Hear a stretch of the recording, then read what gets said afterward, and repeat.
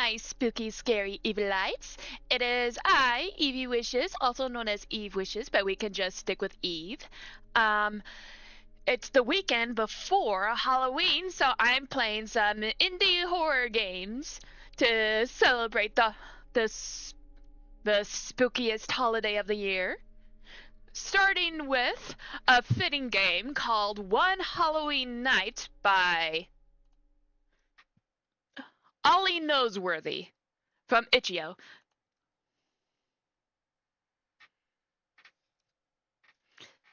So anyway, let's get this started. Hold on. I just gotta. Did I get this right? Okay. Hold on.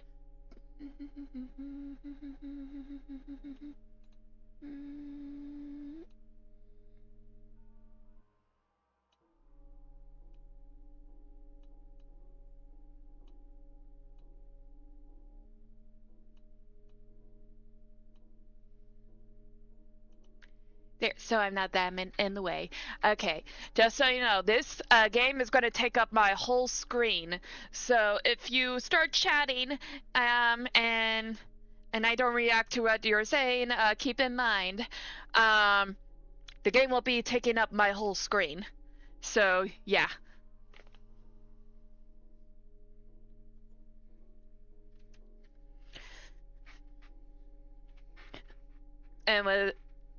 And with that, let's start this.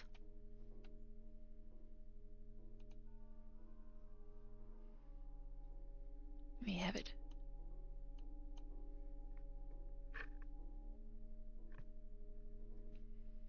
All right, and play.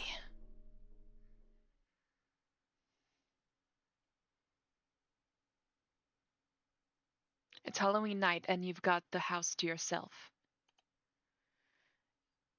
Your grandmother had a sudden injury, and your parents thought it was best to spend the night with her just to be safe. As you're 14 now, your parents kept you home for the night to manage the trick or treaters. Just after your parents left home, you bought a small box of candy and prepared for the evening. They should only be gone for the night, and everything should run smoothly.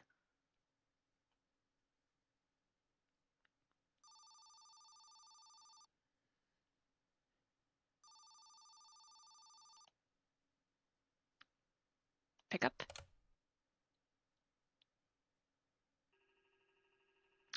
Okay, honey, we'll be at Grandma's overnight.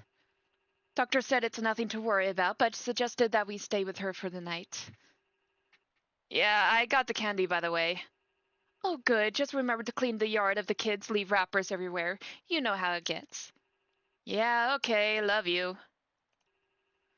Oh, and don't freak yourself out if you hear anything strange downstairs. Why would you say that? Why downstairs specifically? That old water pump has been acting up recently. It sometimes makes some startling noises. Oh, okay. Never mind then. If it starts up, just go down and give it a smack. That should temporarily stop the noise. Got it. Love you. Love you too, honey.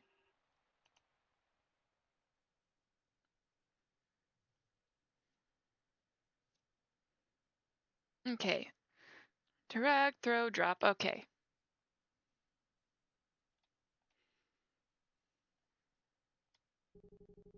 Well, it seems to be getting late. I should probably get set up. The candy for the bowl should be in my bedroom, if I remember correctly. Okay. First task. Get the candy in the bedroom. Whoa, okay. This movement.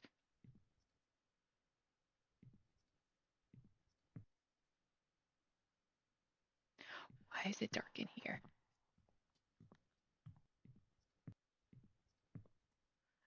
Sorry, I kind of want to or before things get crazy.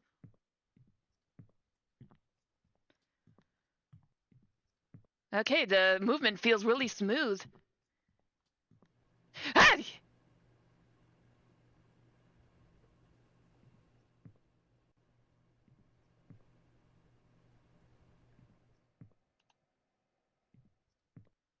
Is this his bedroom? What is that? What is this thing? Is that an alarm clock? Or some?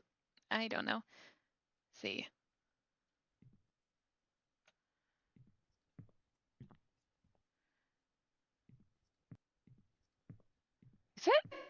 Is that even okay? Why is it dark? Why does it have to be dark? Alright, light switch. Is there a light switch? No. I don't see a light switch. Why does it have to be so pitch black in there?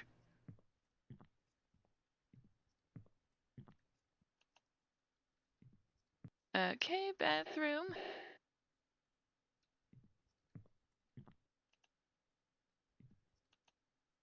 Why? The pitch blackness.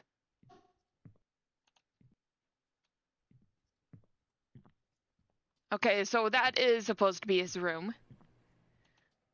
But where's the candy? Oh wait, is it in this bag? Yep, that's it.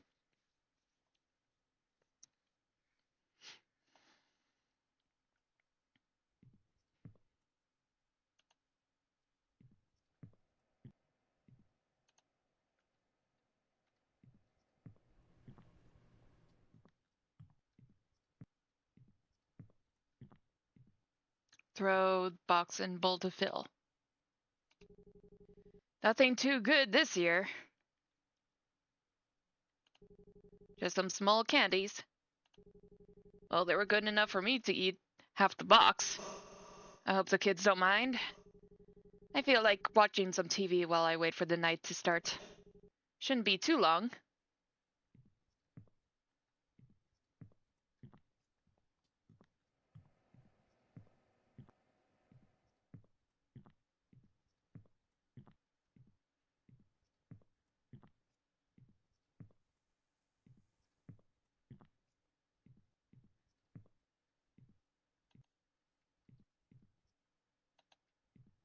Okay, so do I just sit down then?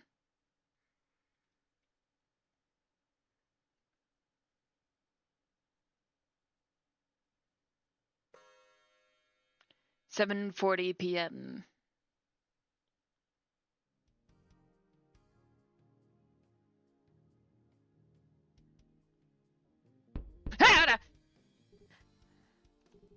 Sounds like the trick-or-treaters are here. Much later than I expected. Maybe a short night after all. Well, I'd better answer the door.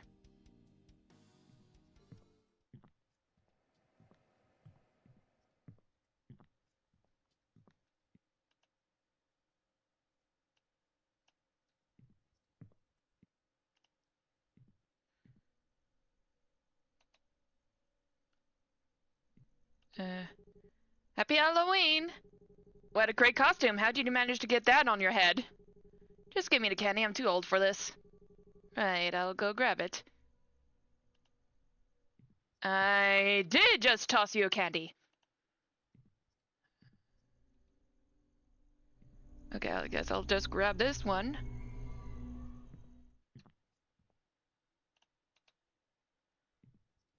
Okay. I'll just remember that. What the? Did it phase through? Ah!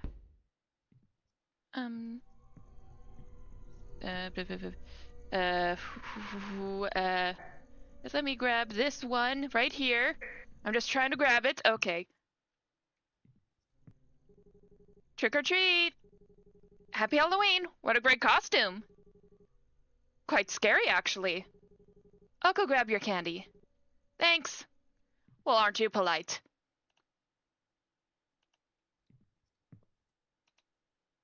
Okay, now to grab that one piece of candy, which I can't get to. Okay. Alright.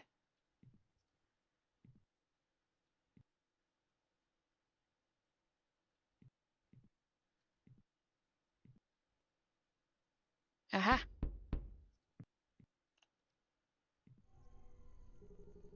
Happy Halloween! Great costume, what a scary skeleton. I'm the skeleton from your nightmares.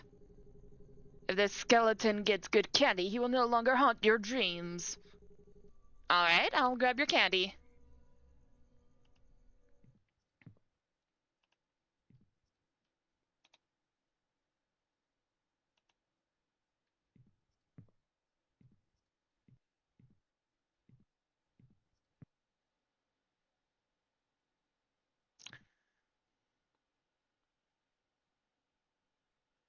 And let's see. Yep, here comes another one.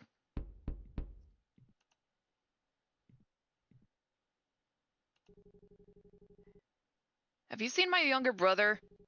He forced me to put this skull mask on. He is oddly intrigued with skeletons. Not too sure why. Oh, he also has a skull mask on, if you haven't already noticed. Yes, he came just before you. He said something about haunting my dreams. Dang, what has gotten into him lately? Well, if you got some candy, I wouldn't mind a piece. It's the least I deserve after watching over my brother. I got you.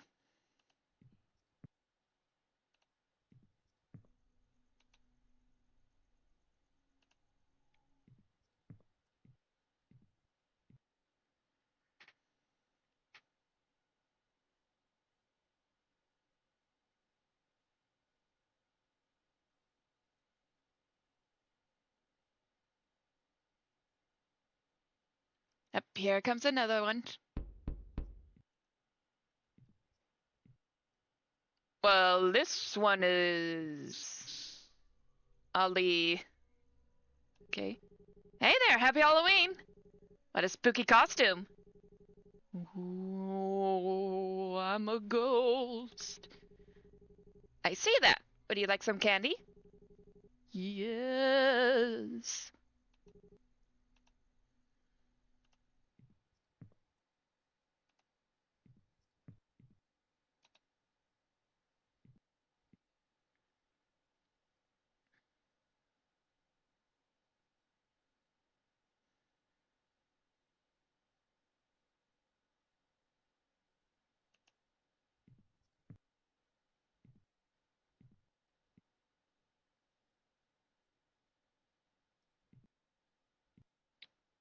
Pumpkinhead, okay. Oh, this is a little guy. Kinda cute, actually. Trick or treat. Aww. Happy Halloween. Would you like some candy? Yes. Coming right up, buddy.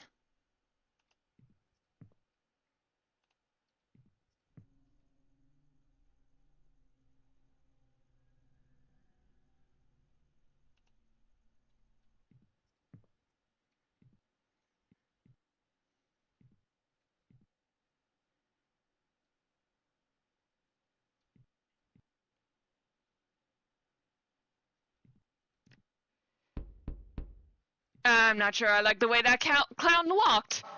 Happy Halloween. Whoa, man, that costume is awesome. Thank you, kind sir. I must describe myself as a huge Halloween enthusiast. I take great pride in my attire. Each year I produce something different. This year I chose a clown. Well, you did a great job. Even the way you move is quite creepy. Well, I try my best. I'll go grab you some candy. Appreciate it. Well, he's committed to the bit. I'll give him that.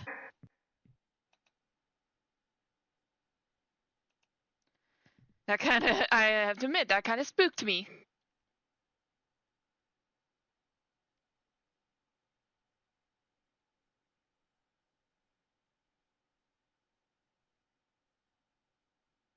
Up here comes another one.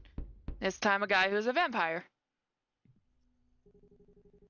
Happy Halloween! Great costume! I've always been scared of vampires. Bro, how old do I look? Just hand over the candy. You look like a grown man.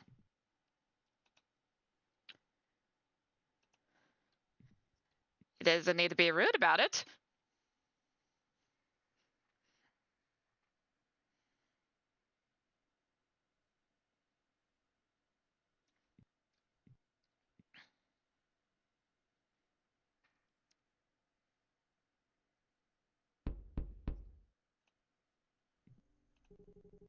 Hey, happy Halloween, kid. Okay, I admit that guy's mask is especially creepy because it looks like it's dripping. Wait, there's candy here too? Yeah, of course. This place is a jackpot. What do you mean? I'm just getting out the simple stuff. What are you talking about? Your dad or grandfather is just outside of your backyard. He's giving out full-sized chocolate bars. Full-sized! My parents are not home. Just hand over the candy. Round 2!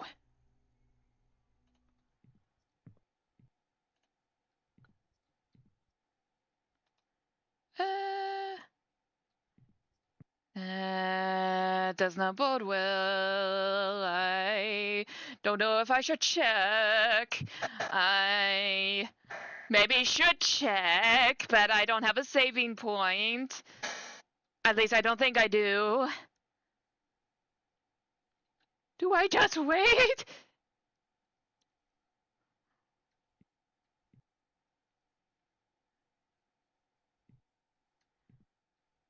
Okay. Okay. Should I go check? I don't see any more trick-or-treaters.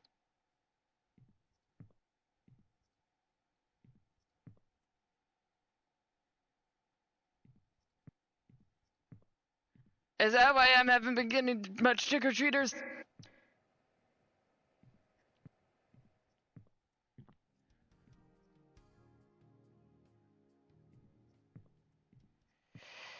Oh, it looks like I can open it.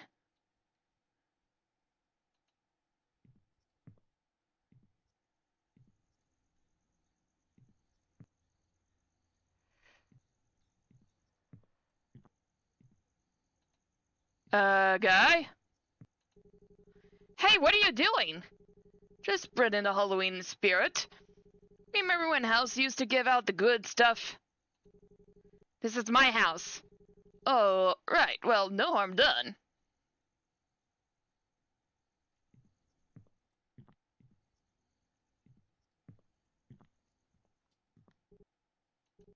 What does that old man think he's doing?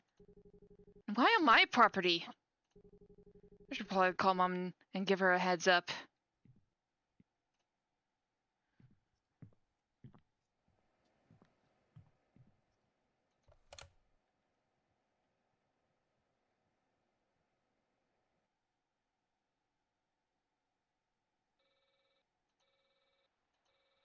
Hey, honey, is everything all right? Let me guess, you ate all the candy and you ran out? No, Mom. But something odd happened. What happened? Well, some old guy was set up in my backyard giving large candy to kids. He wasn't dressed up either. He was just wearing casual clothes. When I went out to confront him, he didn't say much and just left. He only left his setup on our lawn. You know what? You shouldn't have to worry too much. He's probably just some lonely guy. If he didn't threaten you, it should be fine. Still weird, though. Don't get me wrong, it is for sure. But don't freak yourself out. It's Halloween, for goodness sake. People get odd. Alright, thanks, Mom. Just thought I'd check in. No problem, honey. If anything else happens, don't hesitate to call me. Okay.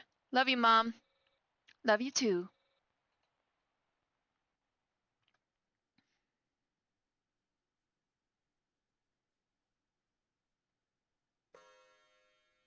(10:20 p.m.)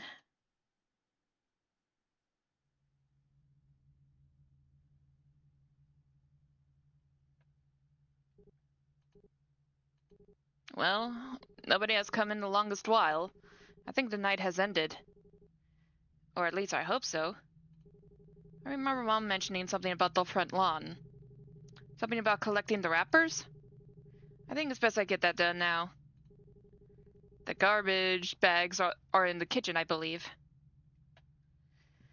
I don't know anyone who would actually eat their candy right after getting it. I just thought they usually just bring it home and eat it then. Pretty sure that's normal thing to do.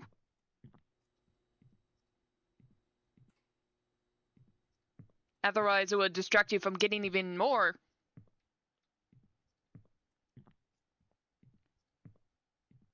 I don't see anything I should...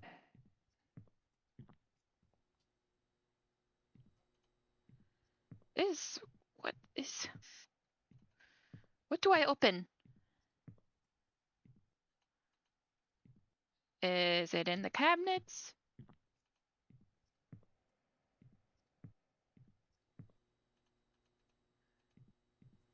Maybe in here? Oh, of course.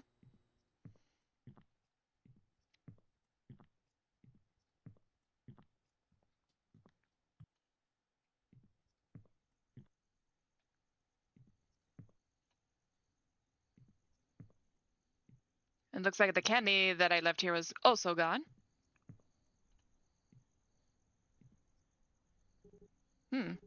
That's strange. The old man's setup is no longer here. He must have quietly packed up.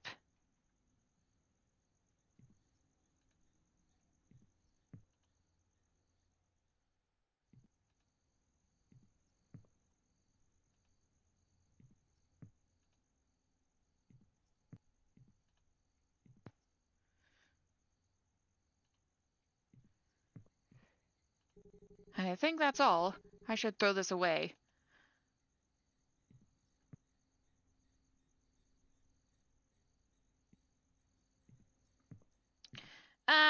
Put it in the trash can inside, right? It's not like it's asking me to go all the way out there.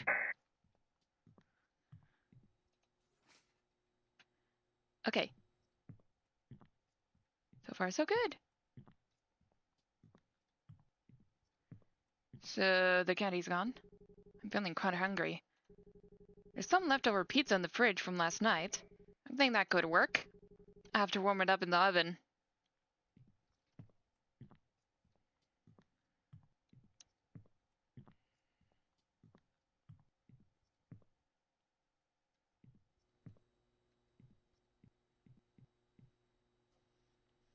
The fridge is not well stocked, it would seem.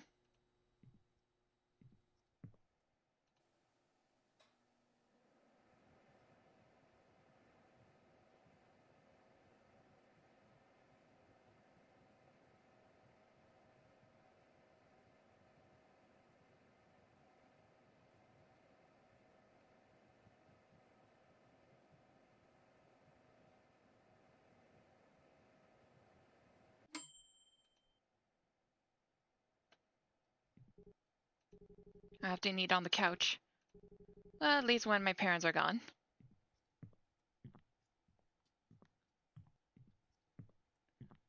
Is that steam coming off of it?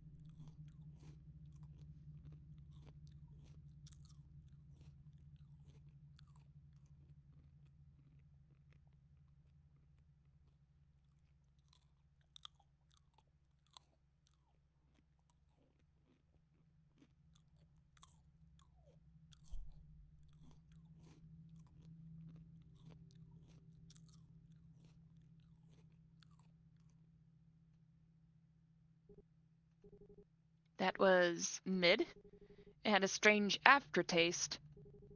I'm feeling quite sleepy. It's not that late, but I can hardly keep my eyes open. I should head upstairs and get changed. I keep my pajamas in the bedroom closet.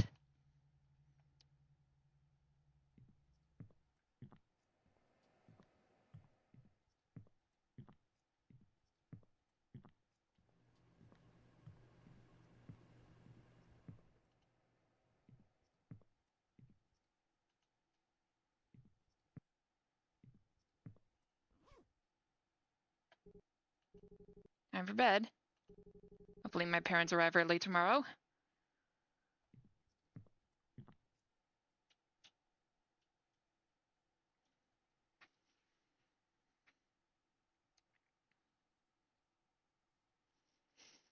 $11:59 p.m. Almost the witching hour. Or it is the witching hour. Okay.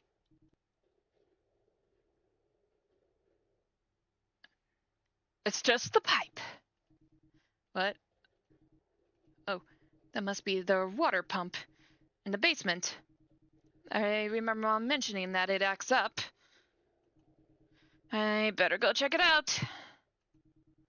And that piece of junk.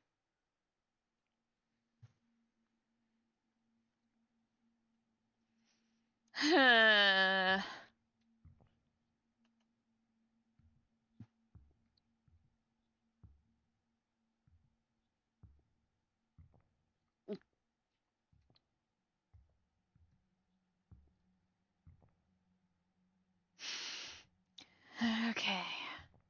It's in here, right? It's just the water pump. It's just the water pump.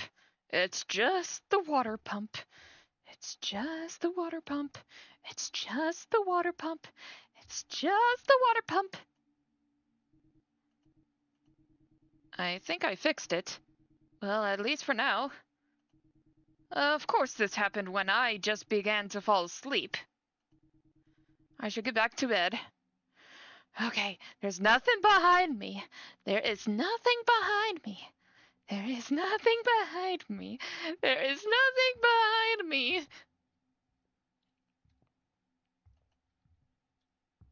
There is nothing behind me. There is nothing behind me. There is nothing. Okay. Okay. So. Back to bed.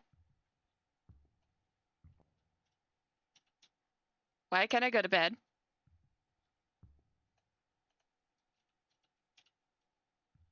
Don't tell me. Someone rang the door, but that bell I heard was the doorbell, not the clock, signifying that it's midnight. Can I just go to bed?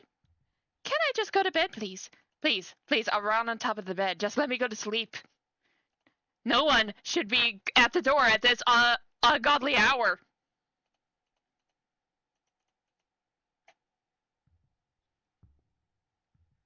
Wait, is this like face into the wall? Okay, I just noticed that. Don't make me go out there, please. Just let me sleep. I have to go down there, don't I?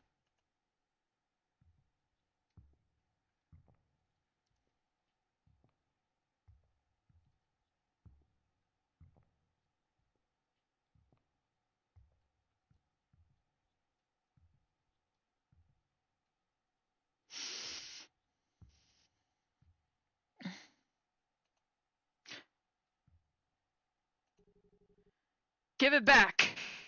I know you took it. Whoa, whoa, whoa, what are you talking about, kid? You took my candy, you snatched it and ran inside your house. I saw you just now. Listen, kid, I have no idea what you're talking about. I just got up from bed. And why are you out this late? It's almost midnight. Get back home, kid, you're seeing things.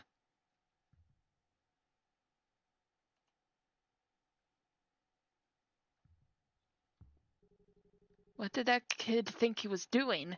Ringing doorbells at night? And why was he still awake? Whatever, I just gotta get to bed. There's nothing behind me. There's nothing behind me.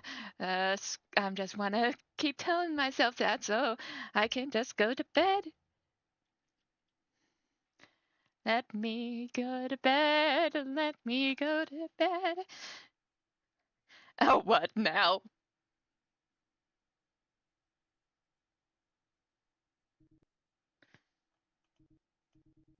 My throat, it's so dry. Are you kidding me? This is why you must always prepare a drink on your bedside. Always prepare a drink on your bedside, even you think it might make you use the restroom. Sometimes when you woke up, you feel your throat is so dry you can't focus on sleeping, so you need to have a bedside drink. It can be juice, it can be a glass of water, just something to keep your throat parched, so you don't have to get out of bed to get yourself a drink. I can't sleep. I need some water. There should be some in the fridge downstairs. Why in the fridge? Can't you just go to the bathroom and just pour yourself a glass there?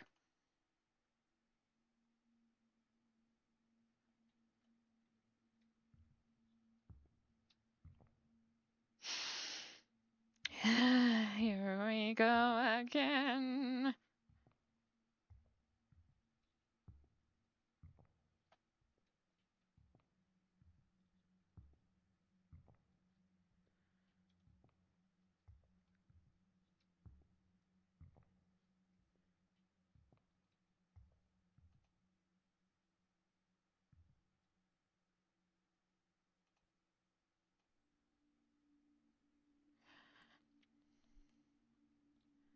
Nothing's behind me. Nothing's behind me. Nothing is behind me. Much better. I should head back to upstairs. Nothing is behind. Okay. Nothing is behind me. Nothing is behind me. Nothing is behind me. Nothing is behind me. Nothing is behind me. Nothing is behind me. Nothing is behind me.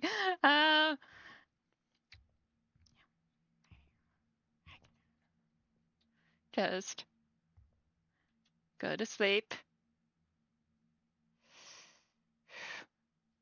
Don't you dare. Don't you freaking dare. Don't you dare. No!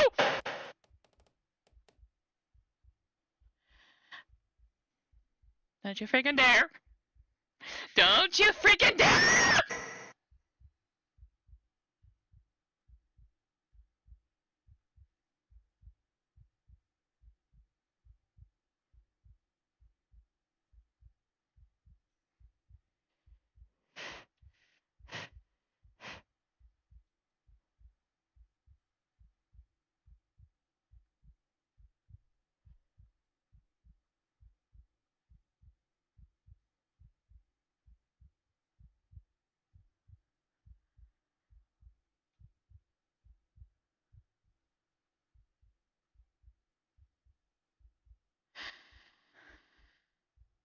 Don't you dare.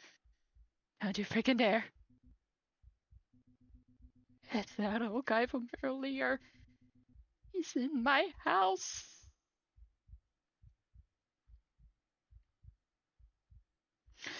Okay. And then.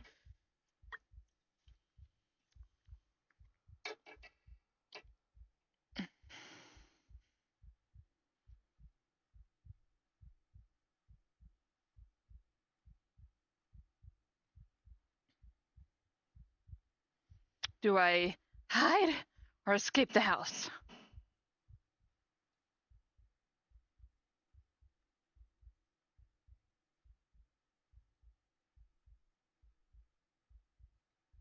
I'm gonna try to escape the house. I need to get out of this house. Now, where the creep notices me. I need to run to my neighbor for help. I can't crouch. Okay.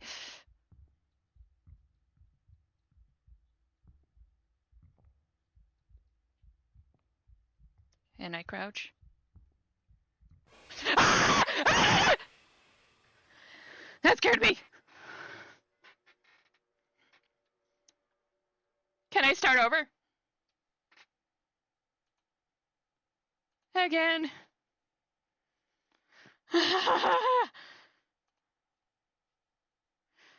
Don't make me go through that again.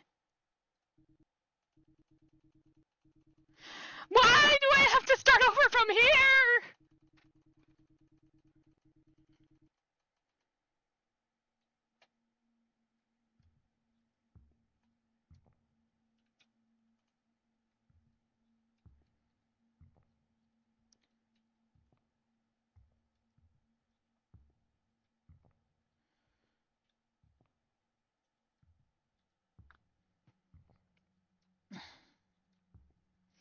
You know what? I'm just gonna try to call Mom, and nope, it won't let me.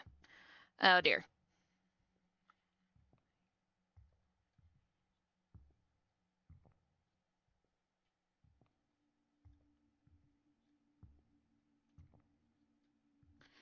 Okay, just do this as quickly as I can.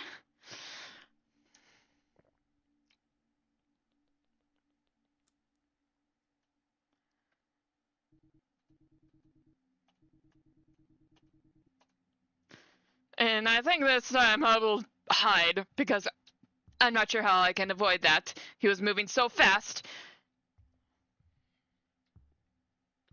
And I don't know if I can sprint.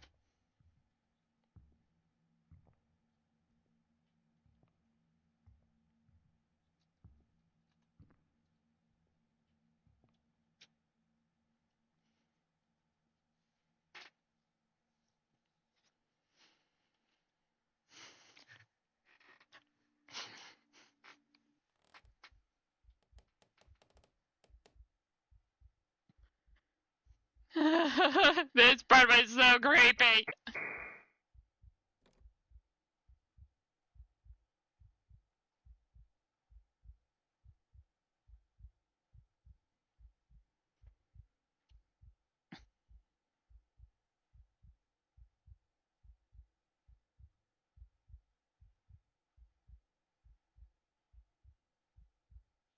Why did he just hover over my bed like that?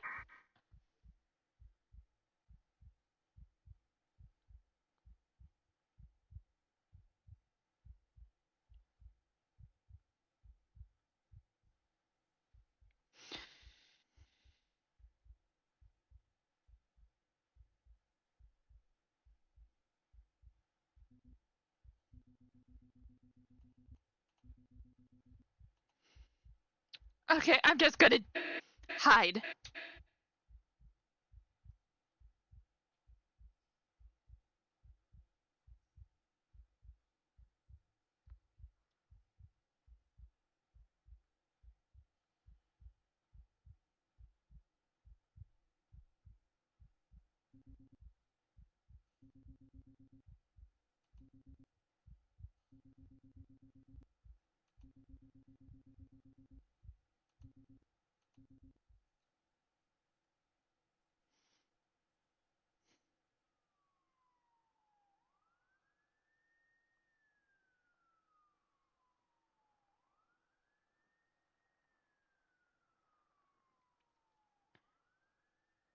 Is that the police? Oh, thank goodness.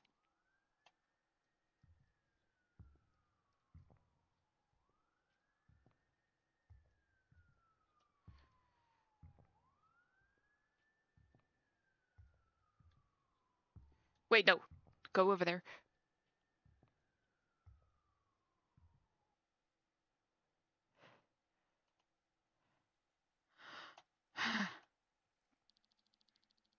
He never felt so relieved to hear the sound of sirens. Turns out the man across the street had been awake for a while. He couldn't sleep, so he was sitting by his window just watching the neighborhood. His parents had told him they'd been gone for the night and asked him to keep an eye on the place. He'd always been a little creeped out by him, the way he'd stared too long. But tonight he noticed something strange. He saw movement inside your house. At first he thought it was you, maybe getting a drink or heading upstairs. But when he saw a second figure move behind you, he knew something was wrong. He called the police right away. By the time they arrived, the old man had already been in your house for a while. You'd never liked that neighbor. But tonight, he saved your life. They captured the old man quickly, and later you learned he was an escaped patient from a nearby secure facility. He wasn't out to harm anyone specifically, but you were in real danger.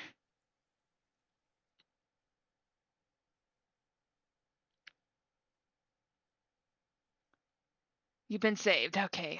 Other ending?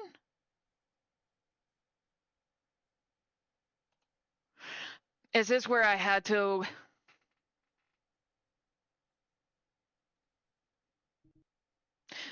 No.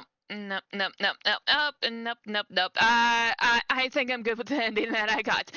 Nope, nope, nope. No. I think I'm good.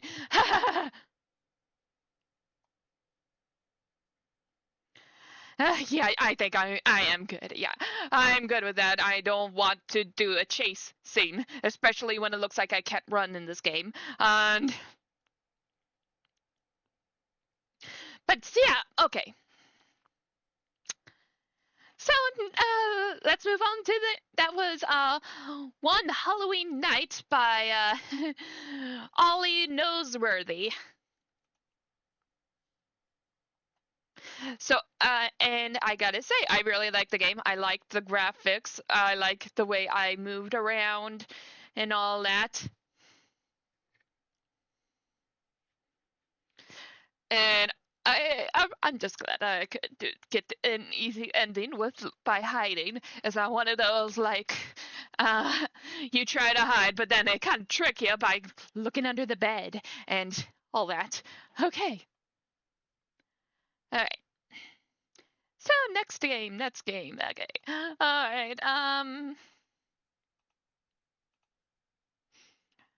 The next one is the radio tower.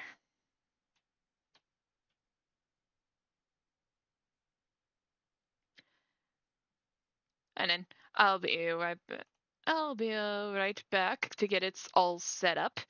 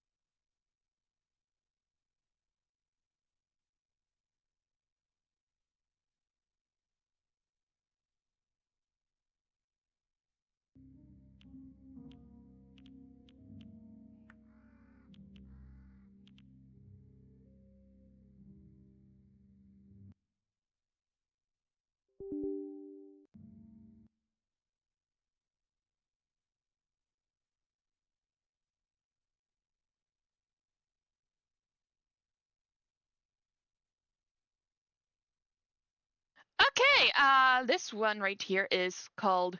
Hold up.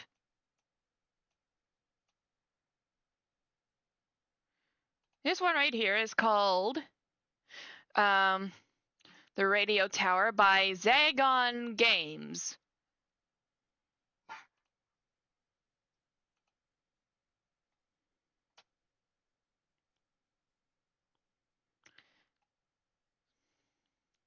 So hold on.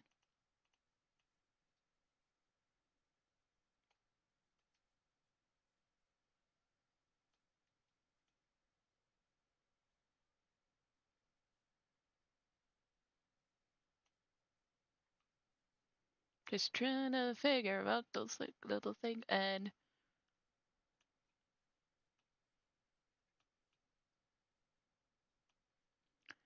Okay.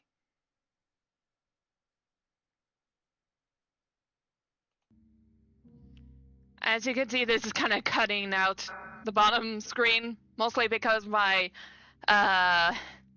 monitor is kind of wide. Maybe that's the reason.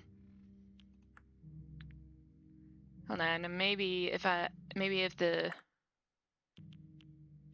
is it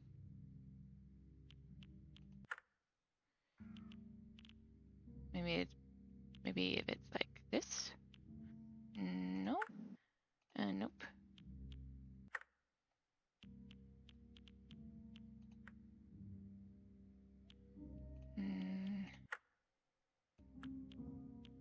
Like this?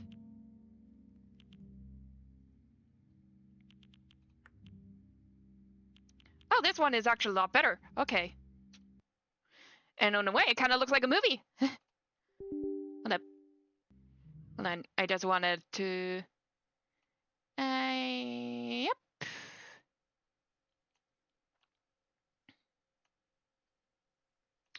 A lot better. Yeah. Okay. Now I'm ready to play.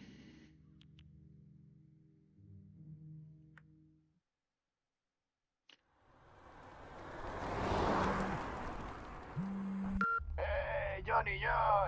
Sorry for the short notice, but we really need communication in that area restored as soon as possible. Don't worry, boss. You're paying me triple the usual, so I'll be quick. That's the spirit. Just remember, the tower is right on the edge of the evacuation zone, so lay low, right? Hey everyone, this is Manly Bandit.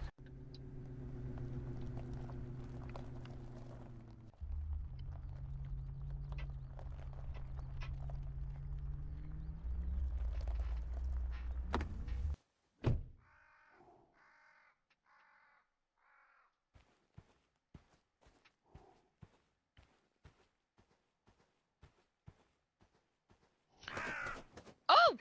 Is that a. That's a kitty!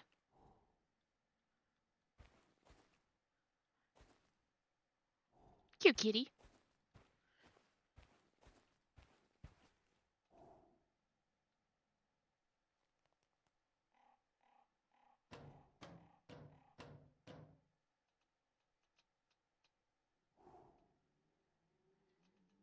So, like, how do I just.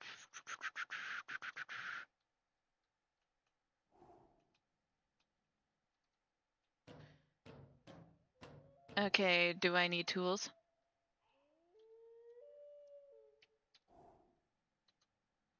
How do I? Oh, I see. There's a toolbox in here, right?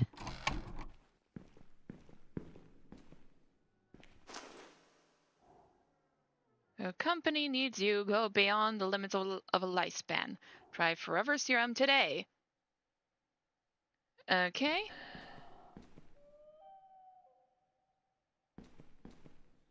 Goob Lagoon. Okay.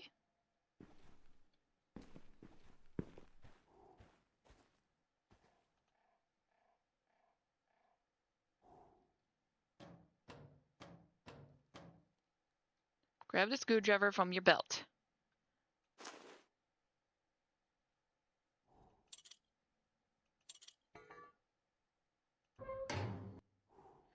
Okay.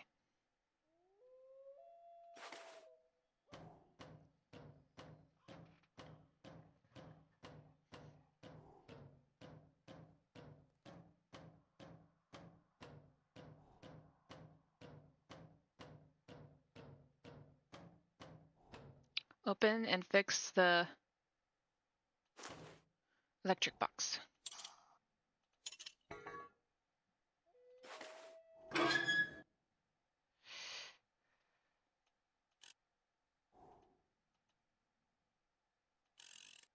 Oh, here we go.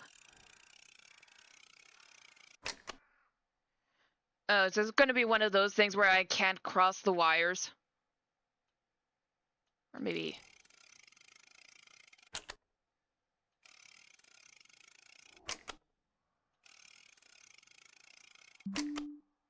Okay.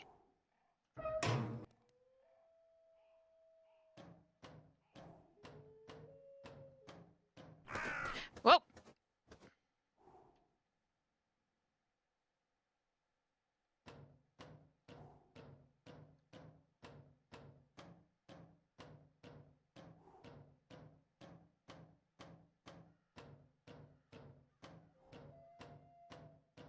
Here's one.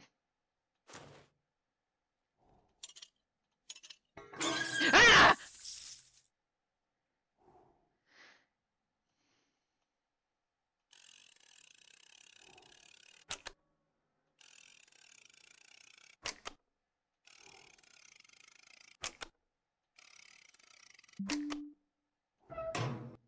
Why did it have to be spiders?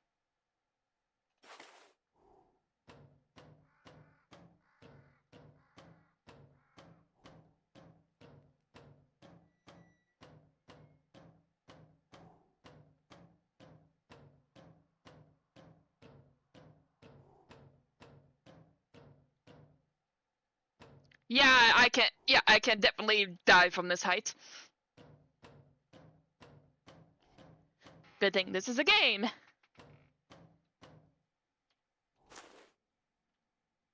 Oh, bird.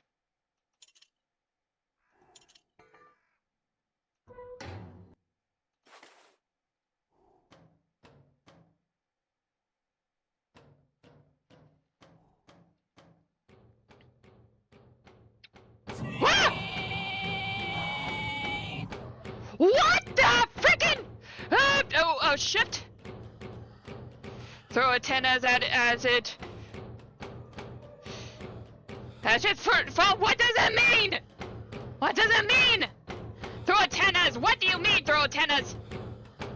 Oh,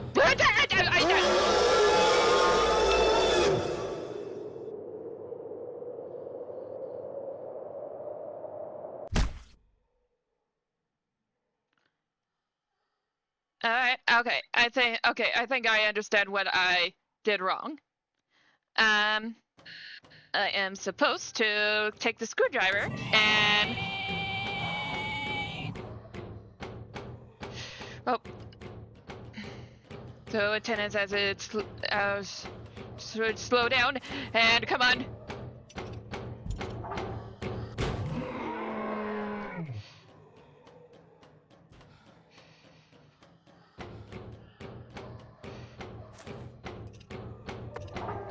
Okay.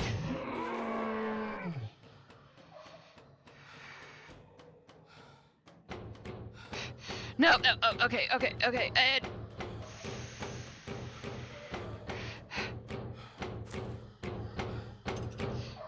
Come on!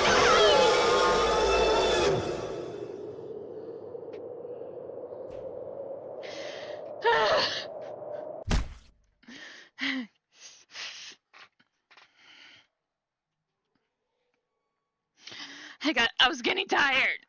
All right.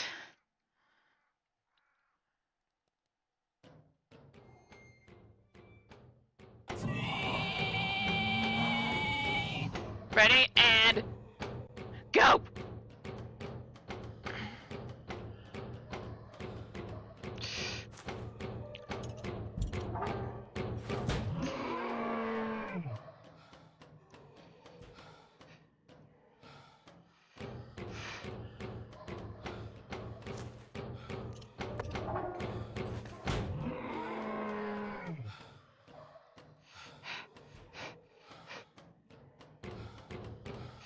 Come on!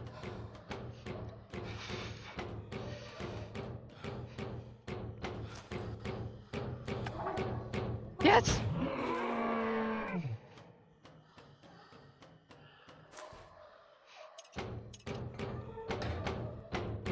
No!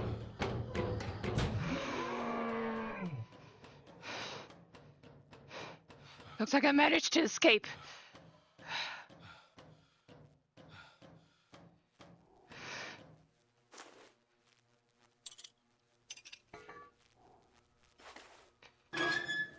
Okay.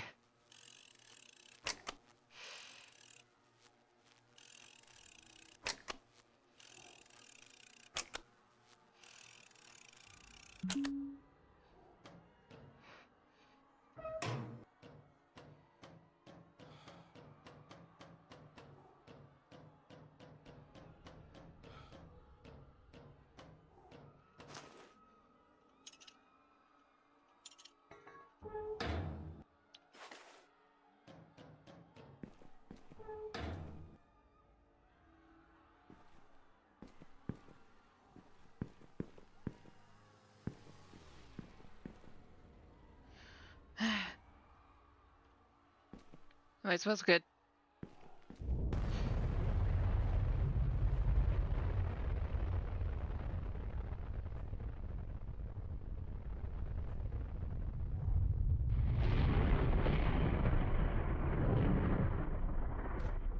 Did I just die anyway? The end.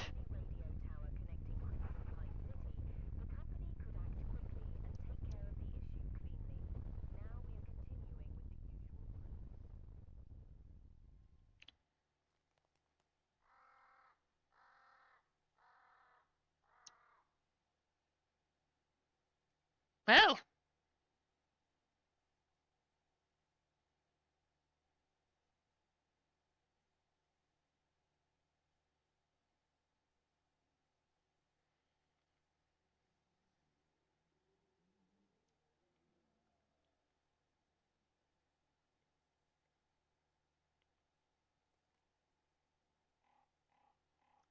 I guess either way you ended up dying.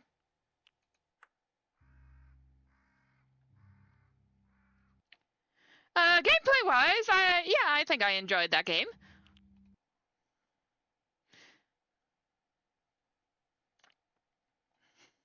Yeah, so that was Radio Tower by Zagon Games. So, I guess next,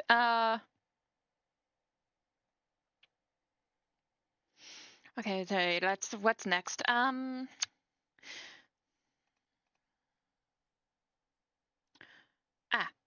Forever and After. Huh?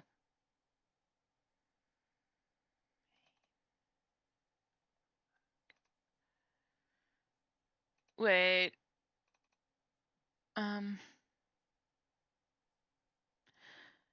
What? Hold on. Did I download it correctly? Hold on. Forever and After. Does it say how I'm supposed to download it?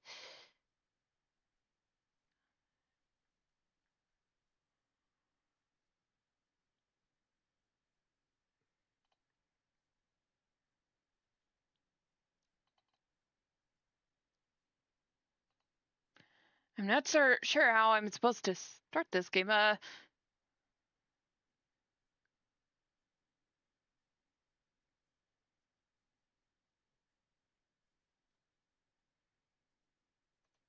Hold on.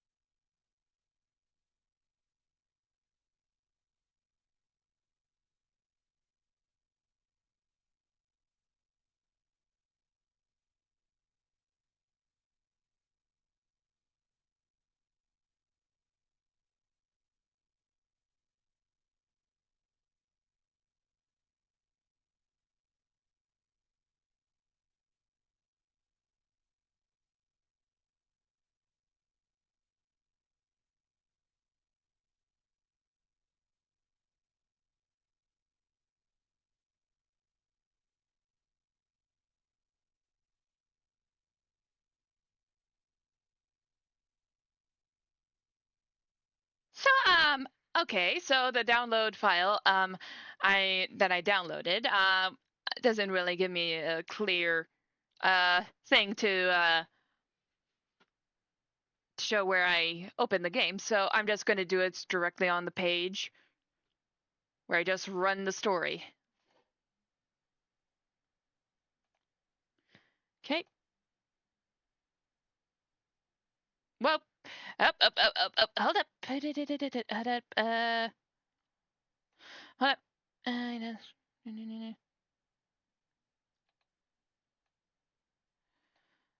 Okay.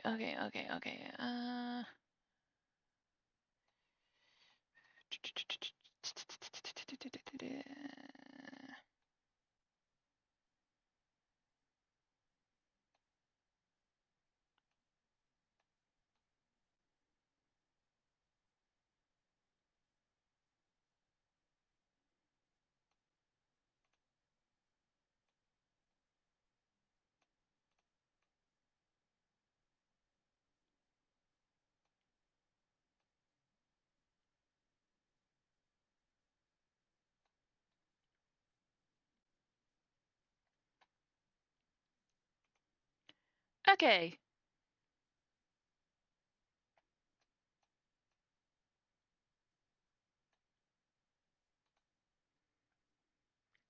All right. That should do. Okay. Let's do this. Okay. Begin the story. By some miracle, you're in bed before midnight. Your family is safe at home, and despite all the evening's excitement wrangled into some semblance of calm, the pillow under your head is the perfect shape, and you might get a decent night's sleep. Daddy, there's monsters coming to get me. Your eyes open. It's Halloween. For the first time, you've forgotten this annual ritual. Spooky season always brings out the monsters for your or son. Hey, buddy. Hey, buddy. You stir blearily, pushing up on to an elbow. Monsters again, huh? Bummer.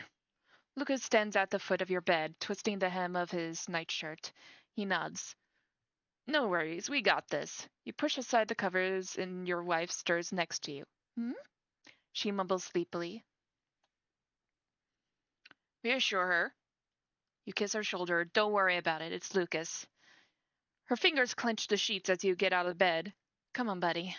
Lucas nestles in his feather-light fingers in your hand, and you lead him out of the room. Open the door to the hallway. I tried to be brave about the monsters, but it got too scary. Lucas juts his chin out and frowns at the floor. The teacher said brave isn't about not being scared. It's about doing the right thing when I am scared. Yep, you say, trying to fight back a yawn. This conversation plays out every Halloween. You still can't believe you forgot. One more sign you're a failure as a father. And the right thing is always to get my daddy when I'm scared, especially for monsters. That's right, pal. It's fine, just a little hiccup. You'll get this squared away and then back to bed, where you'll stare at the ceiling all night while thoughts roil in your head. And they're a part of the tradition. Nobody fights off the monsters like Daddy. Grin at Lucas. And no one can talk an ear off Lucas. You smile and shake your head at your son. The door at the far end of the hall creaks open and a small face peeks through, the remnants of the grease paint pirate's beard still visible despite your best efforts to scrub it away.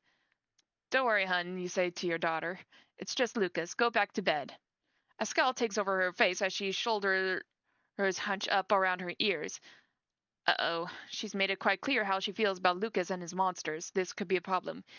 If you go back to bed now, I'll let you you'll have trick-or-treat candy for breakfast. Promise. I won't even tell Mom. That convinced her. She blinks at you and swiftly closes the door. You take another step, but Lucas stays put. Glancing back, you see him staring up at you, tears sparkling in his eyes. Ooh, crud. She got to go trick-or-treating? He shouts in outrage. That's not fair! I didn't get to go, and I'm the big brother! That's not fair at all! Gosh dang it, this is the last thing you need.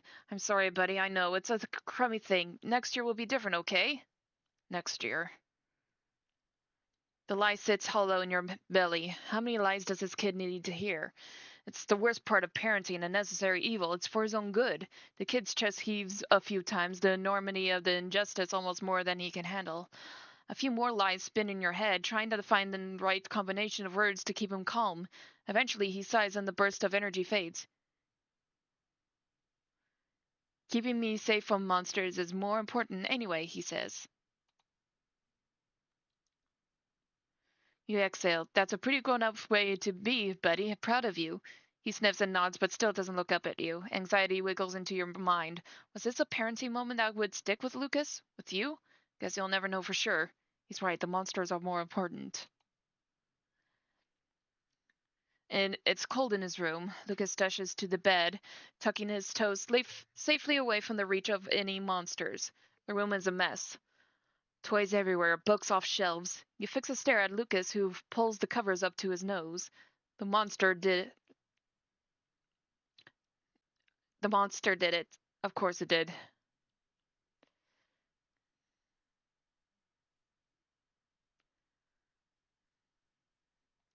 You grin. At least you can always count on being needed to clean a messy room.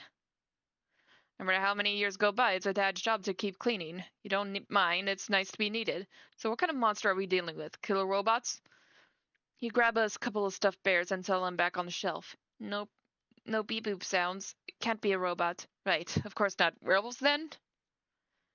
Right, of course. Oh, wait. This pile of picture books your aunt gave Lucas for his last birthday. As if Lucas was going to be into the moralistic tales of Raccoon. You're glad he never got around to reading them to him.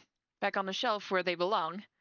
Lucas ticks his fingers as he talks. No full moon, no howling. Hen dogs are super nice if you ask permission to pet them. You drop an armload of Power Ranger figures into the chest and then at the foot of his bed and spy the last item that's rolled underneath it. Snow globe.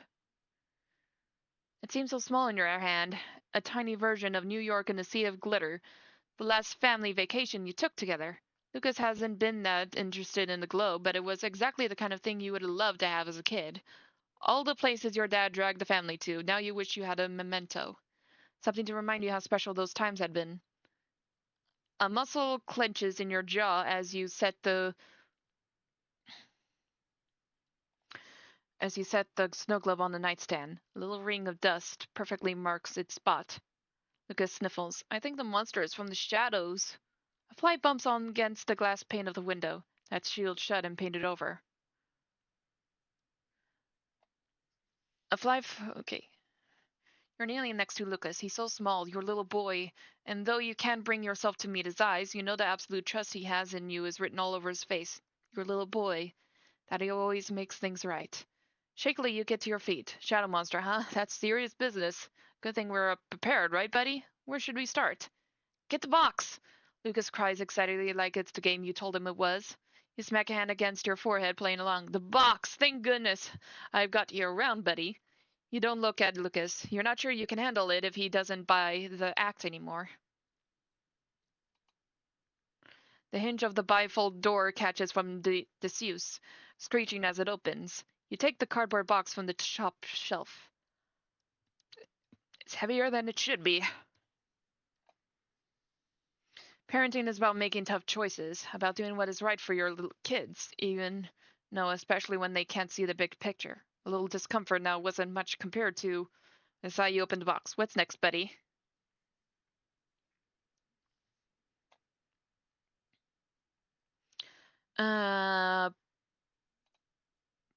Lucas taps a finger against his lips, thought, like he hasn't done this whole thing before. You grin at your goofy kid. Oh, I remember. Protection, secure the perimeter, Daddy. Oh, I missed this part. He bonks a hand a little too hard against his head, mimicking you. Protections! Secured the perimeter, Daddy. A bit of guilt twisted in your stomach. You got it, sir. The blue canister is nearly empty. You'll pick up some more before next year. There's just enough to run lines of salt at the doorway and along the windowsill. Since it's nearly empty, you shake the rest in a wild circle. around the room, careful to avoid the bed. Protection in place, guaranteed safe and sound or your money back. A few more flies bounce against the window.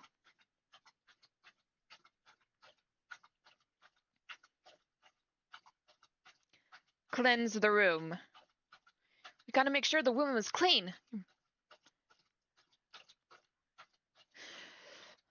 You force your mouth into a smile. I already did that. All the toys are put away.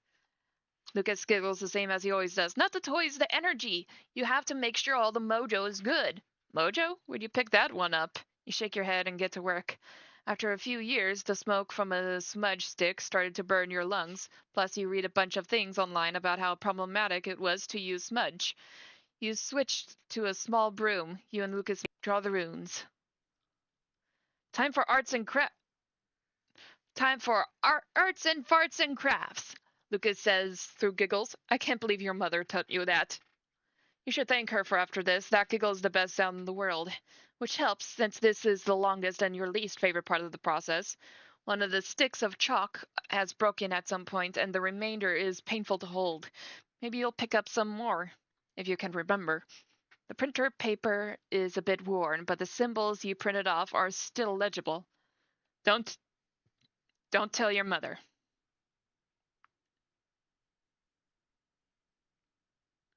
Oh, hold on, I just realized something. Hold on.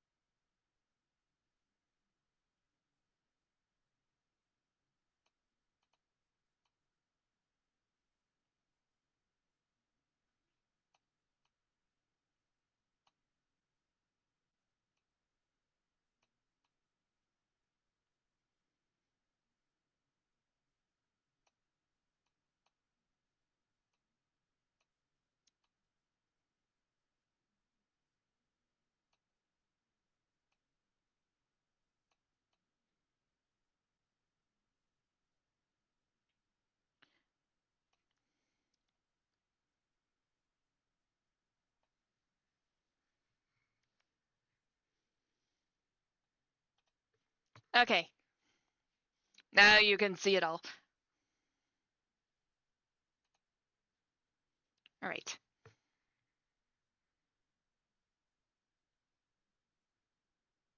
Where was I? You should. Okay. One of the sticks of chalk has broken at some point, and the remainder is painful to hold. Maybe you'll pick up some more, if you can remember. The printer paper is a bit worn, but the symbols you printed off are still legible. Don't tell your mother, he said, crouching awkwardly, but she was right about the hardwood floors. That's what you always say. You take the chalk well. The pattern is mostly visible from last year. You probably don't need the guide anymore. Heck, another couple more years, and you'll have them all memorized. You grip the chalk so hard it snaps. Daddy! Lucas cries, surprised by the sound. All good, buddy. Your voice is thick. All good. See? Plenty of chalk left. Rushing through the next few symbols, you get to his favorite one. Look, we got the man with the weird hat walking his chicken. Lucas doesn't react. Look.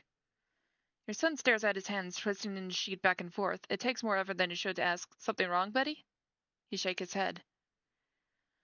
After a while, you kept the bed pulled away from the wall. Not far, just a foot or so to give you enough room to draw the appropriate marks and finish the circle. Well, circle-ish. The guide said it had to be a perfect circle, but so far your egg shape has worked okay. Pausing you leave the last symbol undrawn. It's the final step of the ritual, and you're not ready for that yet. You can't force a smile this time. Drawings are all done. Anything else? That's all the steps, Lucas say, voice small. Almost all. There's a final element in the box. A big glass jar with a candle in it. You set the chalk by the blank spot in the circle and hold the jar with both hands. The chest is tight and your distorted reflection stares back at you. The last step. After that, your baby boy will be safe as soon as you can make him. At some point, you expected this would get easier, but this ache persists every year and you stare at these tools and your boy as your mind rips itself apart. Parenting doesn't come with a guide. Not for stuff like this.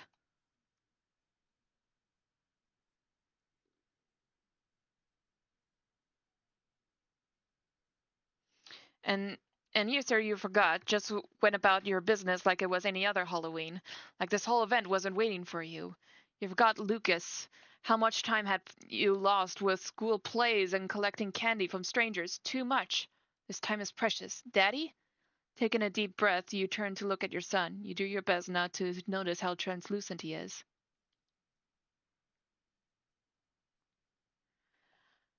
Oh, is he a ghost? Is Lucas a ghost? And that's why he can't leave? So his father actually pretends that this is all a game so his son doesn't realize that he's dead?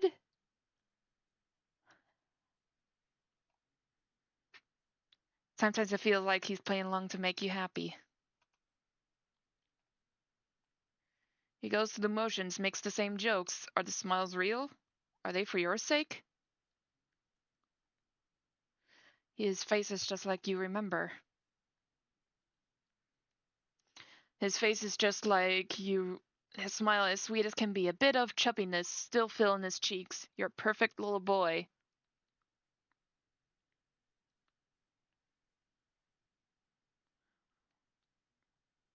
I'll never lose that internal sense of adventure. That's such a gift. Always young, always confident in the future, resilient. What a gift. Like the perfect little New York in the snow globe. That's your boy. You just lost in thought, buddy. You raise your hand to pat his head and pause halfway. It's too far into the night. You won't be able to touch him anymore. Lucas looks up at you and his expression is too many things at once. He's all smiles and mischief, ready to be tucked in for the night. He's a moment away from flinching, a brave little boy doing just as he's told. Gosh, you love him so much it hurts. Time for bed, I guess. Your voice cracks. Lucas settles down into his blankets. No noise, no movement of the sheets. His pale body small and curled in on itself. He trusts his daddy entirely. I love you whole bunches, Lucas. You know that, don't you? Your breath fogs when you speak. Yep, Lucas says. His voice a sigh like the creaking of the house. Love you back, Daddy. You can't hear anything above the buzz of flies at the window. You're lucky. So dang lucky. Most parents don't get second chances like this. They get the unexpected goodbye if they're lucky and that's it. Sometimes you tell yourself they don't have what it takes to go through with this. They're not as strong as you. You're not proud of those moments. There wasn't another choice, not at first. How could he let him go? Any father would have done what you did. Anything for a bit more time with your boy. You brought him into this world, and gosh, he was so small, so fragile when they put him in your hands for the first time. You were terrified, but he trusted you. It's a father's job to keep their children safe. A strange sort of numbness settles over you, and you barely feel the jar in your hands anymore. 2 more steps complete the circle. Like the candle in a jar, next year you'll make sure to be here early at Halloween. You'll have more time. You hesitate. Who are you doing this for? Lucas or yourself? There's another option. There's always been another option. On the back of the paper that has the symbols are the steps you've ignored all these years.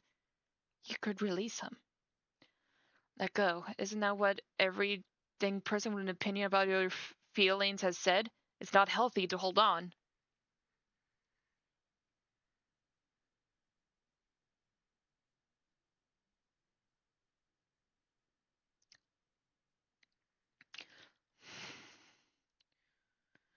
Let go. Isn't that...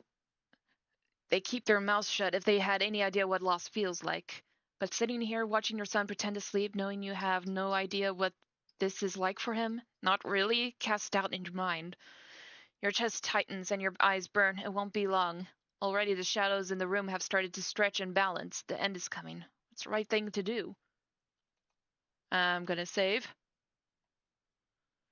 Let's see what happens if I choose to banish him. I'll think of it as releasing him.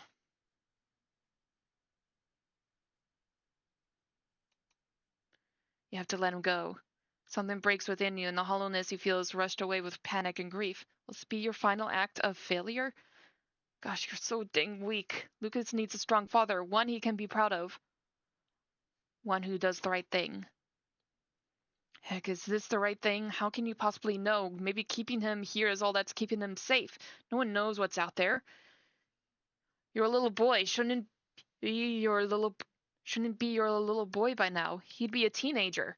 Was it so wrong to want to hold on? Tears drip onto the jar as you tug the handle loose. You always thought it was strange that there wasn't much difference between the rituals. Assuming this works, the process is achingly simple. Love is sacrifice. Time to say goodbye. Good night, Lucas. A gentle sigh is the only response.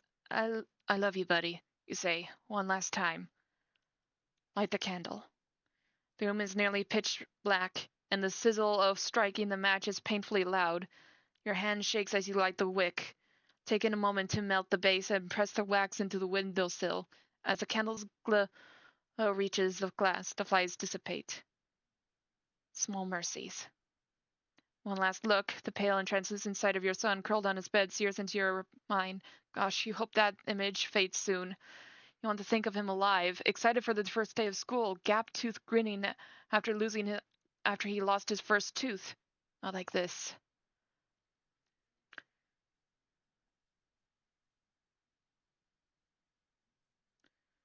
What if the flame goes out? What would happen to Lucas? Oh, wait. It takes a bit of effort, a bit of tearing with fingernails. You don't have to get the window open. For a moment, nothing until you brush away the salt. As if the air rushes out through the gap, the candle flame flickers wildly. Panic takes you.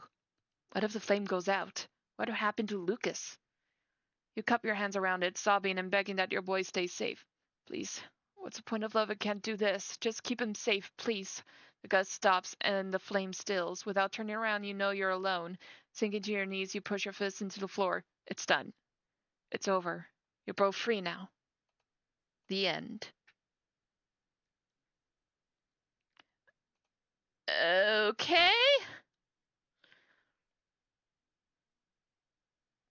I have to say, when I saw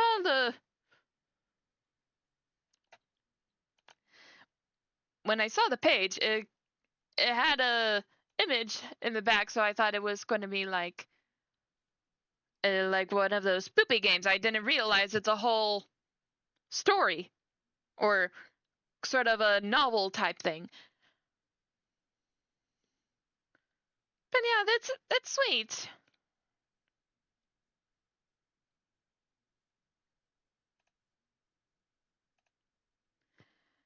Okay, let's see.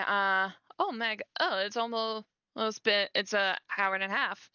Okay, well, I hear this next one is gonna be longer, which should be the last one. I'll be right back.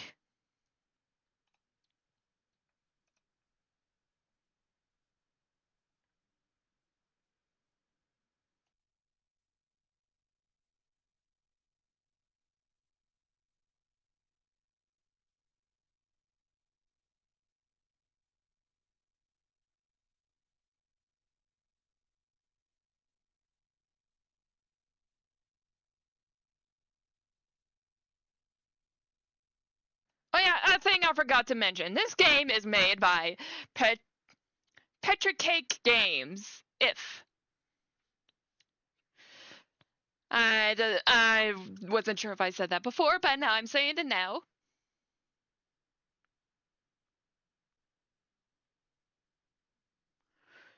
So anyway, I'll be right back.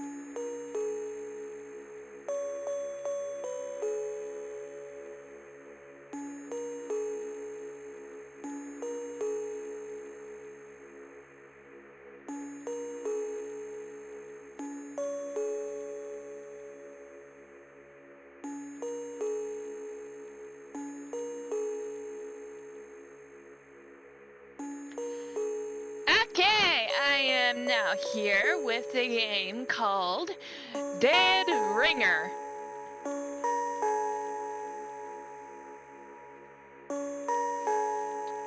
By Drowsy Drake Studios. And apparently they entered this into the Spooktober 7th Annual Visual Novel Jam that's going on in Itch.io. Okay. Maybe I should lower the volume on this for a sec. Okay. It's a little loud. So. Okay.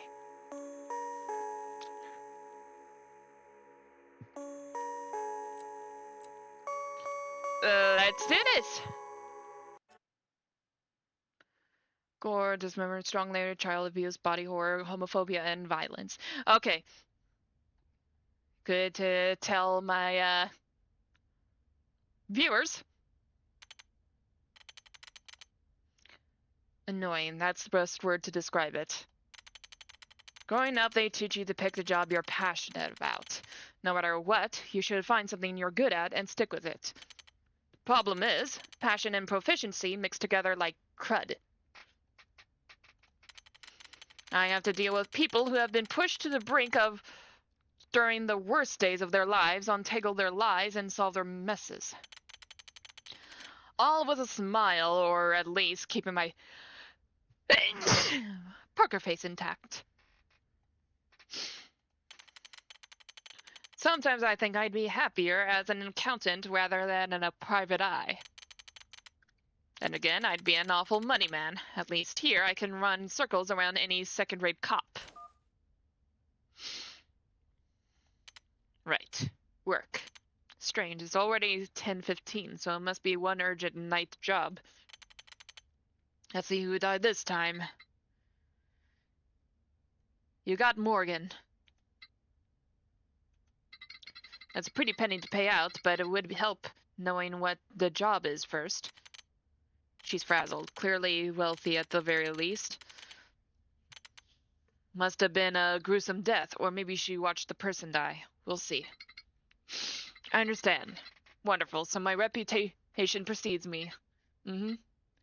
Right, cops haven't been called yet. Fantastic. Keep it that way.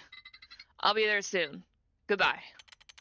At least I'll have less people in my way. Should take some coffee with me, as it seems like this one is going to take a while. I'll add cream and sugar for a nice energy boost, and I'll put it in this fancy disposable cup to keep it hot. There we go. Now before I forget, I'll text my better half to not wait for me tonight. Looks like it's going to be a long night. So either he's a rat or an opossum.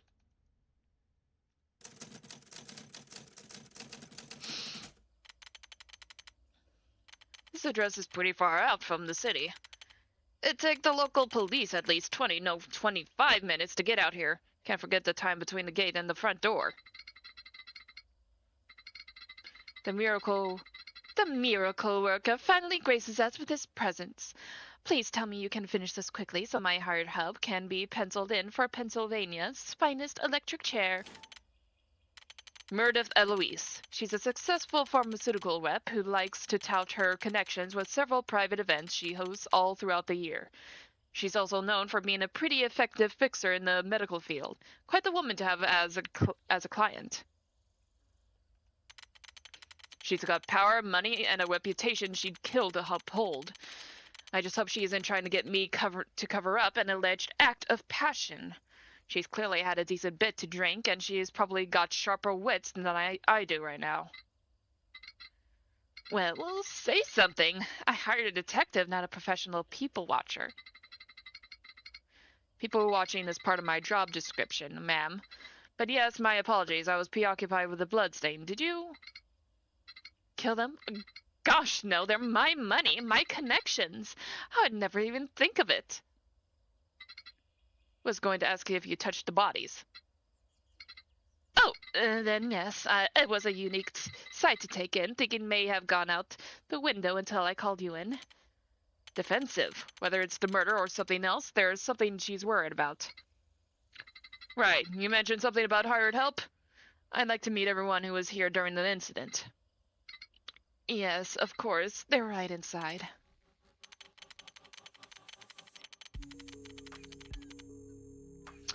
Nice place. It looked to be 3 stories outside. So either access to the 3rd floor is past the foyer, or there is an attic with an entrance through a different room. There's 2 other people, excluding myself and Meredith. Did they send any potential suspects home?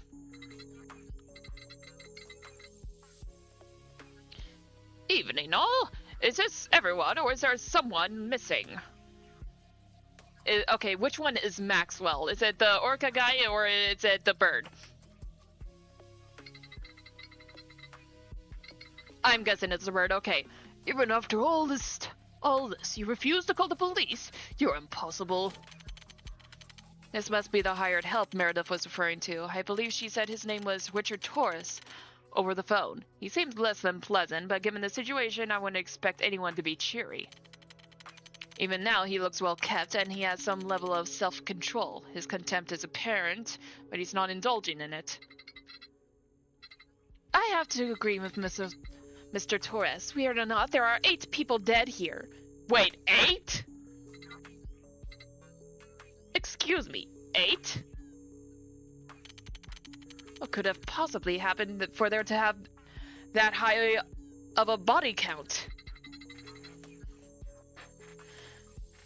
7 dead and 1 missing, actually.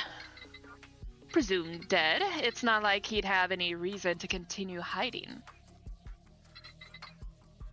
Oh, this is ridiculous. He's hiding because he killed all those people. It's either him or Richard out to get me.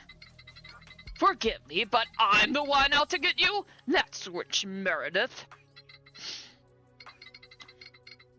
People were killed, and I don't think we should be arguing like this. We should be calling the actual police, not some random freelancer. Oh, that's absolutely laughable. You're just some insignificant little whelp having this 15 minutes of fame. Do you really think I, Meredith Eloise, would invite an ant like Alexander Flores to my midnight dinner as an equal? You're fleeting entertainment at best, so act like it. Alexander Florence? I could have sworn I heard that name on the news before, but I'm drawing a blank. I'll have to inquire more about him later. He seems nice enough, but what would possess him to wear nitrile gloves at a party? I'm thinking maybe he's a doctor?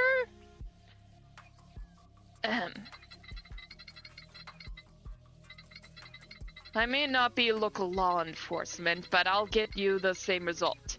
The killer or killers will be found and brought to justice. Now, if you all would be so kind, I'd like to garner a few testimonies of the evening from you all. After which, I'd like to see... Is this the save button?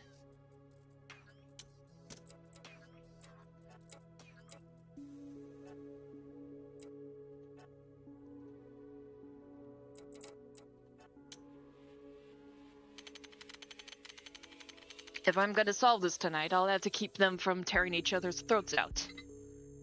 Fine. Since you're already here, we might as well make use of you. Well? Fine. If everyone else agrees, there's no use arguing. Wonderful. I ask that while I'm interviewing each of you, the other 2 wait outside.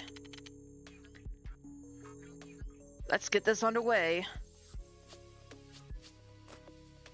Okay, let's see. What do you want to know, detective?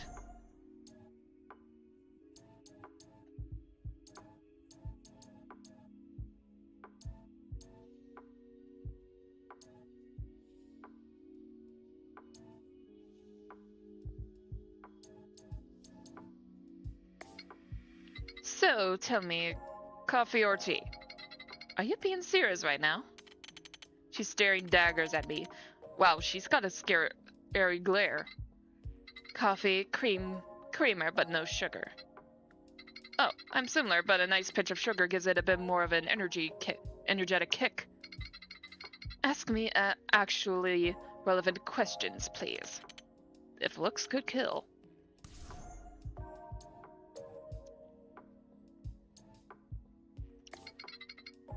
Tell me about yourself. What makes Meredith Eloise tick? Is this truly necessary? I'm afraid it's standard procedure for a reason, ma'am. Building a mental profile of all parties in the scene is one of the most important things in an investigation.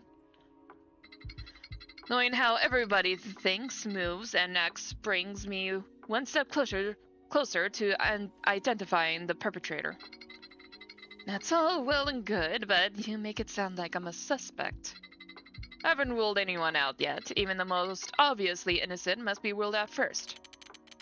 Though I'm fairly certain she'd hunt me for sport if she was sure she could get away with it.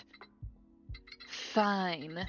It's simply that there's not much else to know outside of what you've probably already heard. Humor me. Well, I've got one beautiful husband, 2 fine kids, and a majestic reputation. Of course, my company sells the wondrous miracle drug, Mirazone, but even that is only second fiddle to my greater talents. I build connections with just about every prominent figure in the medical industry, every regulatory agency, and every politician that could ever think of proposing a bill of law. I bring the most capable people together, foster the best partnerships, and when the time is right, solve problems. No one works here without my seal of approval, and no medical treatment goes to market if I don't say so.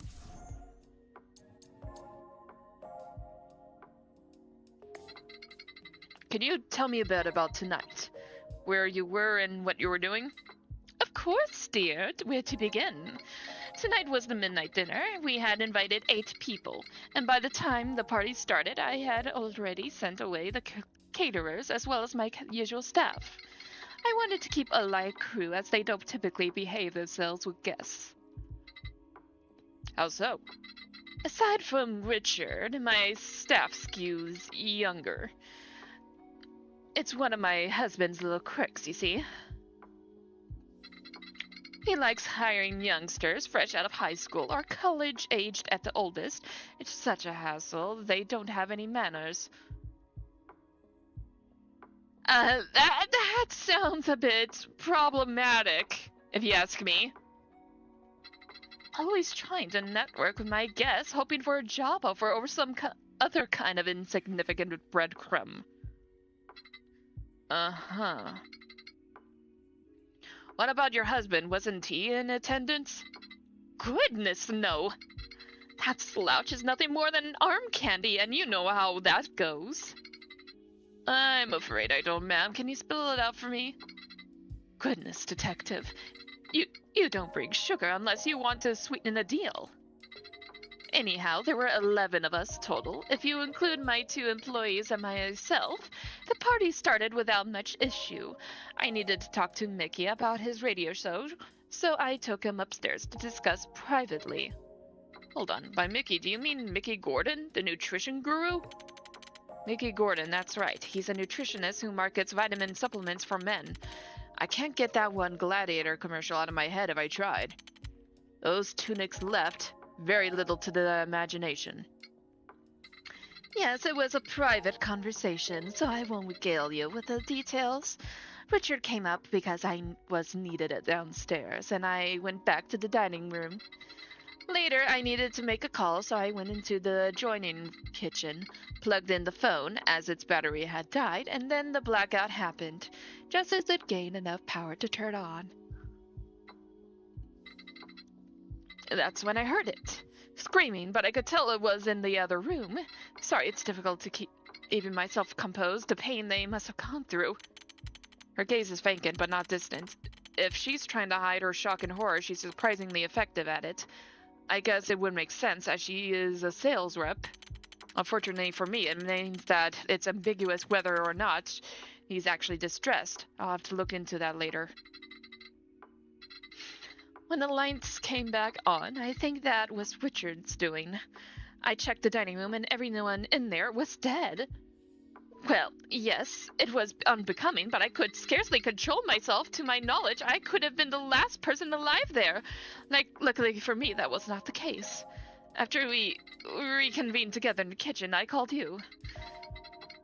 And after you called, you all waited in the foyer? Yes, we did.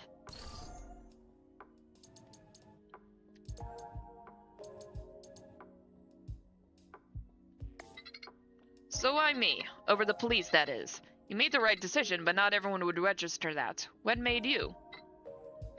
Simple. If the headline is about the killer rather than a murder in my dinner, it reflects better on me.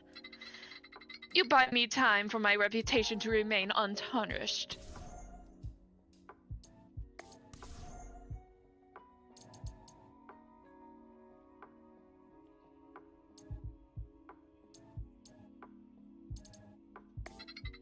So what is this I hear about Richard State within an electric chair? Felix McCain, as well. He's the one who's missing, and the other one in my employ. I have reasonable suspicion that either of them could conspire to see my downfall. Downfall? If I wanted to ruin someone, I imagine that I would be a bit more direct than killing almost everyone but them. It's my reputation. I value not my life. It's my reputation I value, not my life. My name, Meredith Eloise, is a brand detective, a symbol of power. History is meant to echo it with reverence. This massacre is a stain upon my good name. It's the desecration of my own altar, and if I can't handle this swiftly, I might as well have had a bullet in my head. The only difference is that this death is slow and agonizing. I ask for your account. You don't need to swirl your wine glass around. Clear your throat and not drink from it for a dramatic effect. Ah, detective, those who die, those poor souls strewn on my foyer. Perhaps they were the fortunate ones tonight. There will be no more worries for them. Their families, I am sure, have the means to give them the lavish funerals they deserve. But me, I will have to endure this attack against my honor. I will have to bear this pain, detective, this horrible grief. Okay, ma'am. But let's return to Felix and Richard. What motive do they have? They are heathens dissatisfied with their wages and contract. Richard also thinks I slighted him over a personal matter. A personal matter? Care to elaborate? No. A cruddy buzz is a justification for one body, but 7 or 8? That wouldn't track. If I'm to suspect Richard, I need something stronger. Same with Miss Eloise.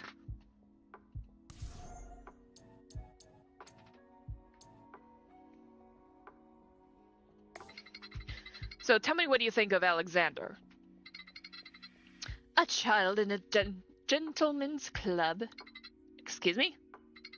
We're adults and he's barely out of college. He's only here because he was filmed during his job in front of a camera, so I have to begrudgingly make nice with the infant in scrubs. The only admirable thing about him is that he clearly cares about caring for his patients. Well, that's what the job is about, right? It's one part, yes. Richard Torres. First word that comes to your mind, go. Smart. Okay, now the rest of the words. Uh-huh. He's smart. I've kept him on for years because he's a good leader. He keeps the house clean. He can fill in for the chef if need be. He's also a crafty wretch who wants my empire to burn. Understood. Tell me about the other employee of yours. Felix, was it? I would have fired him if only that didn't involve severance pay. I've been telling my contacts in Senate that we simply must do away with this worker rights travesty, but they're too afraid of backlash, and that left me shackled to that rat, Felix. He's a worthless do-nothing who only wants to smoke the devil's lettuce and spread his malaise to my other workers.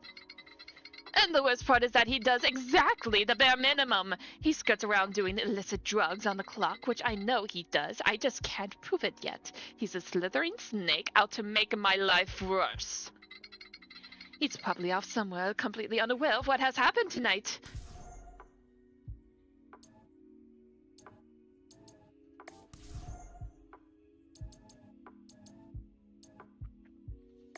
Okay. So this one here is Alexander, yeah. How can I help? Detective Morgan, right?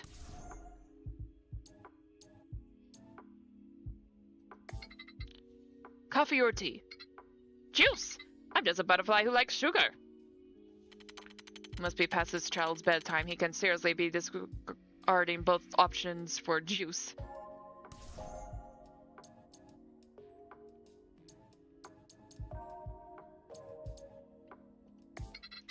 Could you tell me a bit about what happened tonight? Just to get some perspective. Right, you would need that. I arrive at the venue and I'm not sure if it's the place where, because the gate is so far from the house itself, it just doesn't feel right, you know? I get a bit turned around, end up wasting time making sure it's really the place, and wind up there basically last. I'm behind one of the doctors we work with, Dr. Edwards. Brooke Edwards. They take out our phone. They take out our phones for some security reason, and we're let inside. Everyone is a decent bit older than me, well, excluding Felix. Felix McCain. I'm well aware of the man he's the one who's missing, yes? Yes. Yes, he is. We talked during the party and he seemed nice enough. But yes, they took our phones and... Rewind, your phones were taken? Nobody had phones on them? No. Nobody was allowed to keep their phones on them.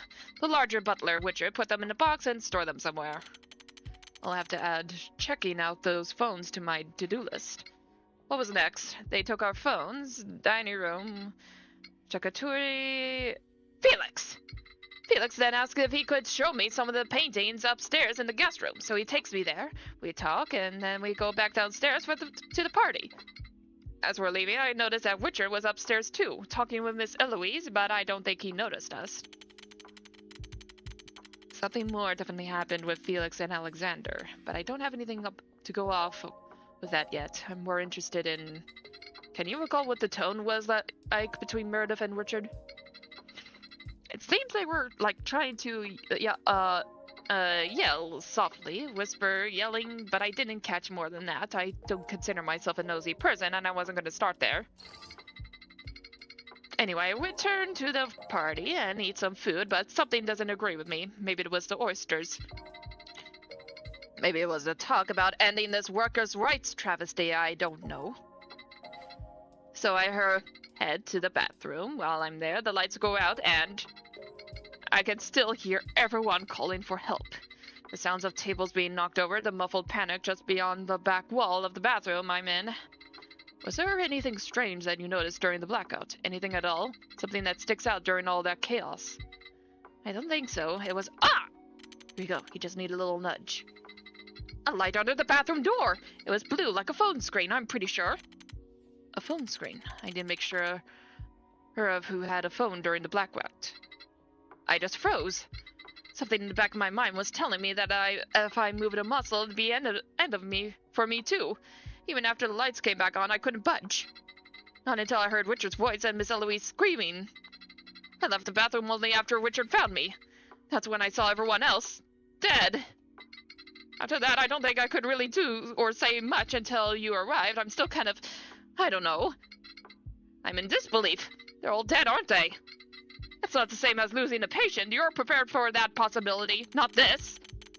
The concept of murder weighs more heavily on him than it does for me. I don't know what that says about me.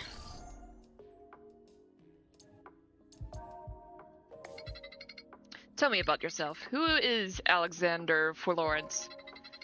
Well, I'm a nurse practitioner. I take care of patients at the behest of their assigned doctor. I basically act as the hands of practicing physicians. We spend the most time with patients. I'm only here because I saved a patient who was having a stroke, while their hospital doctor was out on a golfing retreat, skipping their rounds for 3 days. Leo Jackson was his name. He's both a physician and a psychiatrist, so he still takes on some hospital work. Was it particularly unique that he wasn't there? Doctors have to do daily rounds with patients admitted to the hospital, or at the very least find someone to cover their shifts. The hospital didn't assign this patient as a replacement physician, and nurses can't do much without a doctor's order. I technically acted out of line when I took charge, but he had a stroke and I needed to be saved. I'm just lucky I was caught on camera and covered. It saved my job. But you would have done the same thing even if you would have been fired. I'd rather be jobless with a clean conscience than to keep my employment and lose my mind. So yes, even if it meant the end of my time at that hospital, I would have done it. Except now I'm surrounded by big dogs and they're all so much more experienced than I am. You mean everyone here at the party? Yeah, it's intimidating.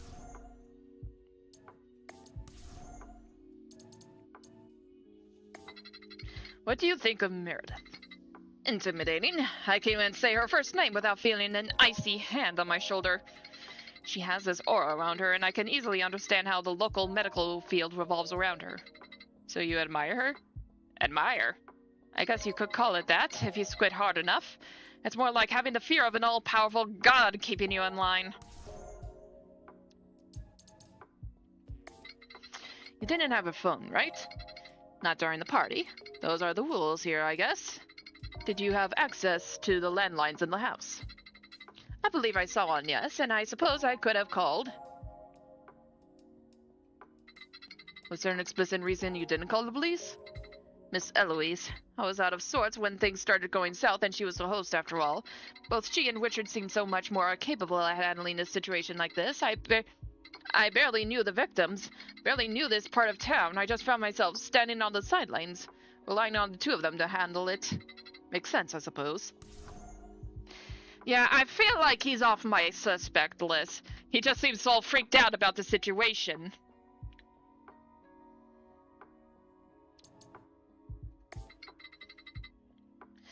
Tell me your thoughts on Richard. I wouldn't be surprised if he was a hitman. Could be Elaine's pawn type. Maybe he is an ex-secret agent that works for an affluent drag rep because he's got some dirt on the CIA? I don't seriously think that. He just seems mysterious. Right. Do you think he's capable of committing murder? I'd have a hard time believing anyone would be. That's not something I like to think about.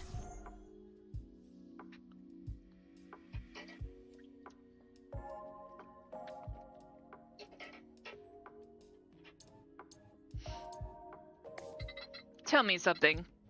You're the only one who thinks Felix is dead, right? Why? Well, you're going to think it's stupid. If he were alive, I feel like that'd mean he was the one who did this. That's how it usually goes down. The person hiding has the secrets. I just don't want to believe he'd kill 7 people. Okay, so that's all the questions. Alright. What do you need from me? Coffee or tea? Coffee or tea? Black tea, with milk. Anything less would be an affront to my taste buds. Huh. About Richard? Tell me about yourself. What makes Richard Torres tick? I'm the head caretaker of Meredith Eloise's residence. I help with cooking, cleaning, and managerial work for any events Meredith hosts. I have a husband, no children, and a stable job position. Satisfied? No, but I get that you don't want to answer this question in earnest.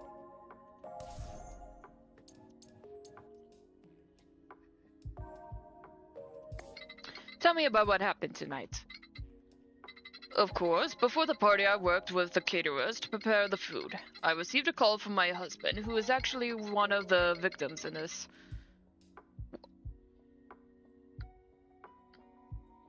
He wanted the RSVP late, but knew to call me, since technically the registration period had passed. Your husband. I'm deeply sorry for your loss. I can't imagine what he must be going through right now. My feelings are of little consequence. What's important is that the killer is caught. Now then, from where I left off.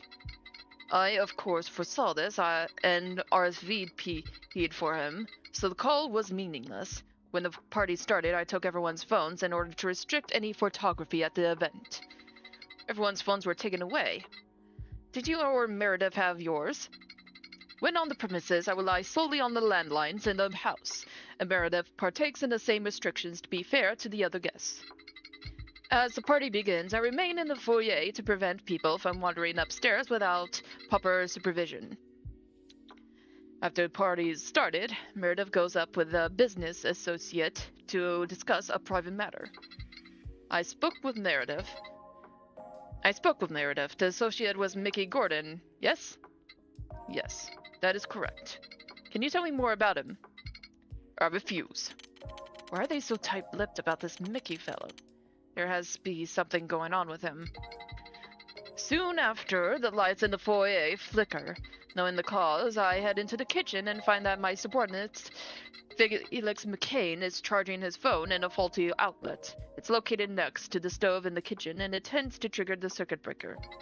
I unplug it, return his phone to him, and give him a lengthy lecture about this fact I'm telling you now, then headed back into the kitchen to serve the next round of appetizers.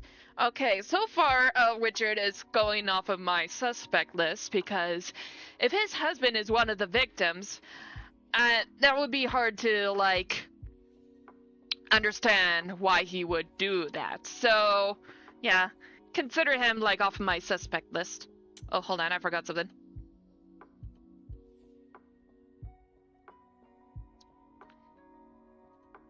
Yeah, that kid. Gotta move the flying kitty. Okay.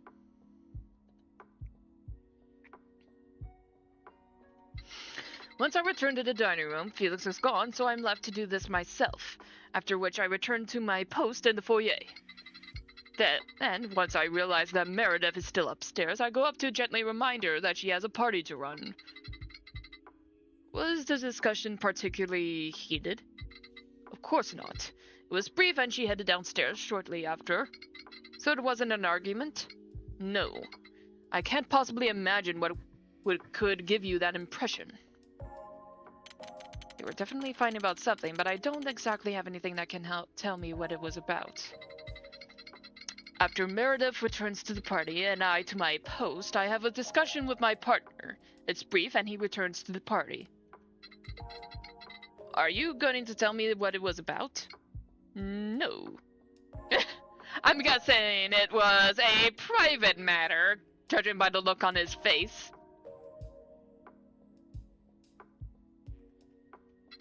The power goes out soon after, and I swiftly head outside to manually reset the circuit breaker.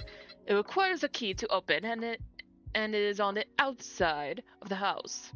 Once the power comes back on, I head back inside. How did you see in the dark? Why is he looking at me like that? Is there— ah! Gah! Why did you flash me with that? Mini flashlight.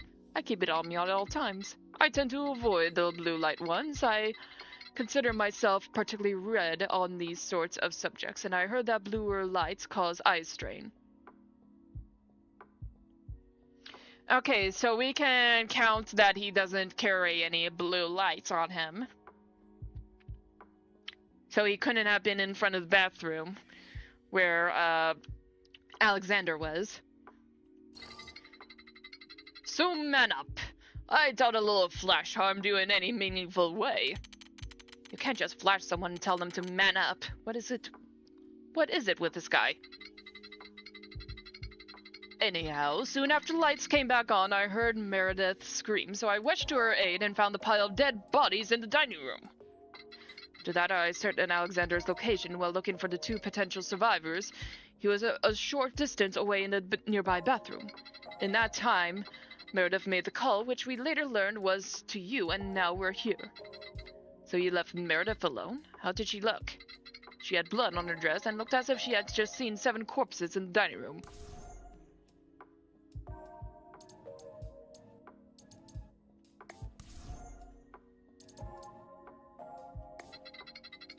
So, what do you think of Meredith? She's my boss. And? She's my boss.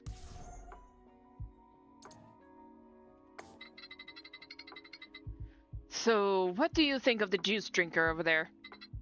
Infant. Just infant? Infant. Okay, not a high opinion of Alexander. So, your subordinate, Felix, is missing? Yes. Do you know where he could have gone? Not particularly. Whenever he skips out on work, he knows exactly where to hide. I no longer waste my energy looking for him. So, just a quick question. Why didn't you call the police? I trusted Meredith to handle it when she said she would. Then she called you. So you don't think she did well? Do you have a police badge? You don't need to answer that next question.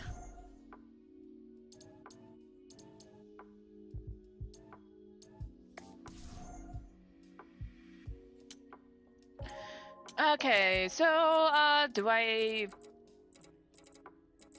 Do I get to see it, like...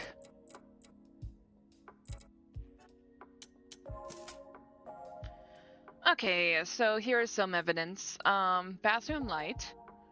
And he was in the bathroom. During blackout, he also saw a light under the gap in the bathroom door.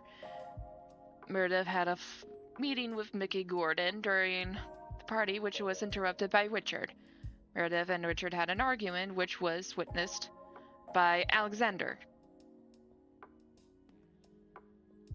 Meredith's account: right before the blackout started, Meredith borrowed a phone and went into the kitchen to make a call. Mini flashlight. Richard reset the circuit breaker to end the blackout, navigating using his mini flashlight, which he had on hand. Okay.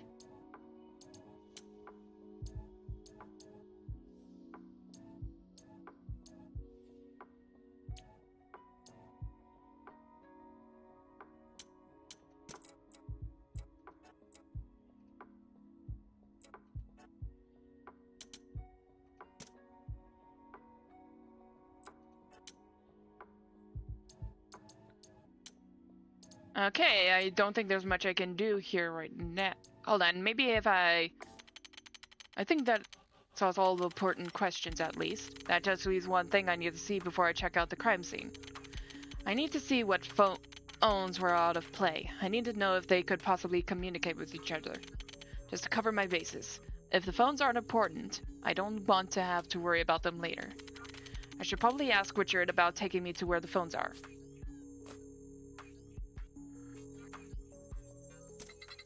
What do you need from me?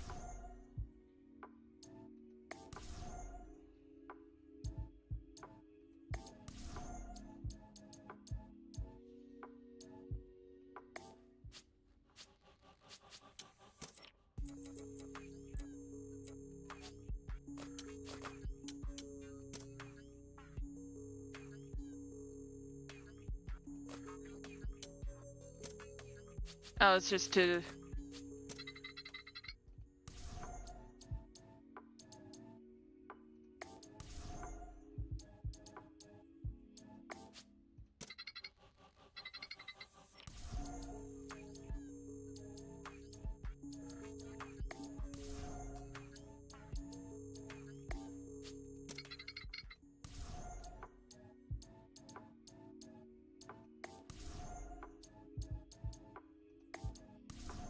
Okay, an investigation. I think I have all the information I need from everyone. Could you show me where the phones are kept? Of course. I'll take you to the storage room and leave you to your work. I need to start knocking out all possibilities now that I have a vague picture of the evening. First one on the list will be knowing the phones were out of play. If someone was smuggling their phone around, it could complicate the picture of the evening.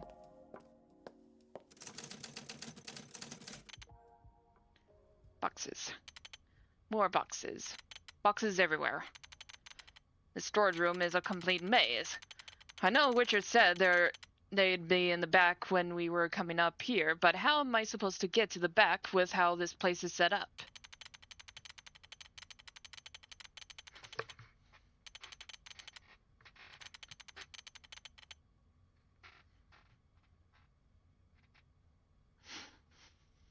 I thought I might be able to check out the attic if I could find a path to it from here, but this place is so cluttered that it'd take me forever to find. The stairs up might not even be here.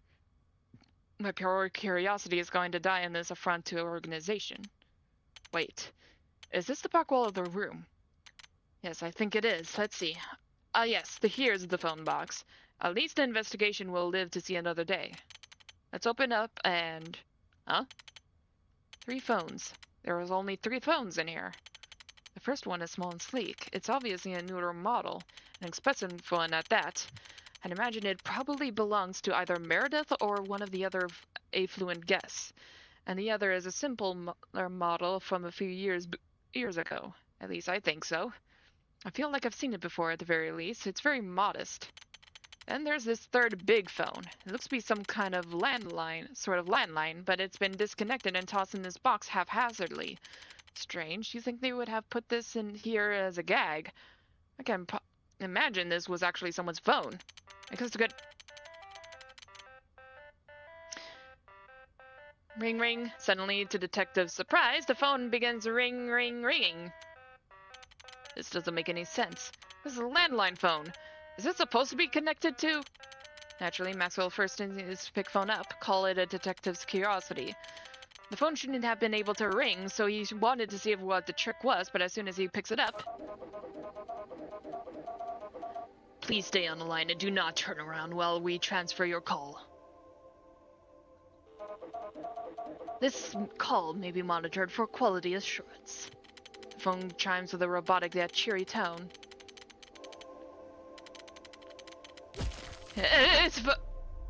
Oh.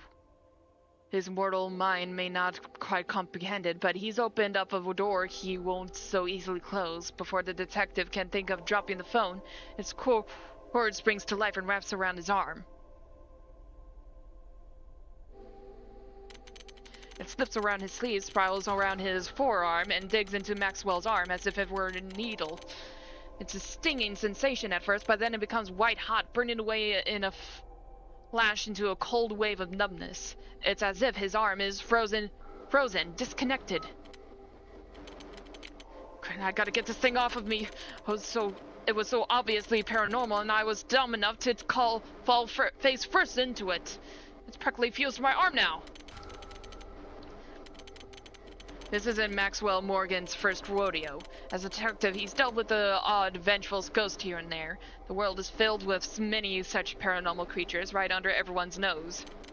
It's not uncommon to go your whole life without encountering the paranormal, but to those cursed with the truth, they find themselves being pulled back into the bushes against it again and again. I got to call someone. Let's just see if... You gotta be kidding me. What do you mean there's no signal in here? I've got to get out of here. I have to... Maxwell stops. I need to leave, but there's something behind me. I can't bring myself to turn around, much less move. I know there's no draft in here, but there's a cold breeze brushing up the back of my neck. My hands are clamming up, as if my whole body would rather shut down than move.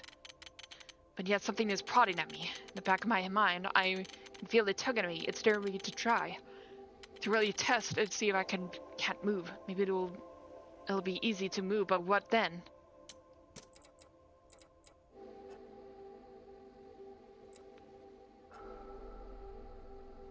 There's something I shouldn't see. It could... Maxwell can't continue his thought. He doesn't want to consciously finish the thought. To him, thinking it's a possibility is a tantamount to making it real. It would be a consequence that's on the table. After all, mortals are frail. He knows not to toy with the forces he does not yet understand. It's the quickest way to a grave. Congratulations. You, Maxwell Michael Morgan, are our 100th customer. We will now connect you to our first available representative. Wow, 2 customers in one night. I must be the luckiest demon on the face of the earth. Wait, 2?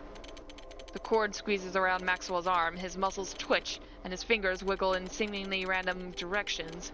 A point where the cord dug into his body squelches, but the detective can't even feel the pain he'd expect from it. It's as if his arm is not his own. He can't put the phone down. Demon, this is the worst possible explanation I could get for what This is the worst possible explanation I could get for what happened here tonight. If some unnatural monstrosity is at the root of this, then it'll be impossible to prove this case in court, much less get everyone left through the night, now that it's attached to my arm. I need to find a way to deal with this thing and do it quickly. Who are you? What do you mean by customer? Who am I? Who is anyone? My true name is unintelligible to mortals, to the point that you'd probably bleed from your ears, pass out, and puke oysters if I tried telling you. So then what am I supposed to call you? Patience. Patience. Anyhow, it's a complex question for sure, but for you, I'll grace you with at least the basic pleasantries. You can refer to me as the Necromonicon, the Necronomophone, or if we become good friends, you can call me Necro. Okay, Necronomicon, what do you mean by customer, and who was the last person you had tonight? You didn't mention that. Simple. You are a customer. By answering the phone, you've initiated a non-refundable, irrevocable Hans Blinar, one-sided and non-consensual contract with me. You give me a wish, and I assist you in granting it with my patented underworld assistance. As for your other question, don't worry about it. After all, a demon doesn't pact and tell. I highly doubt you'd keep that card close to your chest if you thought the knowledge would be unimportant to me. He either knows who I am, or at the very least, what I'm here to do. Well, if you obey my wishes, then I'll ask that you dislodge yourself from me pronto and end this process. Request denied, as per the vibes of the contract. I hold the right to refuse any request that defeats the purpose of this call. After all, you're making a deal with a demon. You're supposed to ask for someone's blood and have it come at a great personal cost, or wish for something grandiose and lose yourself in the process. Come on, play the game. You can play games in good faith, right? You have just said that I meant to lose myself in the process. I'm not catching any good faith vibes coming from you. Sir, I'm a demon, and faith is for mortals. Not having beliefs, morals, or attachments is part of the package. Now let's drop this straight and get to the bloodbath. I'm not exactly a vengeful person.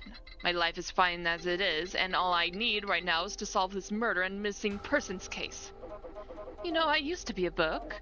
I had this mystical air about myself with some bloke's skinned face for my cover. But people used to be intimidated by books, you know. Because of the skinned face? No, it's because I was extra thick and full of terms of use and anti-social guidelines. Also, people were illiterate. But nowadays, everybody has a phone. They're quickly becoming extensions of the soul itself. Can you imagine it? You can talk to anyone with a phone at any time. You can call them, text them, or take pictures with them on these tasty little metallic bricks of wonder. People didn't need phones, but once they had them in their lives, they became impossible to remove.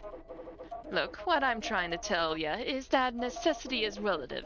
You don't feel like making a wish now, but everyone can change. I'm sure you can develop if you need. I recommend a taste for blood. Worlds love blood. They just need a reason.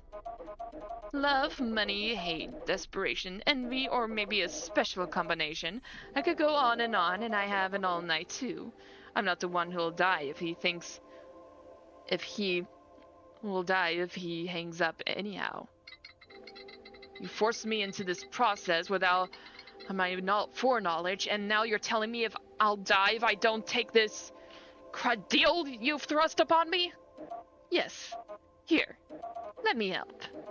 I'll give you some easy options to choose from. Money, fame, love. Don't be modest.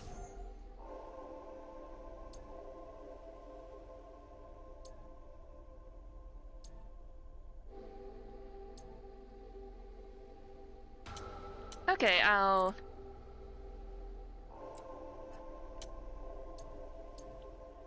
How about end all wars? Fine. End all wars. It's vague, but it can't possibly do anything that broad in scope. A little philanthropic for my taste, but I can make it work. Thank you. Your patronage is always appreciated. Please wait while your request is processed.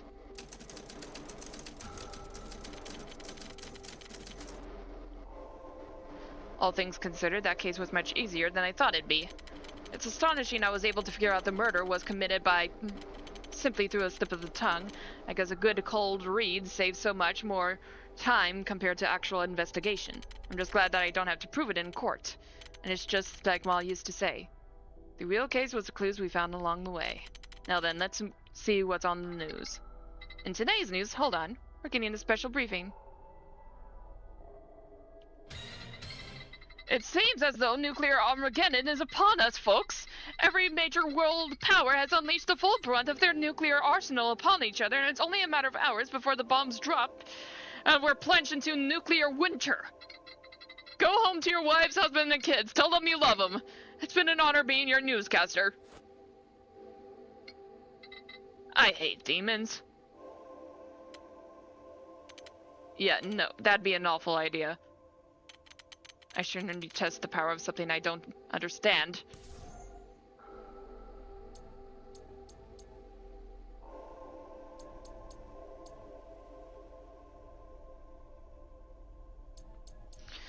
I just want to see. Okay, so...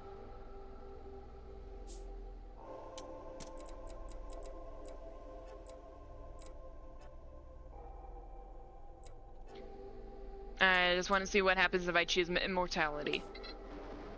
Fine, immortality, I guess. I doubt he's actually powerful enough to grant me immortality. Immortality. Oh, that one is easy. Thank you. Your patronage is always appreciated. Please wait while your request is processed. The cord wrapped around Maxwell's arm tightens its grip, squeezing against the detective's flesh to the point where he can't even bend it. Then, as if needles of fire begin pressing out from under his mortal coil, his arms begin to burn, radiating from where the cord first punctured him. A boiling sensation coats his entire body. He tries to yell, but his strength simply leaves him. Maxwell falls to his knees and his eyes fall shut.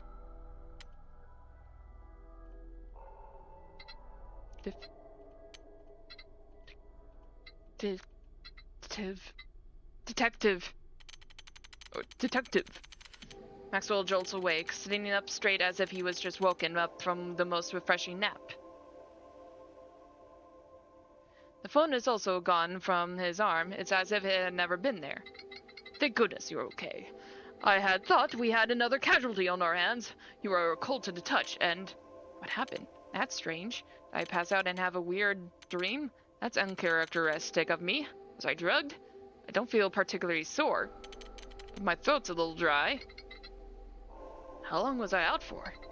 A few minutes after I came in, I heard a loud thud and came rushing in. Right, I don't know what it's caused my blackout at the moment. It could very well be related to the case. I really need to get something to drink.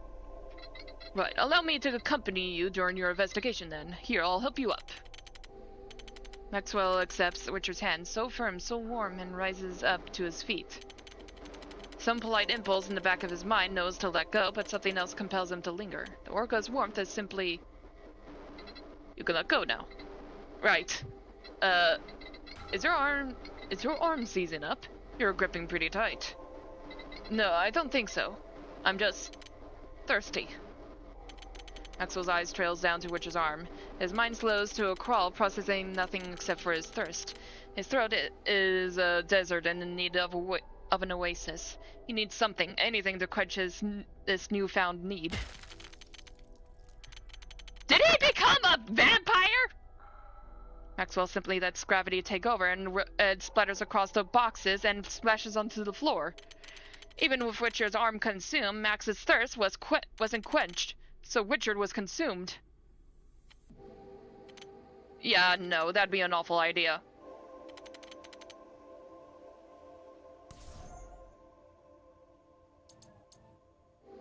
Well, let's see what okay then, let's see what happened if I choose money. Fine, give me an infinite money, so I'll never have to work again. Happy? Maybe if I ask for something impossible for him, he'll just give up. He can't be that powerful. Of course I am. Your wish is my command. Thank you. Your patronage is always appreciated. Please wait while your request is processed. Poof. There's a puff of smoke and suddenly Maxwell is standing over stacks upon stacks of cold hard cash. What on earth? Is this money real? Is this money real? That's what you're thinking, right? Well, why don't you look more closely? With great suspicion, Maxwell slowly bends down and picks up a bundle of cash. It's solid, it's the right texture, and even smells fresh out of the printing press. This money may indeed be... The person on the dollar bill on the dollar is a cartoon demon. This is even real money. Is this supposed to be a joke? Thank gosh, it's just a joke. Well, you mortals say you gotta spend money to make money. So I made money, and that turns everything it touches into gold. Max looks at his hand and sees that his fingertips are solidified. They shine a pure gold that spreads down his hands like a syrup. Every inch touched is immortalized and in a fixed position. Oh dear, I probably should have excluded people from that. Oh well, you get what you pay for. Soon after, all that's left at the detective is a statue of sparkling gold. If he wasn't petrified, he could make the killing of it off of it. Yeah, no. That'd be an awful idea. Okay, this is where I say literally anything else. I thought through your suggestions, my own ideas, and any other loophole I could possibly try, but in the end, I think I know what I need. Oh, something scandalous and bloody, I hope. I tried to cover my bases in case he is actually incredibly powerful. If I can limit what he can do, I might just be able to manage him. It's simple. Help me solve this case. Help me solve this case, and let me be specific. Assist me in solving it, but don't do my job for me. And hold on a sec. Hold up.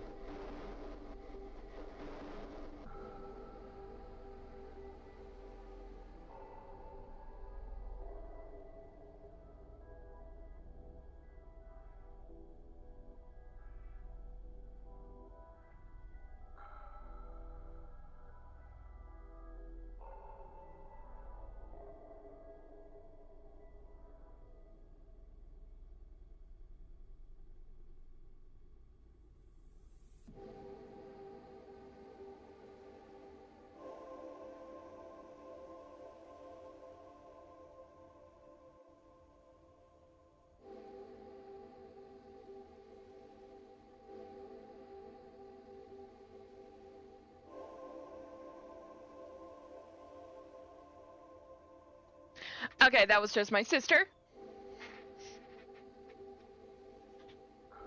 And then, okay. Okay. Okay, where was I? Alright. Assist me in solving it, but you don't do my job for me. I don't care how powerful you are, we're doing this the old-fashioned way. Investigation, interrogation, and deduction. No killing. No irreversible curses. Nothing you do can cause irreparable harm. Okay. You think you're real smart, don't you? Why should I agree to something so limiting? Because I'll add a stipulation. If we can solve it, you'll be freed from your blocky metal coil to cause mischief on this unsuspecting world. As long as you don't impede the investigation and help me when I ask, this condition will hold. Sounds a good deal for the both of us, yes? I'm putting a lot of stock on this current case, but with what's probably the murder weapon on hand, it shouldn't be too hard to figure out who had this phone before I did. Let me rephrase what I just said. You are smart. You know what? It's a deal. You will receive my assistance for this investigation, but if you cannot solve the case come sunrise, the contract between us will become null and void, releasing me from my immortal binds. Thank you. Your patronage is always appreciated. Please wait while your request is processed. The circle traces itself around Maxwell or Morgan's shoes. It glows a bright green whilst the lights above the detective flicker, the same otherworldly light. Inside the circle itself, a sigil begins to form. Lines dance in different directions and compile into a complex arcane formation. Then, once it stops, 7 flames circled around Maxwell which spiral into the air and then scatter in different directions. They slip through the bounds of the storage room, spreading out around the house.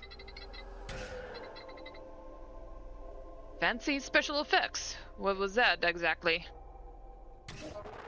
Simple. I summoned the spirits of the people I killed. Well, the ones I killed under orders. All my spells and functions come with conditions, exceptions, twists, and so on. There's no satisfaction with a hand wave and a wish fulfilled. Spirits of the dead, huh? He also basically confessed to the fact that his last customer was the one who ordered him to kill everyone. Actually, if I could get their testimonies, I could form a more accurate picture of the evening, even past my normal snooping. Ghost words won't fly in court, but I can figure out how to make it stick. Not like demon magic would fly in court either. Not in this district, at least. Fine, thank you. I have to check out the crime scene, so if you could detach from my arm, that'd be appreciated. There's no need. Watch this. Oh, he's gone. That's pretty convenient ability, isn't it? Now I can talk to you without anyone hearing me. I can't read your thoughts, though. Oh, you'll still have to speak to me and sound like a crazy person. No, tally-ho, you've got a timer to beat. It's mortal. I am rooting for you. This guy is way too chipper about this whole thing, but I guess there's no worrying about it now. It's still in my head, and now I have to use it. I should not note everything down. I found particularly important. I'll take the other 2 phones as well. Should come in handy when I'm interrogating.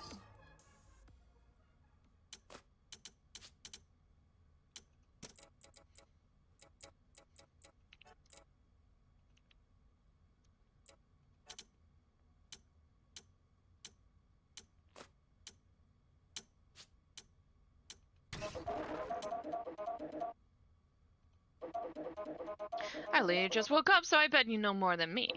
If you want my advice, use those legs and leave this room.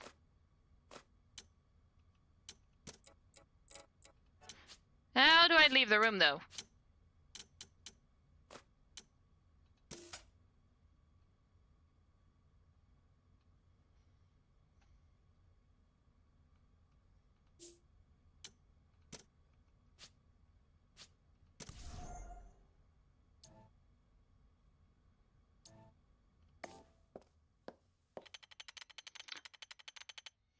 The murder scene is in the dining room, but first I need to speak with Richard.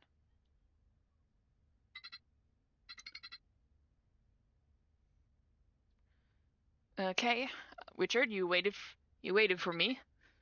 Of course, if you were to run into trouble, it would be prudent for me to be within earshot. You have a good point. Now then, was there something you needed?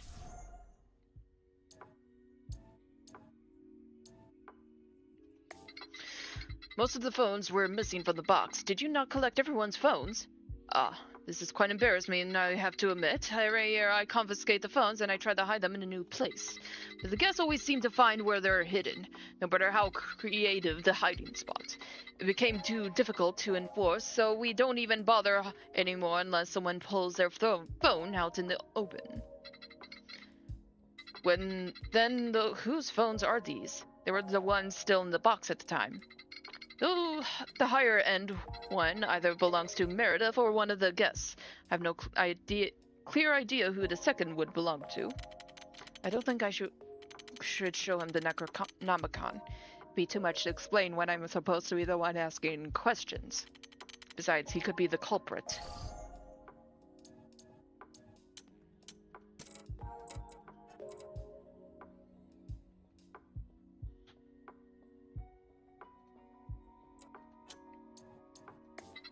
Did anyone have a particularly strange phone? Maybe something that resembled more of a disconnected landline? Not to my knowledge. Did you find a landline in the box? Forget it. It was a strange question and a weird line of reasoning. Understood, but I suggested you keep your intrusive thoughts to a minimum. Don't worry, I can be your intrusive thoughts. Or would they be extrusive thoughts if they came from me? Extrusive refers to a geology. Pardon? Sorry, I was just thinking about a rock in my shoe.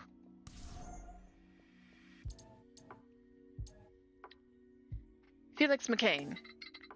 So let's talk about Felix. When was the last time you saw him? If he died, there should be a body somewhere. Aside from my brief scolding of him, I don't remember seeing him for the entire party. At the very least, he didn't enter the foyer after I spoke with Meredith.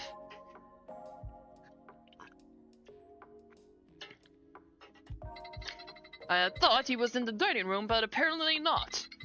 Then again, he could have moved about during the blackout. I did give him his phone when I talked to him, so he should still be carrying it.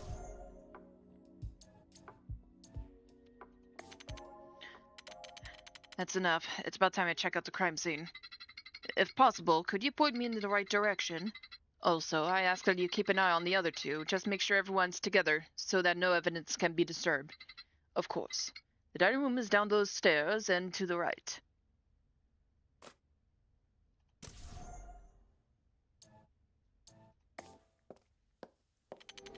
I walked into the room. Max is immediately met with a thick stench of blood and liquor. A metallic smell pierces through the mellow and fermented hints of various fruits. It even has the punch of a spilled gastric acid pocketed throughout the poorly lit room. Maxwell takes in the freshly red-painted dining room. Several bodies, which have been sliced, cut open, and dismembered, are spread across the room. One seems to have been cut through by a broken wine bottle, given the blood-stained and partially shattered glass between the corpse's head and torso. Yeesh. I'll have to bill Meredith for a traumatic exposure fee. You certainly lack subtlety. You killed all these people with a simple wish? Oh, please, there's nothing simple about a wish. Wishes need unpredictable rules, convoluted twists, and devilish traps. You gotta earn that brief glimmer of victory before spending the rest of your life in bitter regret. You put in those stipulations on your orders, but typically I add in conditions for my help. Just look at all these dead bodies here. I told my previous customer I would only kill in pure darkness. I only had such a stipulation because of the wish, but I'm sure it could also be important for your investigation. What were the rules to your kill wish? I need to know. Sure thing. Now listen carefully. For the purpose of killing a select number of people, 3 conditions must be met. 1. You must remain on the call line while the execution is taking place. Early termination of the phone call will result in cancellation. 2. You must state into the phone where you would like the execution to take place. It must be specific relative to the place you are currently, such as in this house or in the dining room. 3. All targets must be completely shrouded in darkness. Anyone with any light touching their bodies will be unable to be executed. Note: any user of this device can use this kill command as long as they follow the proper instruction. Good enough. Do what you want. Hold on. If you hear noise in the background, that's my dog drinking from his bowl. Good enough. Do you want me to repeat in a sexy lady voice? I have so many impressions I can try. No, that's fine. Thank you. Maxwell's eyes catch a flicker just beyond the corner of his eyesight. He turns around and squints, looking into what appears to be an empty space. Is that? A wisp, much like the 7 he saw earlier, now floats right in front of him. 7! So Felix is still alive. Is this one of the ghosts? Wait, there were 7 of them. If Necronomicon didn't kill Felix, then that means he's probably still alive, right? Uh-huh, it's about time you gained the ability to see them. Now you can talk to the ghosts.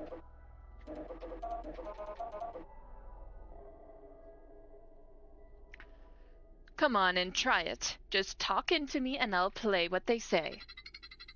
Right, but first I need to clarify something. You spawned the souls of everyone you killed tonight, correct? Oh, that? Of course. All 7 of them were sliced up by my capable claws. Now then, time to talk to dead people. I put so much effort into this. Come on, do it. Do it. Fine. We can do your spell. Yay! Is this what kids are like? Maybe I should tell the husband I'm not ready to Is this what kids are like? Maybe I should tell the husband I'm not ready to be a dad. No, stay strong. You have work to do. Just direct your questions to the ghost. Stench of death isn't getting any lighter. I should wrap this up quick, so that someone can come and actually clean this up.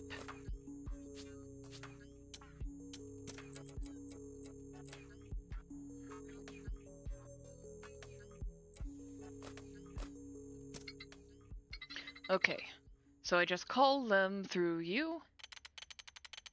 Detective summoning the phone into his hand hesitantly dials a few buttons at random. A dial tone chimes and the ghost in front of Max lights up with an arcane energy. Please hold while we transfer your call. Please hold while we transfer your call. I can't understand this. That's strange. Did I kill them so traumatically that they lost their sense of self? Dang, I'm good. Well, new plan. Do you have their phone? Something tied to them should bring back their identity. I guess. Let's see.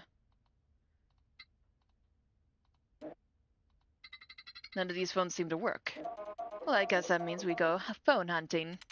The stench of death isn't getting any lighter. I should wrap this up quick so that someone can come and actually clean this up.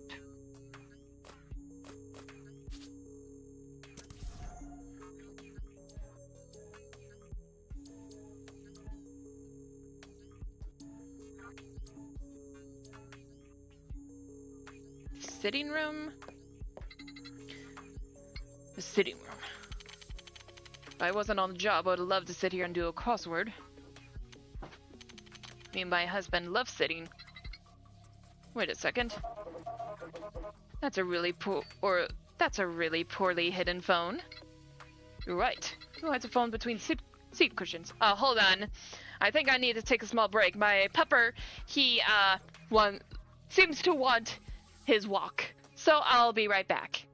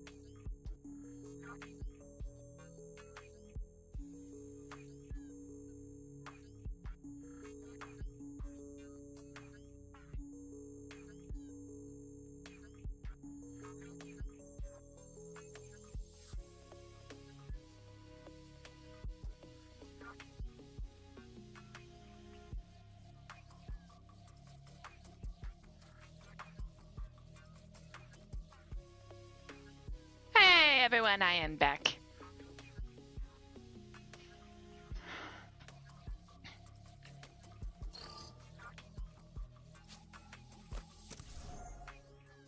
Okay, let's try the dining room. And let's see if we can...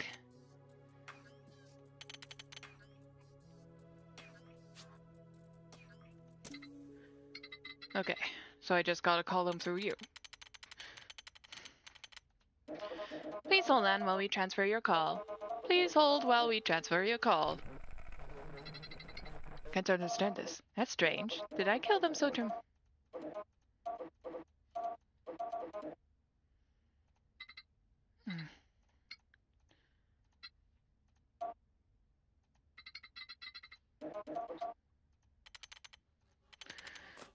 I guess that's not their phone.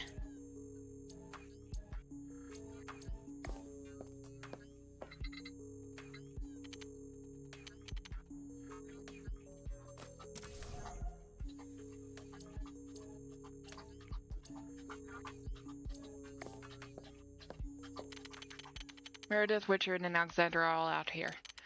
I feel a little bad making them wait outside, but what needs to be done needs to be done.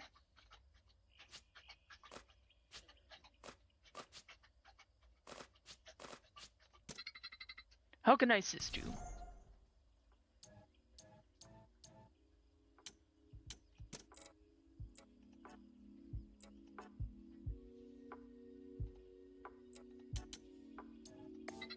How are you feeling? Uninterested in this line of questioning. Best not to poke the bear. I understand you work for Meredith and your relationship has been fraught, but why do you stick around? Is pay good? Is the contract bad? Loyalty, I suppose. Loyalty to her, loyalty to what she represents. Or perhaps it was in hopes of helping my husband. How so? Connections are everything in life. Without them, you can't rise in any field, let alone the medical industry. You said your husband was one of the victims. Did I? Yes, I just wanted to clarify who that husband was. I refuse. Saying it like that just makes me feel like it's more important than it actually is, you know?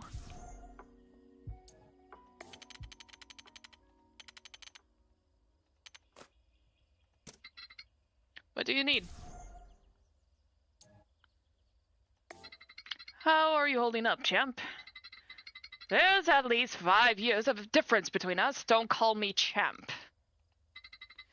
How old are you? 27. Then there's 10 years. Strange. I thought there'd be much a bigger gap. Well, see, I thought you were younger than me, because I was just thrown off by your... Go on, Alexander. Say it. Never mind. I shouldn't run my mouth like that. It's alright.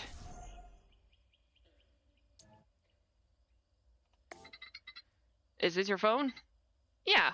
I really should get a newer model, but phones are so expensive. Besides, I only use it to make calls, and my workplace has me using a pager, so it barely gets any use. Actually, saying out loud is convincing me that I don't need an upgrade. If he changes his mind, you should send him my resume, Maxie. I can't subject anyone to that. Excuse me? Forgive me, I was just thinking about my husband. His phone is getting old, but I never want him to suffer through all the expenses of picking up a new device. Some say being frugal is a virtue unto itself, you know? I'm just speaking out of my butt.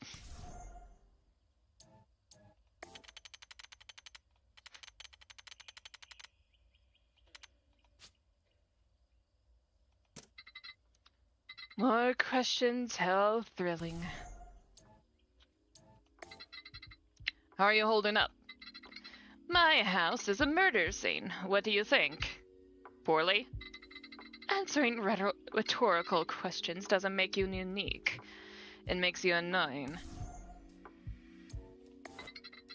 Is this your phone? Oh, why yes it is. Would you mind returning it?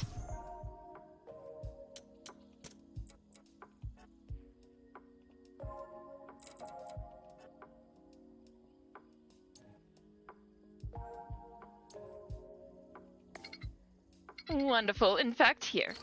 Right? The phone she borrowed. Could you tell me a bit about who and where you borrowed it from?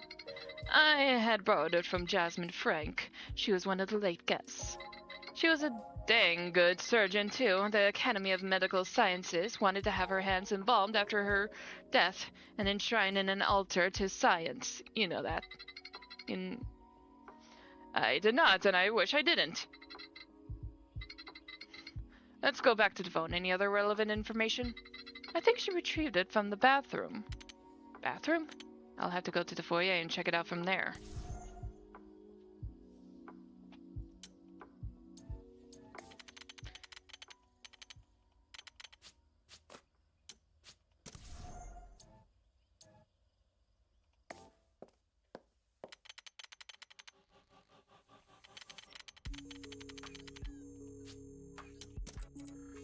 Okay, let's see if this works.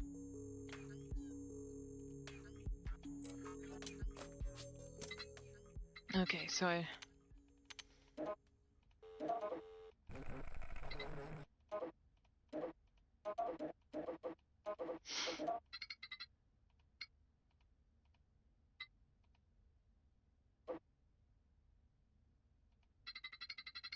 Ah!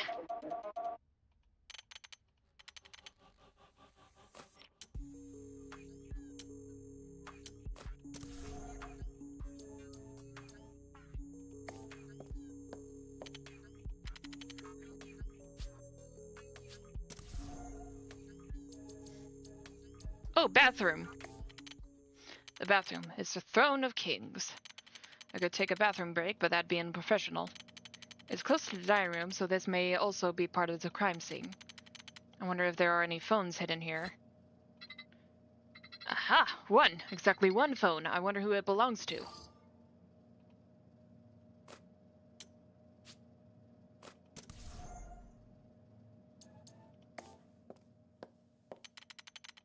Now, let's see if this will work.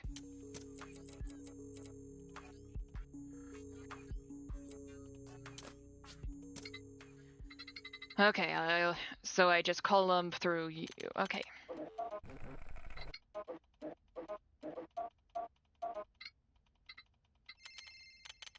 Maxwell holds the phone up to his face and then holds out to the ghost. He perhaps expected the specter to pick it up, but instead the phone whips open, blaring with a garbled noise that slowly pieces itself into human speech. Please hold while we transfer your call.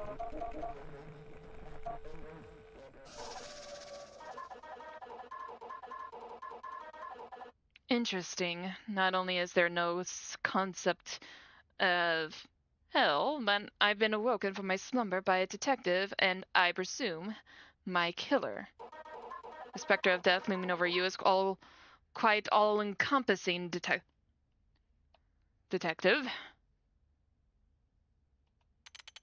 Looming over me? Is she referring to Necronomicon? Perhaps he has a physical form I can't see.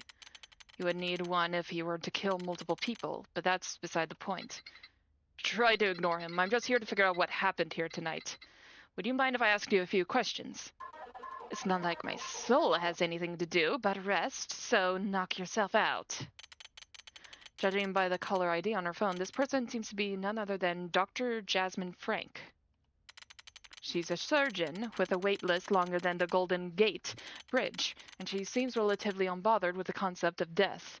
I guess I'll have to find a different doctor if I get an arm lopped off tonight. Okay, so it's time to whip out my questions.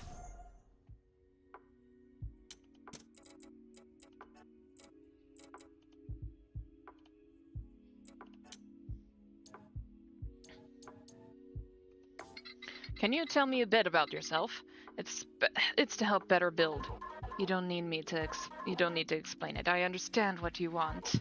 It's simple. I'm a general surgeon who couldn't stop at one specialty.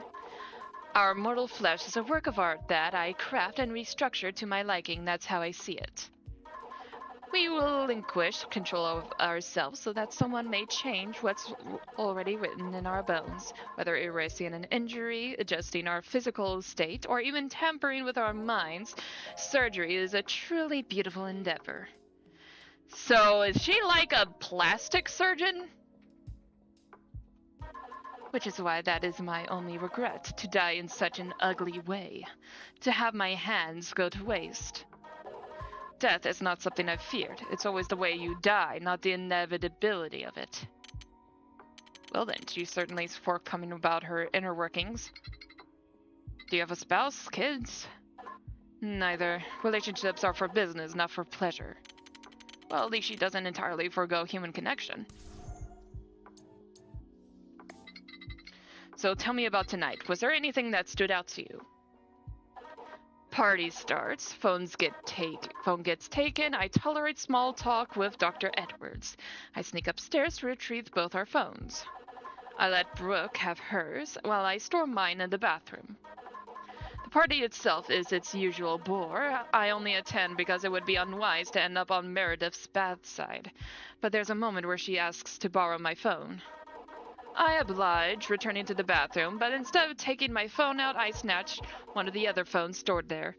I would rather keep access to my device in case I needed it.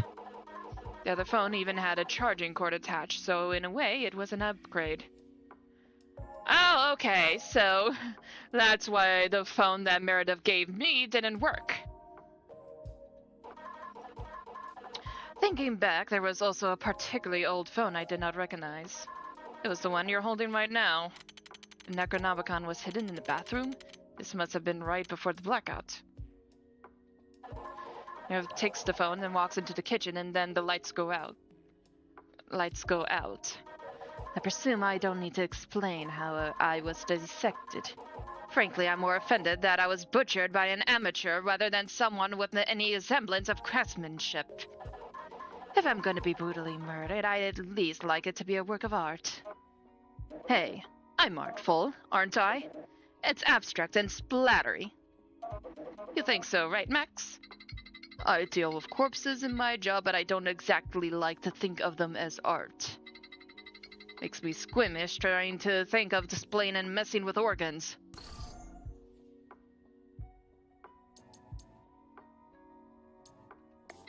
So, you said there's no hell? What is there then? I don't know how I would describe it. It's a bit hazy in my mind, and it's hard to express, but it's not hell. Like you're not allowed to talk about it? Precisely. Maybe there is a hell, but I haven't met the required threshold for it yet. Maybe. Who knows? How do you feel now that you've... Indifferent. I'm surprised you have the confidence to ask a dead woman her thoughts on death. Is there someone I could deliver your last words to? Anyone who needs closure? The hospital I work at could use words of encouragement now that their cash cow was ground into a burger. Please inform the Academy of Medical Sciences they can enshrine my hands if they are still presentable. Right, maybe not.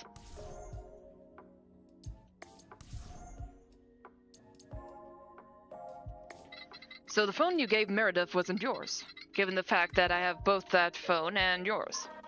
You would be correct. What about it? Whose phone was it? It wasn't a phone I recognized, so I wouldn't know. Which means it either belongs to another guest, who she doesn't know as well, or maybe it belongs to... I shall confirm that later.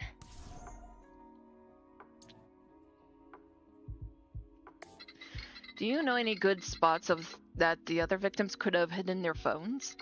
It seems that their souls got a bit liquefied with all the trauma and gore, so I need their devices to cobble them back together. Right, I guess there's Leo. He acts like he's too old to use anything except a pager and a landline, but he just leaves his phone in his coat. I've seen him get caught in the act before, so I'm confident that it'll be there. There was a coat rack in the foyer. One of those coats has to be his.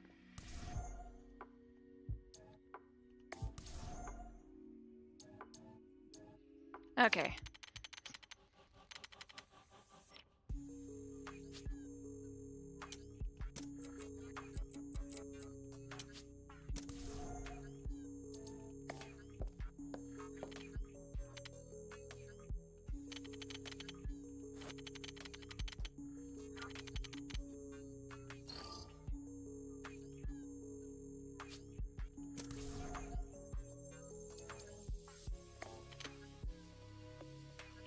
Wowza. This place is in complete disarray. I can't imagine what sort of struggle happened here. Actually, I can. It seems more like something that happened on date night with my husband rather than a fight to the death. That, and according to both Richard's and Meredith's accounts, Mickey was still alive by then.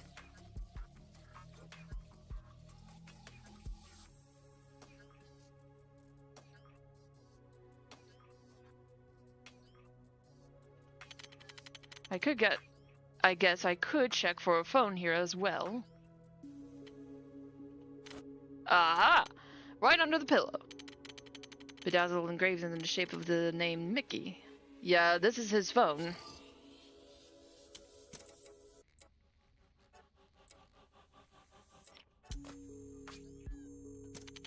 I wonder. Okay, Namakan, I need your assistance. Sure thing, boss. I bet this guy will be a freak who haunts an old woman's bedroom. Who haunts an old woman's bedroom? Okay, please hold while we transfer your call.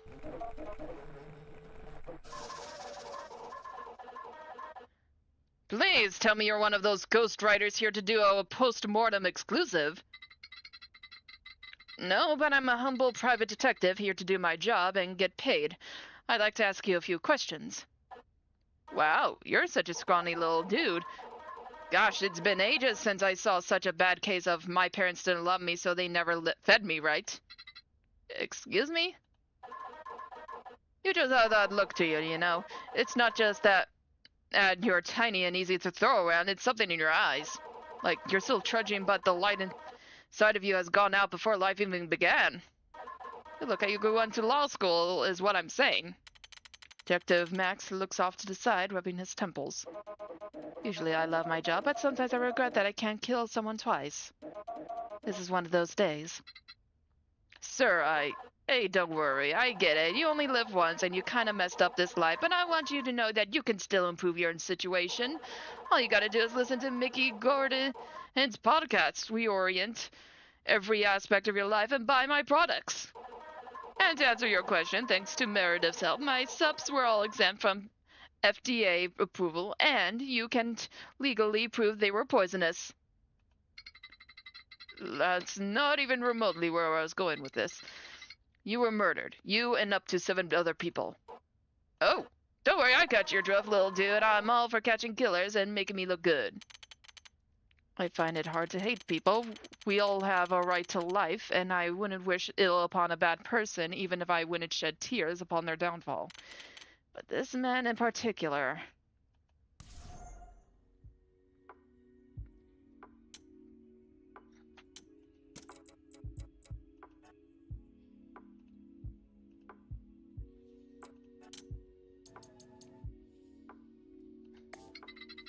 So tell me about yourself.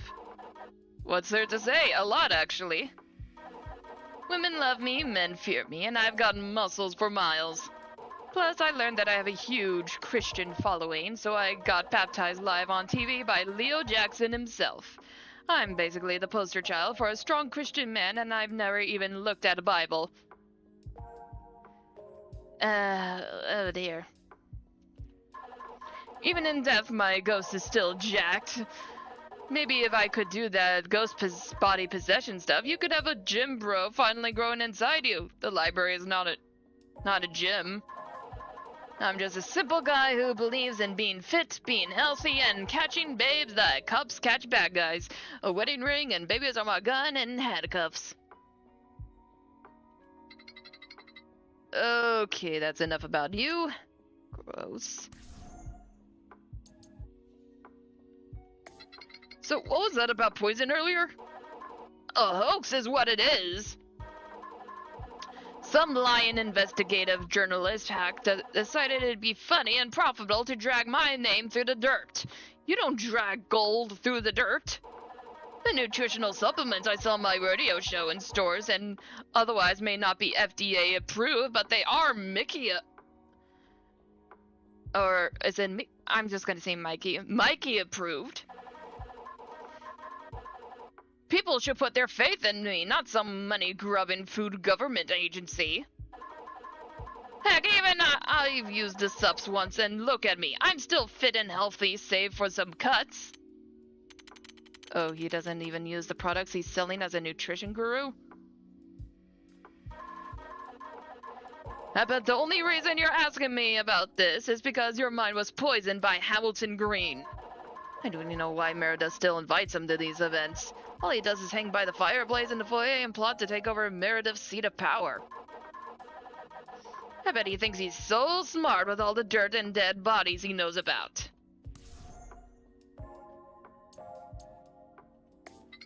So, what's your relationship with Meredith? She's literally a goddess on this earth. You know, most women aren't super smart, but she's more than a woman. She's Meredith Eloise. She helped me grow my wonderful fan base and launch my bustling vitamin supplement business. I'm a hot commodity, and people can see it thanks to how smart she is. Not only that, her husband is a pretty lucky guy.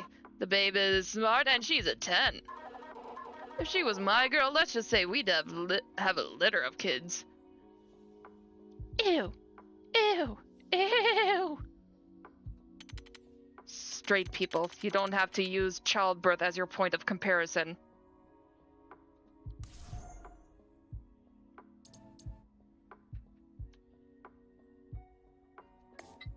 So, can you confirm something for me? You were meeting with Meredith here earlier today, correct? Yeah, we were getting down to business and all that. And you were interrupted by Richard Torres, yes? Heh, I'm not gonna be grilled by some bite-sized dweeb. I wouldn't call Richard, like, bite-sized. Try again when you hit puberty. Oh great, he's one of those. Looks like I'll have to find some kind of info to shock him into compliance.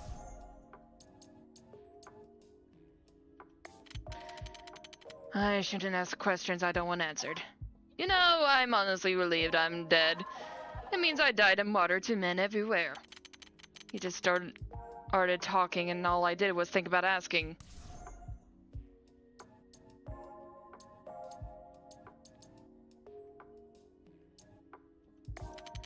Even though I don't like Miss Man, I feel like I have to ask. So how did you get so fit? Let me level with ya. You look like a nice guy, so I doubt you ever could reach my level. You're too soft and nerdy. It's not your fault. Dads have gone soft nowadays. Mine used to beat the crud out of me if I cried or did anything girly. Meant I was weak. I needed to get strong and I needed to take it like a man.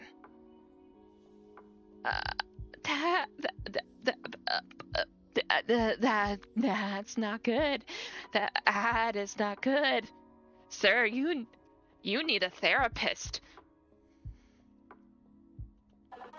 I only got this way because I was sculpted into a man. I worked out, got strong, and took respect from him. He was so proud of me when I finally sent him to the hospital for once. Right, I'm so sorry. Sorry? I'm bad A now, and I do the same for my boys. This cannon doesn't make girls. I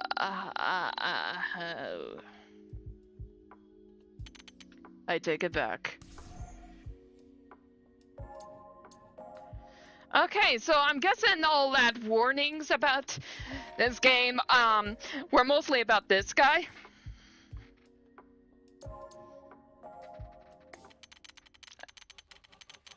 I'm so glad I have coffee on me right now, or else I might actually consider using that bed.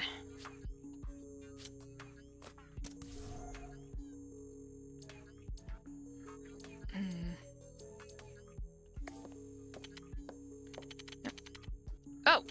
If Hamilton hung around here all the time, maybe his phone is here. Tossed into the fireplace? Must have had to hide it quickly. Well, this one looks like a happy customer.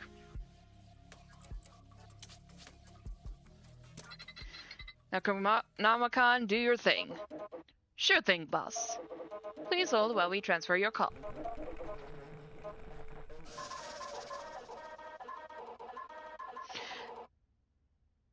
After dying and being brought back as a ghost, I thought of the perfect lucrative business venture we could go into together. I'll let you in on the ground floor and even give you a loan if you can help me out. I just have a few questions about tonight. That's got nothing to do with my offer, buddy. Just think about it, okay?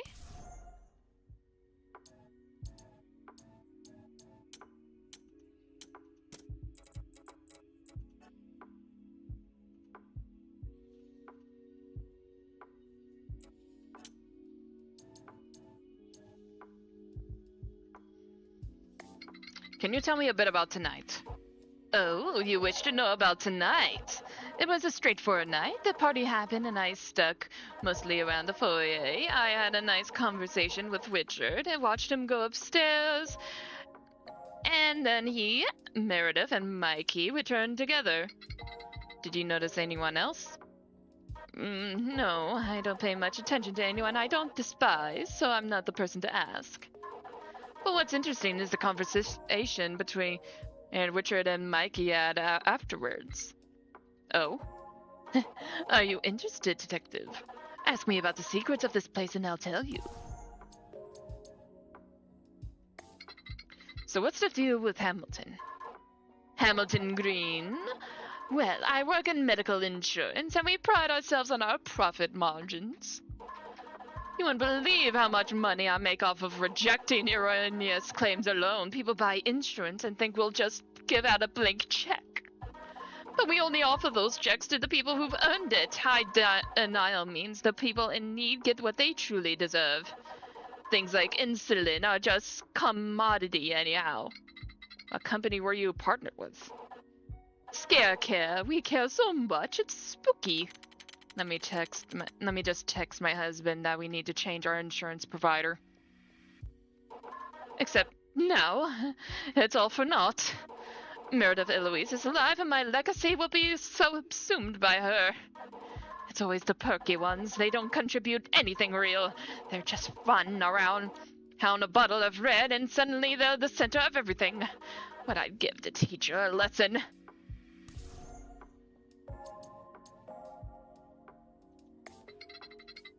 Know anything about Mikey?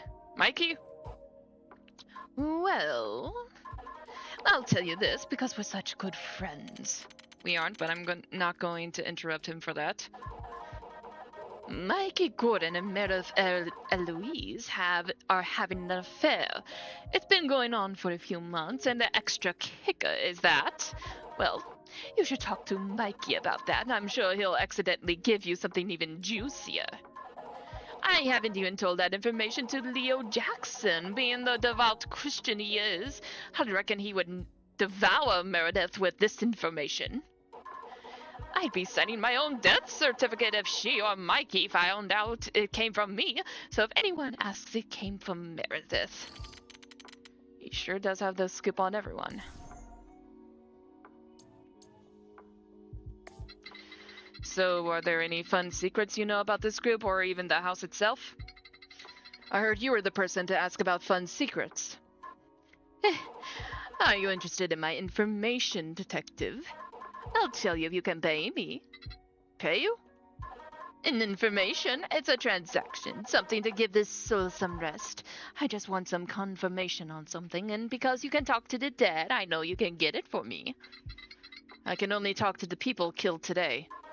That still works. I need you to confirm something with Leo Jackson. He's one of the victims alongside me, yes?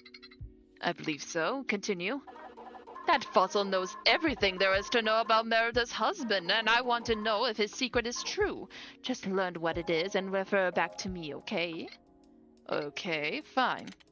This better be worth it.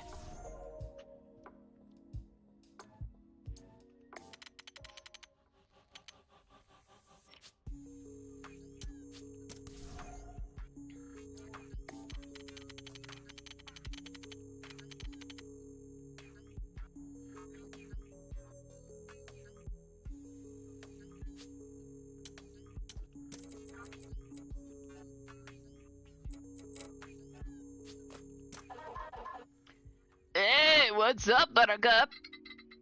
Just have a few questions. Also, you should probably know that Meredith confessed. Huh? She told me you and her were intimate. Yeah, what of it? It's pretty dope, right? I got a rep as a freshly converted man of God. But I'm still a hot-blooded man.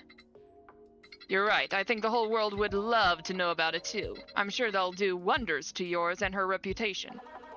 Wait, you're not serious, right? I was just kidding about it being cool. If Meredith's husband knew, or even worse, if my fans knew I wasn't a good Christian boy, I died twice. They might start thinking I deserve to die instead of being the manly savior who died trying to protect everyone. My optics are people too. Maybe, but I'll need to know you're acting in good faith with me in this investigation, okay? Answer my dang questions and I won't speak ill of the dead. Right, anything you want to know?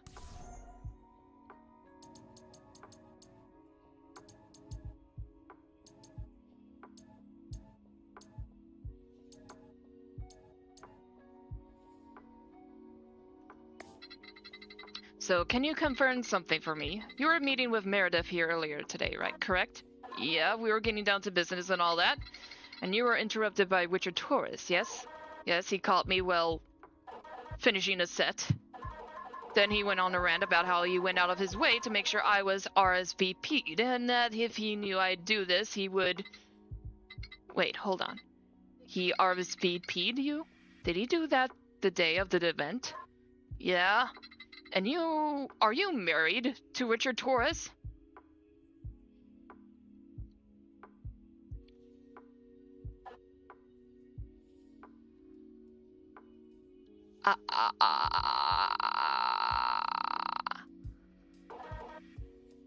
You didn't know? No, I didn't know. I guess that's one way to say yes. I thought you already knew this when you came threatening me with the affair. Like that my real last name is Torres, and that the fact that I'm bi isn't public. Gosh, if Leo knew, he'd be furious. He baptized me, you know. The idea that you knew Mikey Gordon was Mikey Torres was what I was scared of.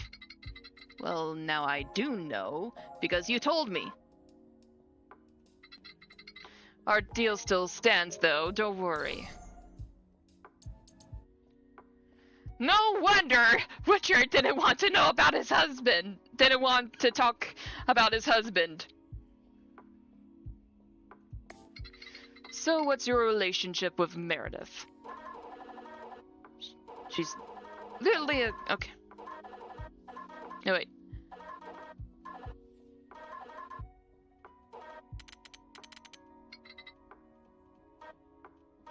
Yes.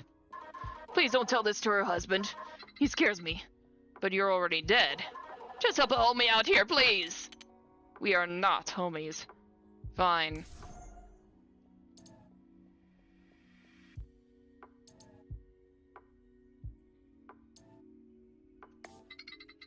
So what was that about poison earlier?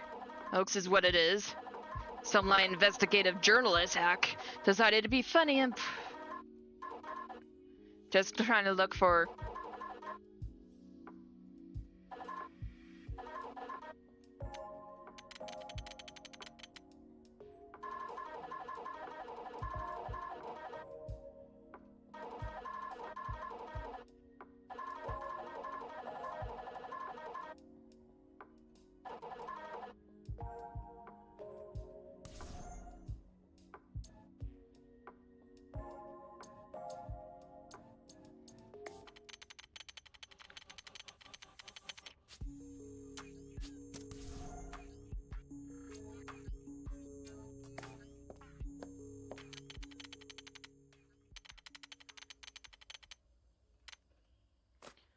Oh boy.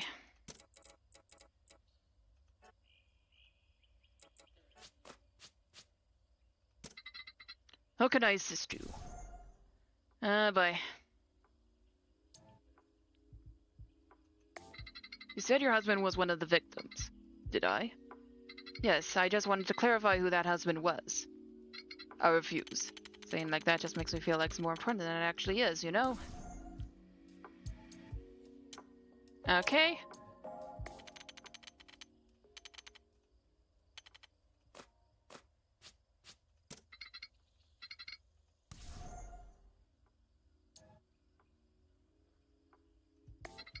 What's your relationship with Hamilton Green?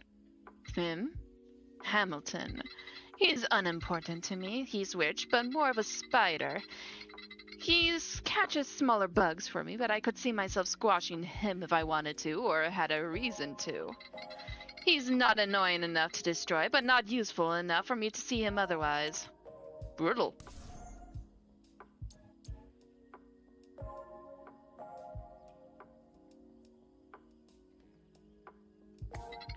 While looking around, I found Mikey Gordon had left his phone in the master bedroom. Yes, what about it?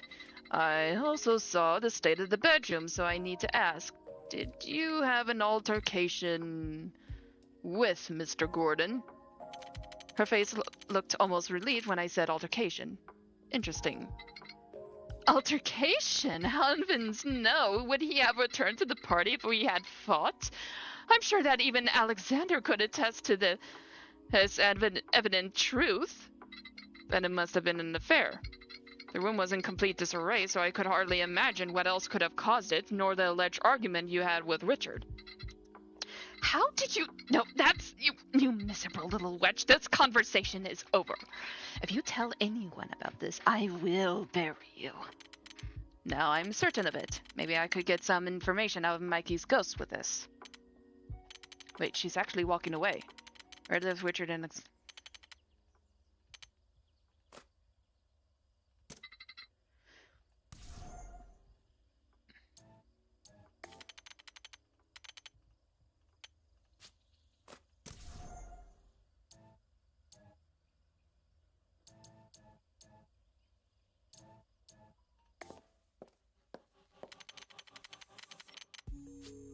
Oh, wait.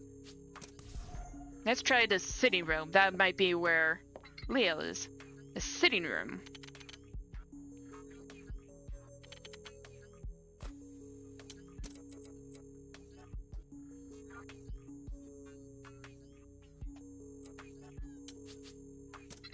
Let's see if we can materialize this ghost. The night's going by so fast, isn't it? Please hold while we transfer your call. Please hold while we transfer your call. The Lord must be testing me. Excuse me? Excuse me? Excuse we? They sent a demon to me in my slumber to try and convince me I'm dead. I shall not be fooled by your illusions. But you... I shall not be deceived, serpent! Yeah, though I walk through the valley of the shadow of death, I will fear no evil, for thou art with me. Thy rod and thy staff shall comfort me. Now leave me be, Spectre. The enemy have no power over me. Oh, this one's gonna be fun. I think he's refusing to materialize until you prove he's dead. Prove he's dead? Oh, you know. I think immortals have a phrase, proof of life. Try getting him some proof of death. Sitting room.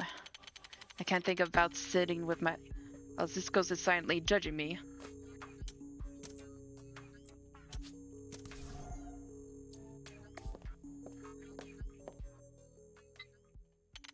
I'm gonna have to sort through these dead bodies just to find something that resembles Leo. How did I end up here? I should have just wished for immortality. I probably would have been made into some kind of immortal ghoul that doesn't care about blood and gore. But I reckon I'd go home in a trance and kill my husband, only to come to my senses as I feed on him, life draining from his eyes. Trudging through the blood and cartilage, Maxwell spots a body that is somewhat untouched by the mayhem. Leo's body is cleanly cut in half.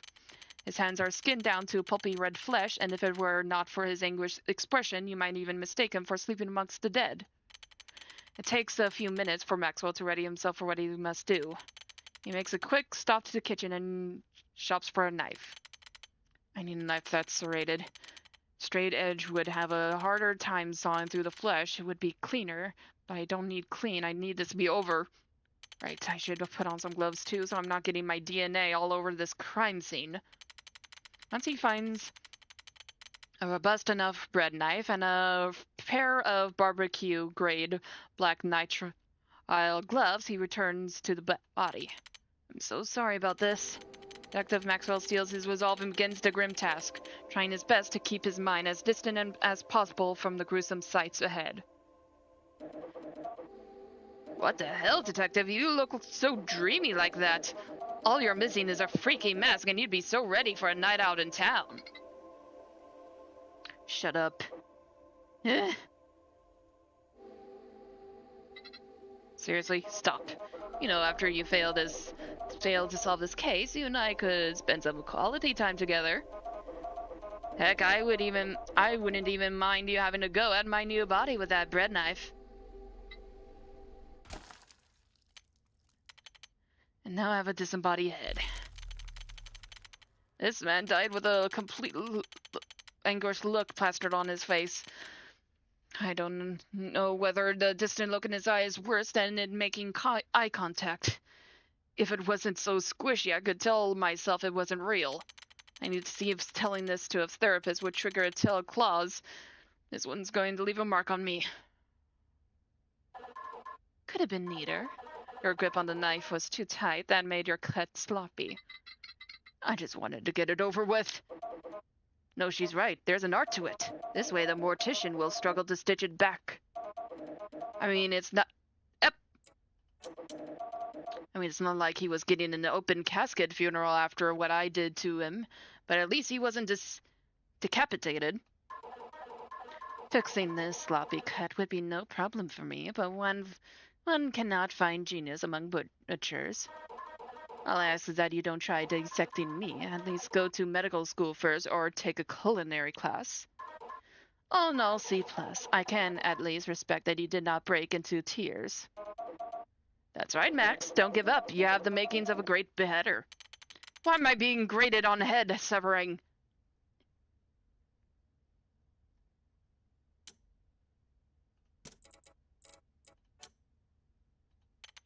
The stench of death isn't getting any lighter. I should wrap this up quick so that someone can come and actually clean us up.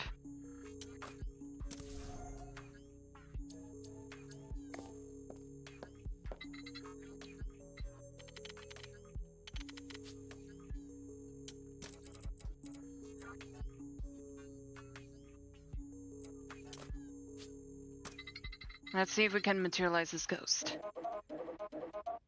Night's going by so fast, isn't it? Please hold while we transfer your call. Please hold while we transfer your call. The Lord must be testing me. Once again, I tell you, you do not have... Is that... And Moses said unto the people, fear ye not, stand still, and ye the salvation of the Lord. The Lord shall fight for you, and ye shall hold your peace. I must hold my peace. Hold. That's my head. I'd like to ask some questions to find the person who caused this.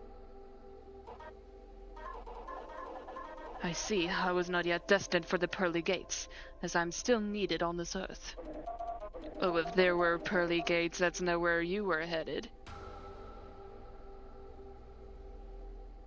Basically saying that this man is not exactly heaven material. I'm gonna have fun with you. I'll just return this head to the dining room later.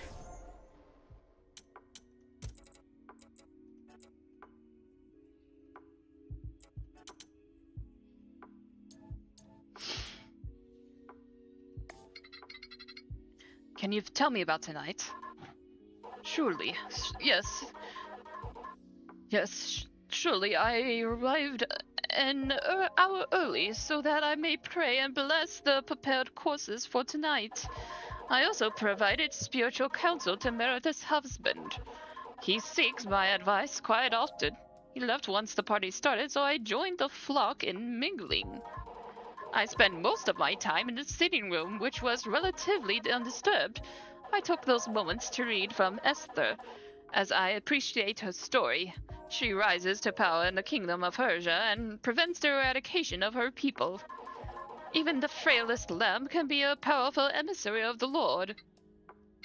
Right, you said relatively undisturbed, so there was a disturbance? Yes, Alexander came into the room and asked me if there was a charging station. I presumed it had to do with the phone, so I shoot him off, but I soon became hungry. I joined the others, and then, you know the rest.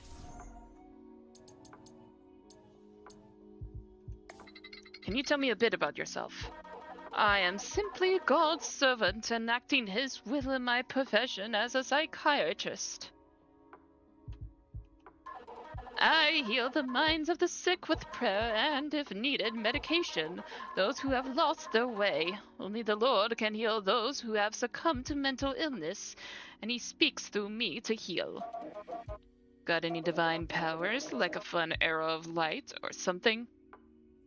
No, my faith is my power, and my cured patients are my proof. So you can't do anything about actual demons, huh? The powers held by the Lord are not mine to command. If he willed himself to work through me, he could strike you down at any moment. Okay, I'll wait then.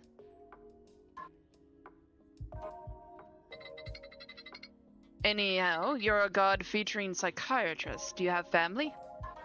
I had not been blessed with a wife during my time on Earth, nor offspring. Do you have a special woman in your life? I have a husband.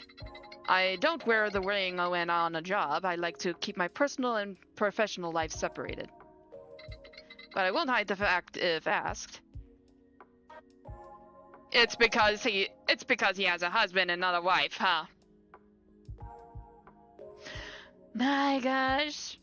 My gosh. Unmarried then. I will forgive you as long as you continue to work hard, do your job, and find the killer in God's name. I'm going to ignore that. Oh boy. There are just some very, And Meredith? Can you tell me anything about Meredith or your relationship with her? No. Pardon me? I see observant for what it is. You simply wish for dirt, don't you? I won't say anything to harm Meredith or Mikey, so you ought to change your line of questioning. I hate to use this as a tool to convince them to be helpful, but... Not even knowing that they're having an affair? A repeated lapse in judgment isn't enough to shake my loyalty. Do not test me. Could I lean more? I see. You're not aware Mikey is married? Married? I'd imagine if I'd known a woman was in his life. Richard Torres. Mikey's name is Mikey Torres. Legally, that's his name, but that's not why... Wait. What you want to know is about Meredith's husband, not Meredith herself. I guess spite wins out in the end. There is no use being loyal to the serpent.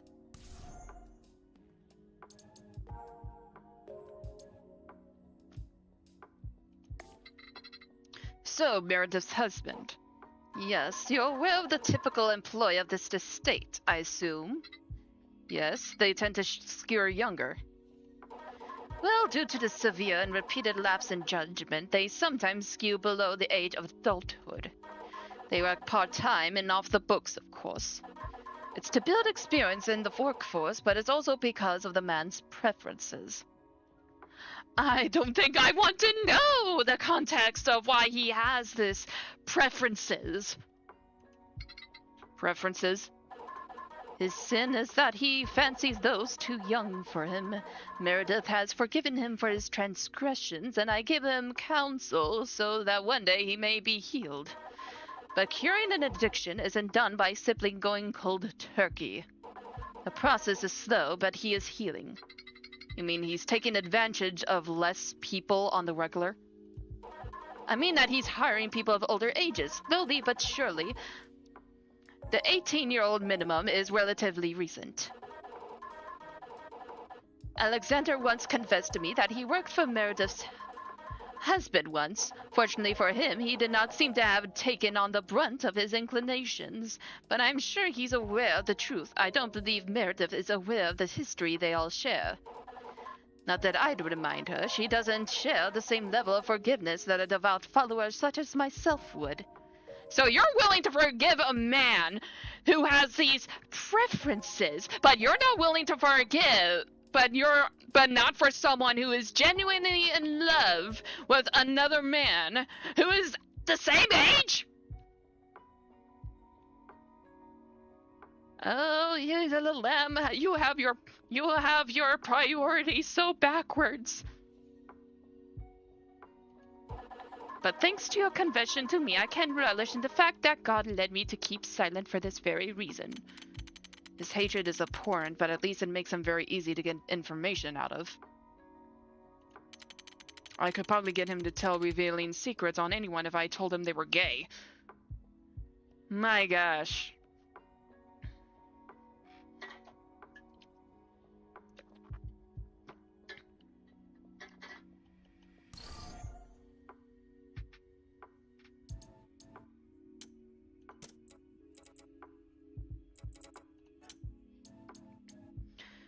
And what is it about Alexander? I heard there was some controversy between you and Alexander Florence. Not controversy, it was the work of God. My religious duties conflicted with my job as a medical doctor for a brief period of time. Alexander took upon the will of the Lord and filled in for me. God worked through him, and he saved a patient's life just as I would have, had I not been given a religious counsel to one of my hospital's donors in his time of need. The only issue is that the enemy seeks to tarnish my good name because of Alexander's good deed. I wasn't afraid. Satan is already defeated and victory belongs to the Lord. I'm sure even my untimely demise was part of God's plan. I just don't understand his will yet. Right. You think he'd hold more contempt for Alexander, but it seems like he's more determined to believe this murder has some sort of meaning. With nothing else to lose, I wonder if anything could break him out of that. Actually, it's probably not worth wondering about.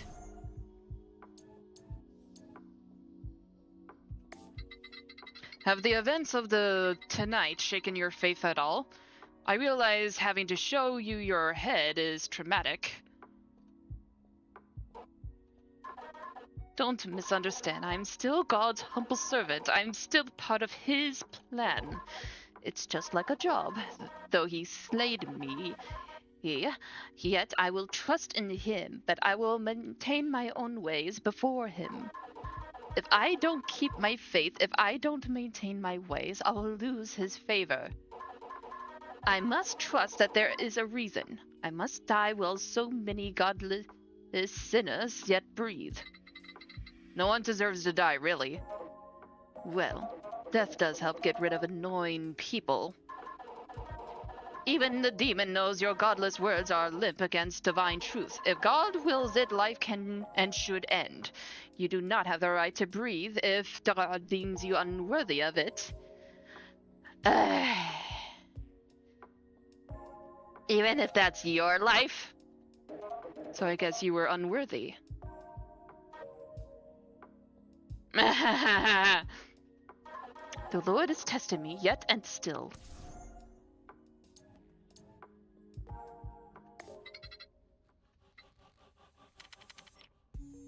I hope I didn't track any blood in here from Leo's head.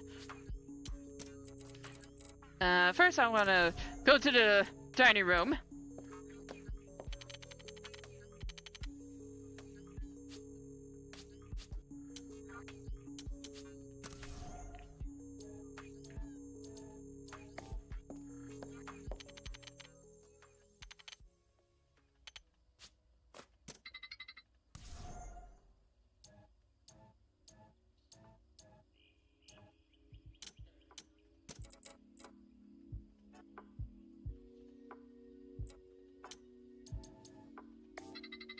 I saw the state of the master bedroom. How did it get that messy?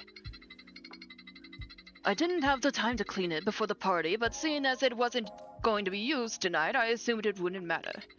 Then why did Meredith call a meeting with Mikey in that room? Well, she wasn't aware. I don't think a mess of that scale would be something she wouldn't be aware of. Only that she would have to have been the one to make that mess. Was Meredith Eloise having an affair with Mikey Gordon? This seems more like a question to ask her.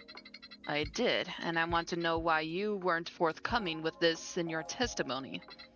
I can understand her not telling me, but why you? It's none of your business. That is all there is to it.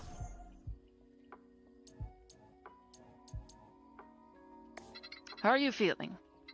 Uninterested in this line of questioning.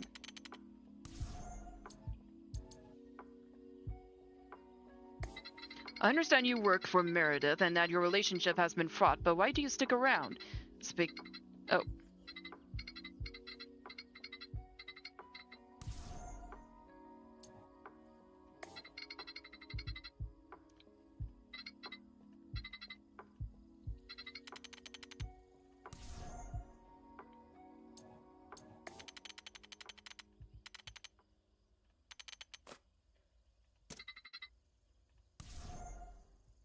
Okay, Leo Jackson. What was your relationship to Leo Jackson? Him? Oh, he was creepy. I thought he could help me with a problem I had, but he was just... I understand. I imagine he wouldn't be a very understanding person. He was understanding to the wrong people.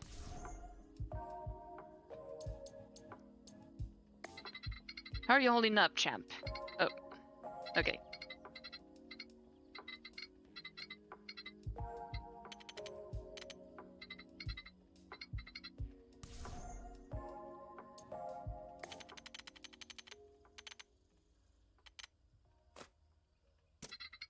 More questions, how thrilling.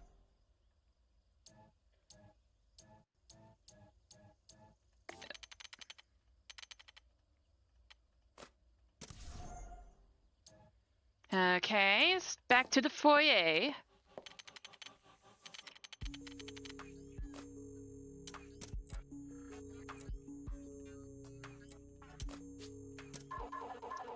Have you finally thought about my offer? It's very lucrative, I swear on my life. Just give me more time to think about it. I have more questions about tonight. Actually, before I ask my questions, I do have some information to share. It's about Meredith's husband. Leo told me that he takes advantage of the younger hired help. He also said that Alexander was aware of this as well, having once worked for them in that capacity. I knew it, I knew it! I have just one more request for you then. If you could, recover my will from my corpse and hand it to Alexander. I had planned to throw all my money behind anyone who could take her down and pull my name into the sun, but I guess I'll just have to settle for dragging her to hell with me.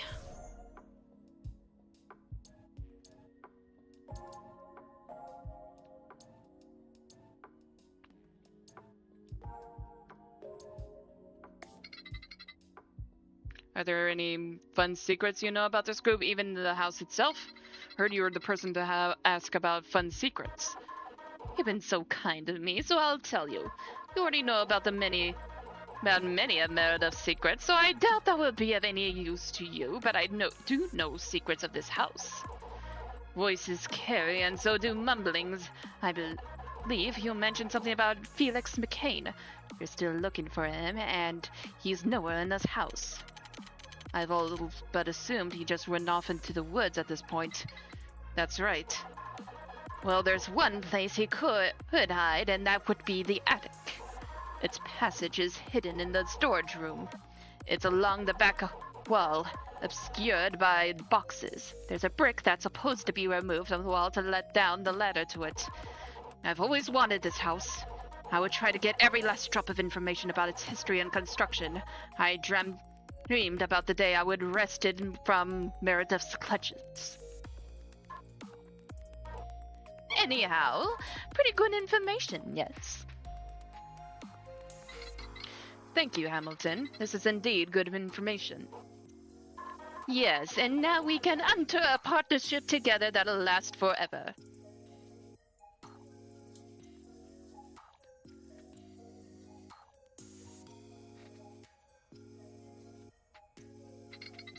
No, but thank you, Hamilton.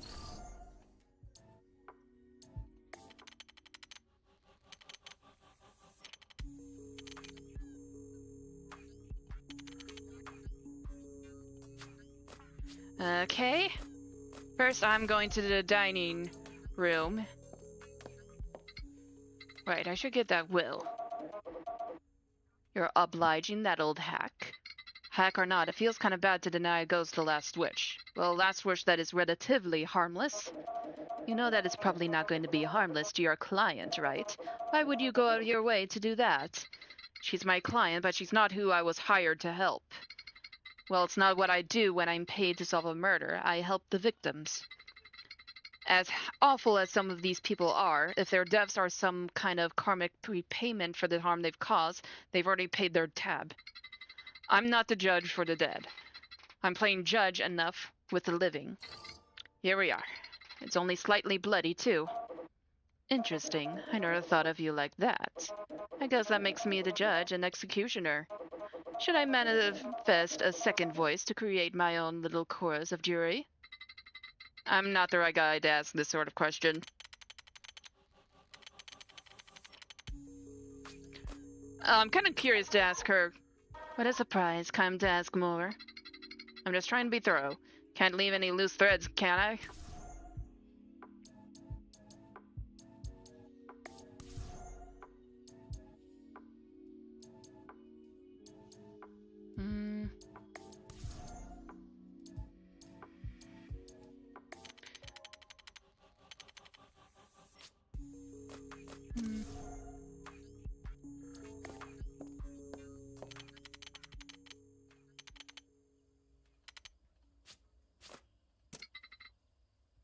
What do you need?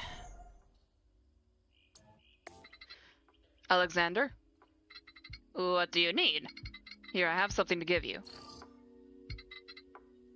This is a will. Hamilton Green's will? Why are you giving this to me? My investigation was able to suss out that he wanted to give this to you. That is all. He said he understood your plight and that he wanted to back you up. I see. Thank you for this.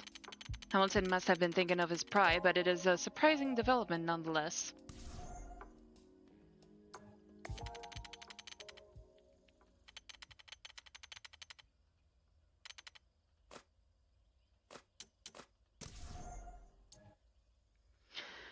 I feel bad for Witchard.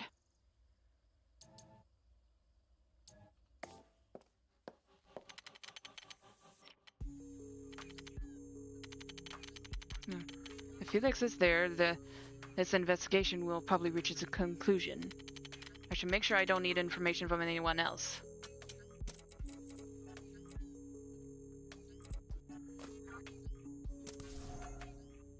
Let's check the...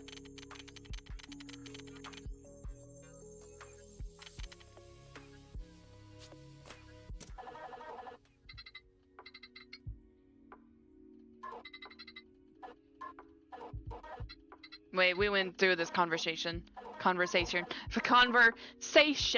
Okay.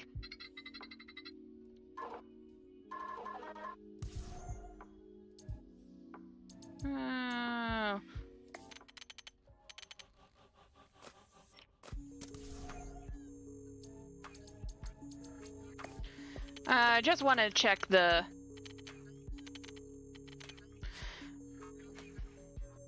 There were 7 people, so I think there might be more ghosts around. Bathroom is the...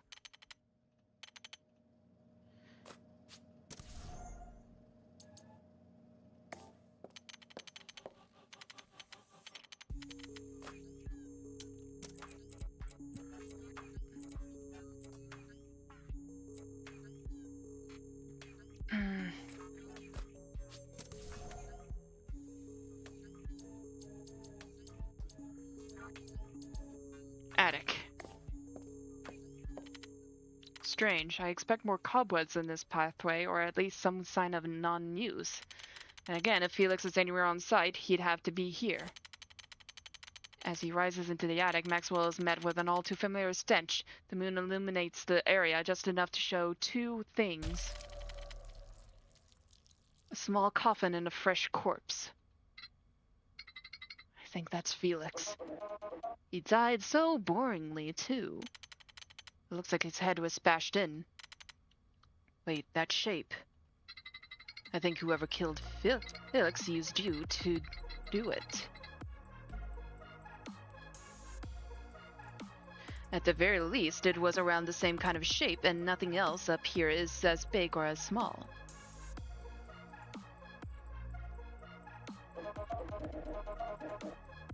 It must have been before they picked up the call. I'm not exactly conscious or my surroundings until someone initiates that first call with me.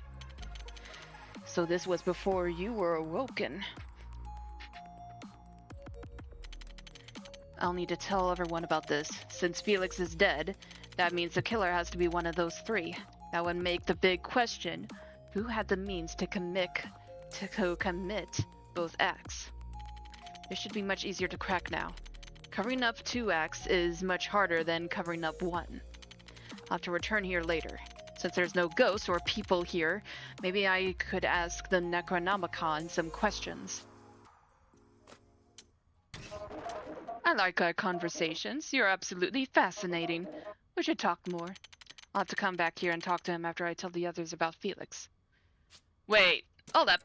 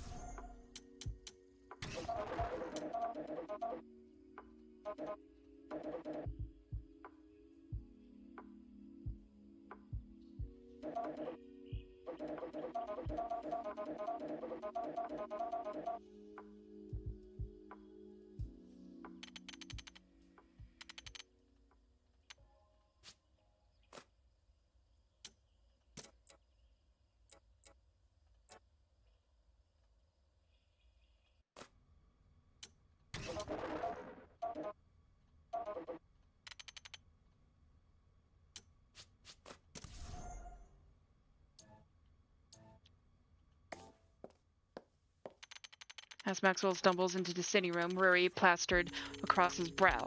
The trio of survivors turn to him. They exchange glances, then approach the detective. All right, what happened? You called us back inside. I assume you have proof on who's guilty? Were you able to figure out what happened? Felix McCain. You were able to find Felix? Felix McCain is dead. He was bludgeoned in the head. His body is in the attic. You! What, was your little crony too incompetent to keep your dirty little secret? Excuse me? You really think I would kill Felix? Please, ending his existence was your wet dream. You do not project that onto me. You're just trying to get back at me because of Mikey. You want to tarnish my reputation that I worked so hard over these years to cultivate? I just thought the only person stupid enough to get this far would be Felix. But I see you caught his idiocy when you smashed his head in.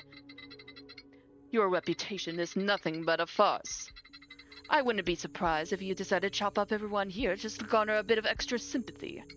You say this would be bad for you, but you turned Mikey and Leo into martyrs. Suddenly, the 2 poison apples in your entourage can no longer hold you down, and you even get rid of Hamilton, who's been gunning for everything you own. Me? Oh, please, I'd be much cleaner than that, and I wouldn't leave anyone alive except for the fall guy. You know what? I'm calling the police. This is over. What? So you can frame me for murder, huh?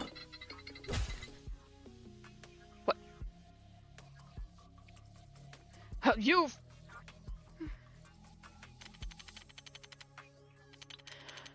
Richard stumbles over and steps back 3 paces. He can hardly believe that he was struck.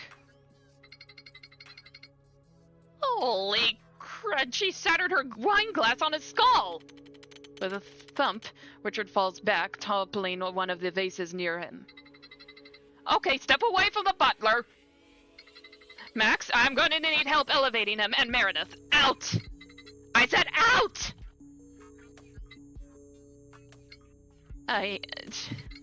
Fine, I'm still calling the police. Oh, this is wonderful. Alex and Maxwell with great difficulty prop Richard up on the couch. The duo can hear the faint sounds of Meredith calling 911 in the adjoining hallway. I had to finish my investigation. Wait, under the couch, there's 2 phones together. They must have been stashed out around the same time. Do what you have to do, but the police will probably handle the investigation when they get here. Right, I have around 25 minutes left. I get that, but I like to finish what I start. I have to if I'm going to prevent a demon from being released. I should start back up in the foyer. There's not much time left. The fact that the others can't seem to see the ghosts is a blessing. But now I can't talk to them without looking crazy. You insolent wretch! You think just because we're dead you can escape my wrath? Well, cool down, Grandpa. I just got baptized for the cloud. It's no big deal. Forgive me, Lord, for vengeance will be mine. I'm not getting in the middle of that.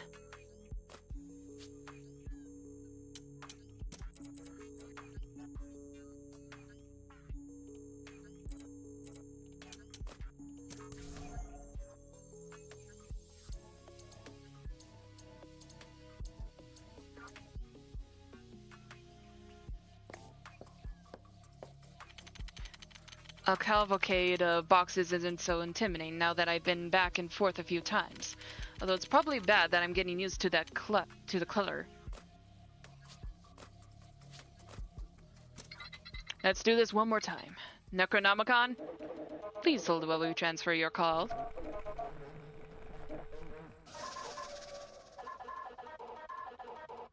What do you want?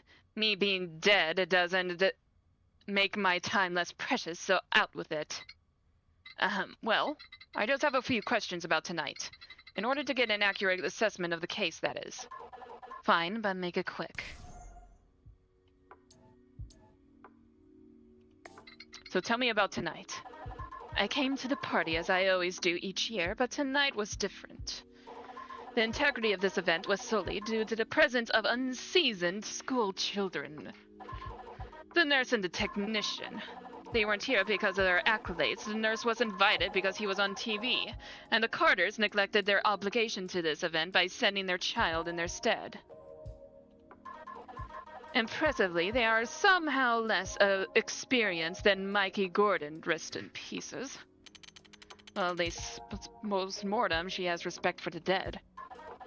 First of all, earlier in the party, that nurse had the gall to leave the festivities with the help. That rat butler.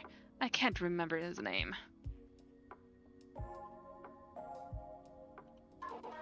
Who even learns the name of the help? It's absolute hogwash. Anyhow, I did what any self-respecting woman would do and monitored the foyer to wait and see when the 2 would finally return.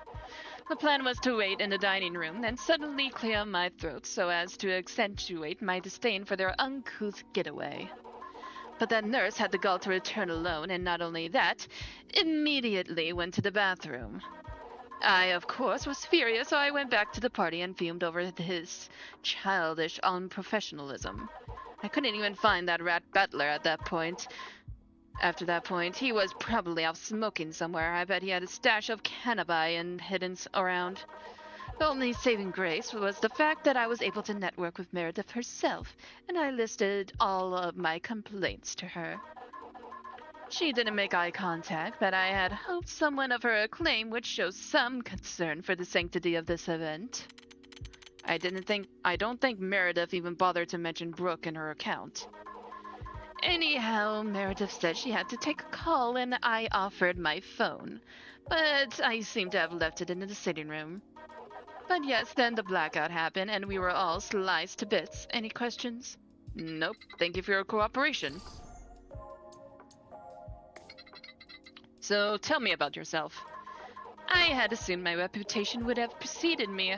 Are you certain you haven't heard of me before? Can't say I have. She seems rather sure of herself. The care you have received up to this point must have been shoddy at best. Allow me to educate you. I am Dr. Brooke Edwards. I belong to the Edwards lineage of the physicians, and I hold my position in high esteem. I am one of the greatest minds in the profession, and my quality of care matches that distinction. Most other doctors in the city are uneducated rabble. None of them have worked as hard as I had to in order to get to where I am. All of them operate under the delusion that they might someday match the acclaim of my family's name. I see. So you voice a particular disdain for Alexander Florence. Why is that? Who? The nurse? That's what he's called? I should be ashamed of having such a low-born sounding name. I am annoyed not by the whelp himself, but by what he represents. The youth of today have a revolting sense of entitlement. This Alexander thinks being invited to this inner circle means he's some kind of genius. Meredith could be forgiven for allowing Shay's attendance. It was necessary for the Carters to be represented at this event, in some capacity. Our families are in partnership, after all. But Alexander, all his resume has is one fancy internship and an inflated ego. People like him have no respect for their seniors. I see. Is there anything else? No. Why would there be? So she doesn't even know him, she just hates the fact that he's new to the profession. Apologies, my mistake.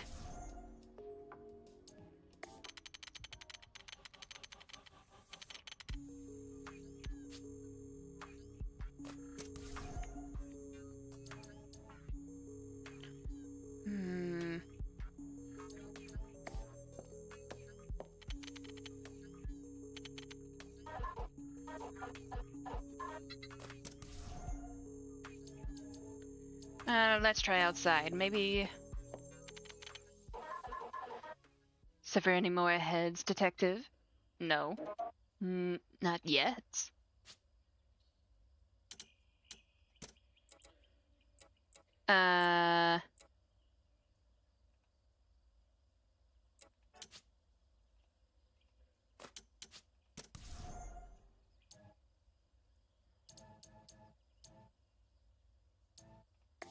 So...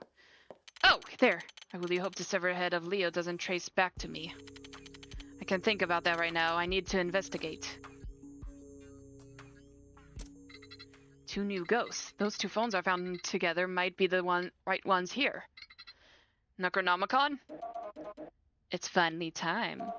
Please hold while we transfer your call.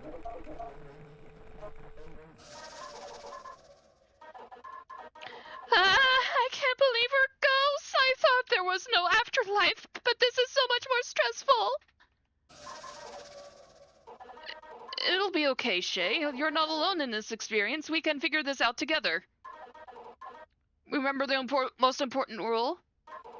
Foster curiosity, not fear. I'm sorry, you were such a good teacher and I died a screw-up. It's an insult to your work. Please, you don't need to prove yourself. If my teachings touched your heart and made your mind flourish, then I accomplished my goal. Sorry, I'm pressed for time and I need to ask a few quick questions about tonight. Sorry, what do you need? We'd be happy to help. Well, these guys seem a lot nicer. Can you tell me a bit about tonight? Was there anything that stood out? Something that stood out? I think so, yes. It was when I tried going upstairs. I have a hard time going to the bathroom if someone's waiting on me, so I was going to go to the guest bedroom's bathroom, but... Richard was arguing with Mikey and he yelled at me for trying to go upstairs. He was so angry I didn't know what to do, so I just used the downstairs restroom as quickly as I could. He shooed even Hamilton out of the foyer. And as for me, I heard about Richard from Shay, so I went to check on him. There was around a minute or 2 before the blackout, but he was making his way outside. He ignored me when I called for him, so I just assumed he didn't want to be bothered. So Richard was outside during the blackout. Wait, that reminds me. Necronomicon, with your kill spell, can the caster also be killed? It'd be pretty bad kill spell if it did. They don't need to shy around it, no. So they wouldn't need to be outside necessarily. Oh, one more thing! I remember Meredith's face when the lights came on. I think I was still alive. Meredith came in from the kitchen and... Yes, I remember her scream quite clearly. She screamed before they died?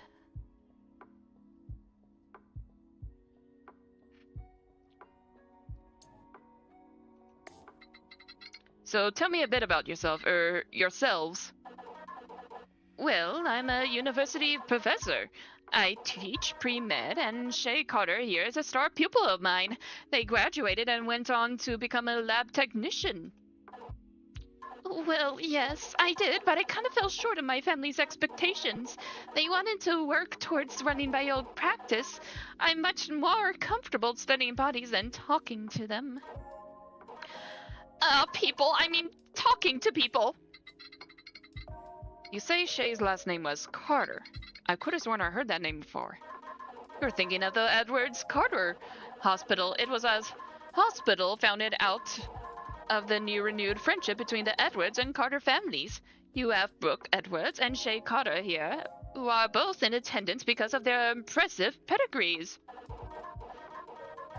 But pedigree means nothing without the curious mind to back it up. I believe I believe that you lived up to your family name, Shay.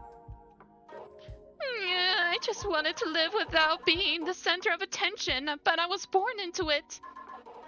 I think the last time I had fun was in your class in college.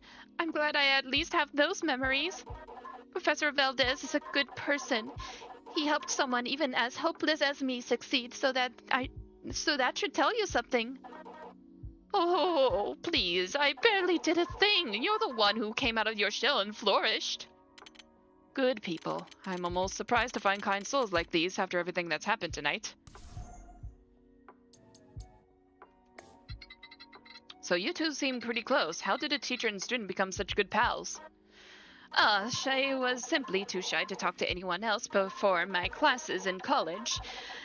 Not that I'm their only friend, but because I'm sure they were able to make plenty after me. Maybe a few, but I wouldn't say plenty. Professor Valdez is a cherished mentor to me. He helped me open up a lot, and I'm better now because of him. So you feel like you owe a lot to the professor? I guess, in a way, I owe him my life. Oh, Shay, I didn't know I was that important in your life. It's a good thing you took my class then. Oh, I cherish all of my students, but you've touched my heart.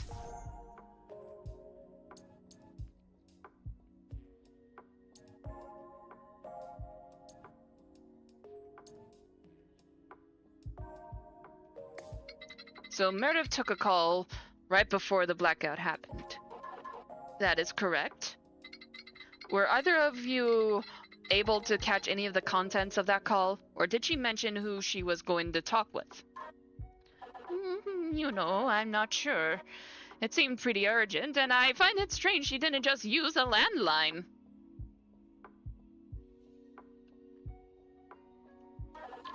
Was she perhaps trying to be secretive?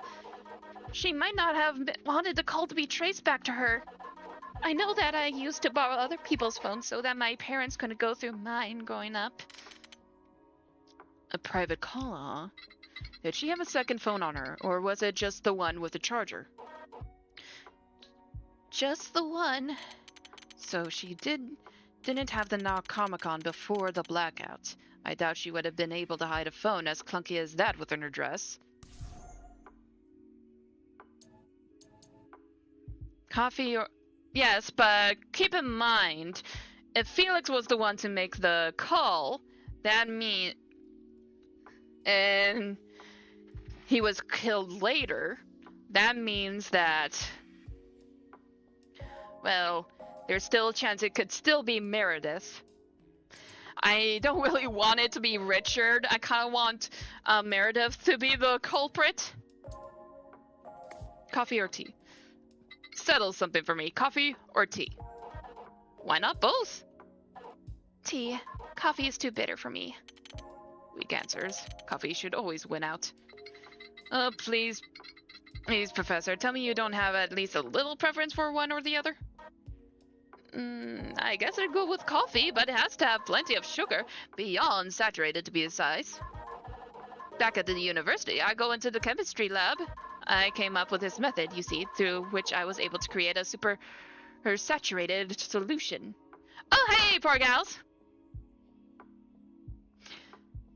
Sorry, I didn't say hi before. I came up with this method, you see, through which I was able to create a super saturated solution of sugar and coffee.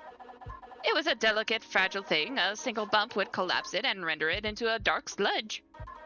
But it was worth it. Imagine a sweetness well beyond what your body would consider possible. Would it still be coffee then? And I pair it with a slice of coffee cake. Simply divine. A treat to be cherished. This sweet tooth is really next level. I can't even imagine ingesting that much sugar. Alas, with my passing, my secret formula will be lost to history. Don't worry, Professor. I'm sure another genius will come along and independently reinvent it. Or maybe the chemistry department will pore over your notes. When that happens, Detective, you should try it. Words cannot do it justice. As for me, I like the taste of honey. I think it goes better with tea than with coffee. They both like their drink sweet. One much more than the other. I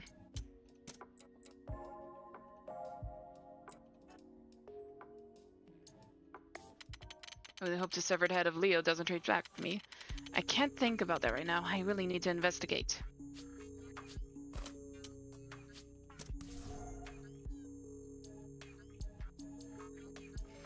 I already went into the storage room. I already went outside. So what about the sitting room? Alexander and Richard are still here. Oh, I didn't see you there, Alexander. Or Meredith? Okay. Not much time left. Need to get a move on. Oh, what do you need?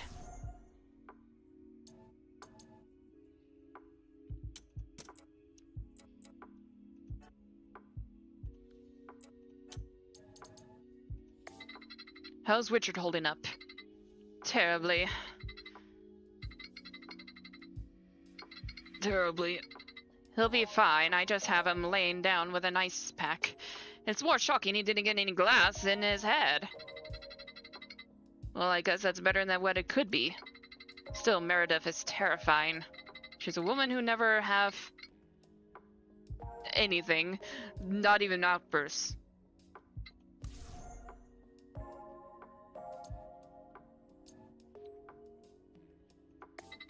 What are your plans after this? Me?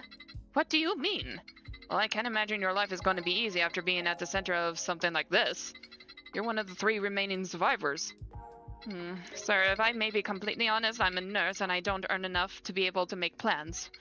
I do what feels right in the moment. I can never know what tomorrow will look like, so I focus on surviving the day's shift and getting enough sleep to make it through the next one. Besides, I don't know if tonight can end. It's lasted longer than my entire life. Best I can tell you is that my next 12-hour shift starts at 10:30 a.m. That's as far as my life plans go. So I can't imagine you're feeling very keen on Meredith right now. No, I wouldn't say I do. She's so intense, the idea that someone could just... I guess one of us did kill 8 people, so I shouldn't be that surprised. It just feels like something so small to bludgeon someone over. I've seen people kill for less. All it takes is one act of passion. I guess. I'd like to hope that killing a whole group of people would take a bit more than a little passion. So much wanton destruction for such little reason. You know, some things can just snowball out of control. One act of passion leads to another. I'd like to stop talking about this.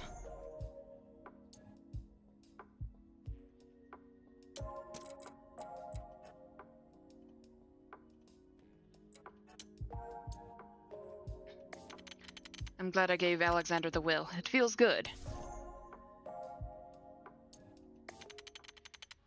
Alexander and Richard are still here.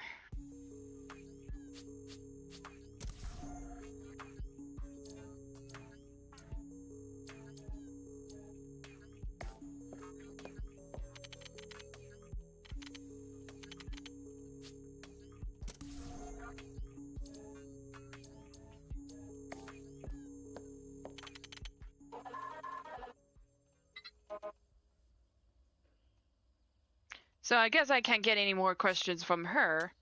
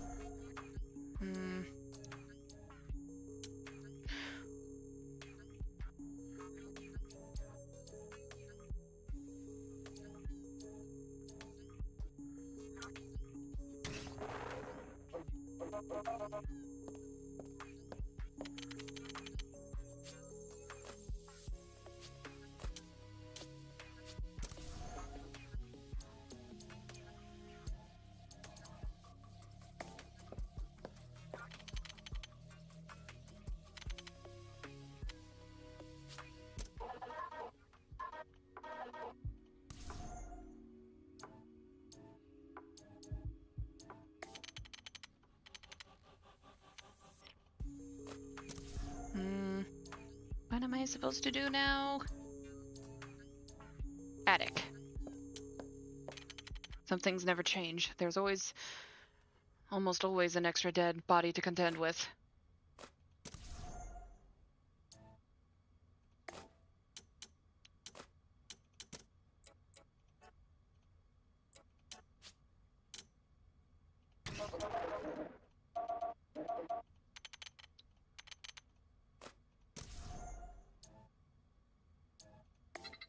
Now, Connor, will you also allow me to ask you some questions?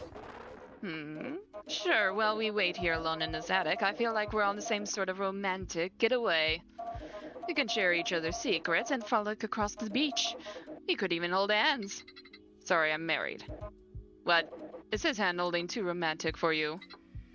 Yeah, it's more romantic than making out anyhow. Hand holding is always intimate, but making out isn't that special. Guys make out all the time, or at least me and my old pals would. I don't know where this Maxwell Morgan came from, but I keep him around. I like his energy.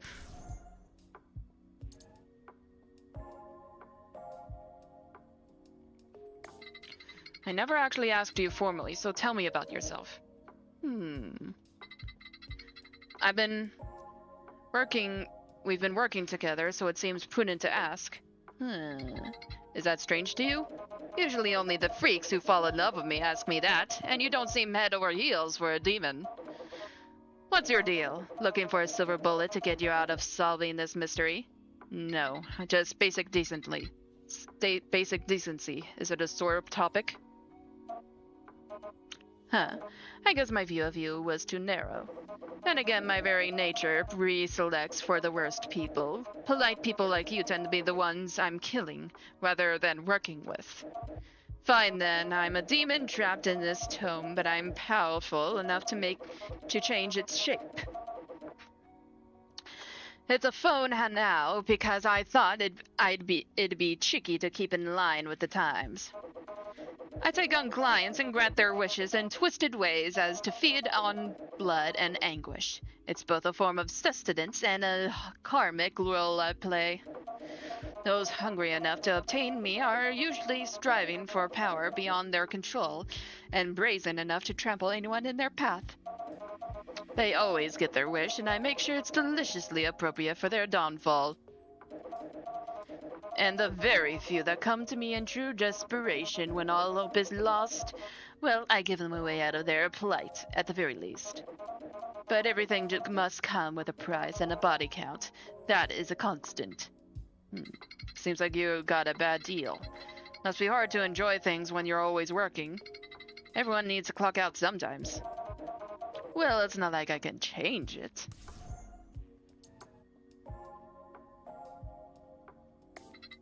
So is that coffin your home? It's perfectly U-shaped. Yes, it's sleek and surprisingly well kept. Miss Meredith, or at least her housekeepers, must have really cherished my casing before I was unboxed. Funny thing, the box itself is enforced with the lingering will of a lesser demon. It beckons the souls of mortals. I don't feel a tug on my soul. It's not so strong that it'd be instantaneous. Plus the dead body is ruining the vibe. My coffin is a nigh indestructible, priceless demonic artifact. It's older than your forefathers. Also, I can't believe you just made me say a dead body was ruining the vibe.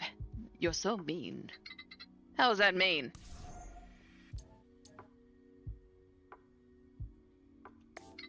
Your last moves, sir. Tell me about them. You know I can't tell you their name. It's part of our contract, after all. If I told you, I'd be sabotaging the investigation by robbing you the ability here to solve it. I'd effectively make the contract null and void for us both. I wasn't going to ask that, but I didn't realize that's why you weren't trying to actively get in my way. What? Did you think I just liked you? I'd like to think I have a good grip on customer service. That's besides the point. What I wanted to ask about your previous client is, was there a wish to kill everyone? I can't give you a definite answer. I thought I'd ask regardless. What I can tell you is my best guess. I don't think they wanted everyone to die. It might have been the only path they saw forward, but I don't think they wanted this. Only path forward. I understand. Thank you. Ah, it's Meredith for sure. She was found out about her affair, and it would ruin her reputation. And since most of everyone was connected, it would have ruined. That's right. Because Richard had a flashlight. He wasn't in the dark. She could have been aiming to kill him as well, but he had a flashlight on him. Oh, my brain is working in overdrive. Let me ask you something. What do you wish to do once you find the culprit? What is your plan? I'll call the authorities, hand over the evidence and testimonies, and try to bring them to justice. Even if it'll be hard to get a conviction with the supernatural methods involved, I'm sure I could figure something to set law enforcement on the right path. But that's not important right now.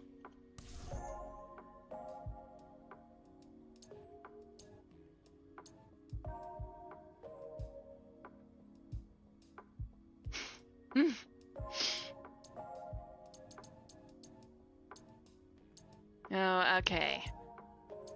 Felix's ghost. That's strange. Are you unable to create ghosts for people you didn't directly kill? Well, under the rules of this wish, yes. I couldn't make the ghost, but you wouldn't be able to communicate with it. It also would try to kill you. Most of my resurrection spells make malevolent creatures of the night. So you could turn someone into some Halloween monster? What? Do you wanna be a bloodthirsty creature of the night?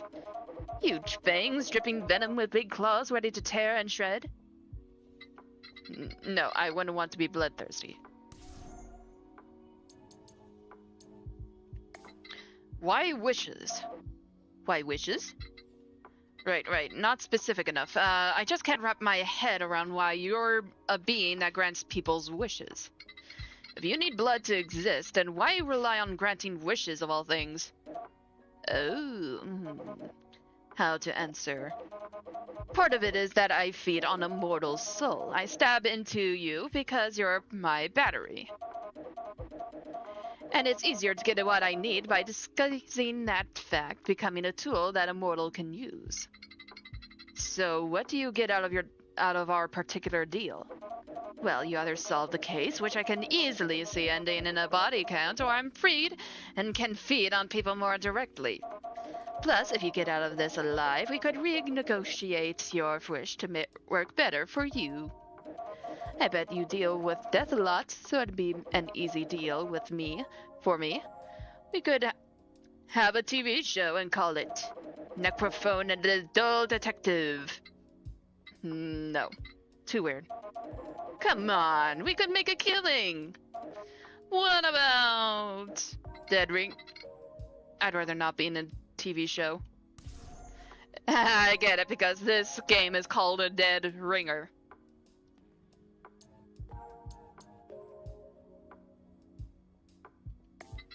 Okay, how about this? Do you have a question you'd like to ask me? Oh, I could ask you something? We're working together on this, so it's only fair. You get one personal question, no holds barred. Boxers or briefs? Neither.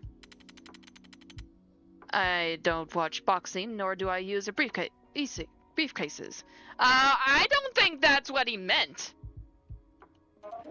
You are Oh, you meant underwear. Briefs. Boxers feel like a second pair of pants. Okay, that was funny. Okay, maybe we could do two. That one wasn't really that personal. If you're sure. Why are you the detective? You're not exactly grizzled nor grouchy enough for it. You're like a polite little man. What gives? Well, it's because I'm good at it. Any other job would either drive me insane or net me less money. Plus, I met my husband on the job, so it's not all bad. Ooh, was he a client? A family member? A rival. Oh, that's cute! He ended up marrying his rival.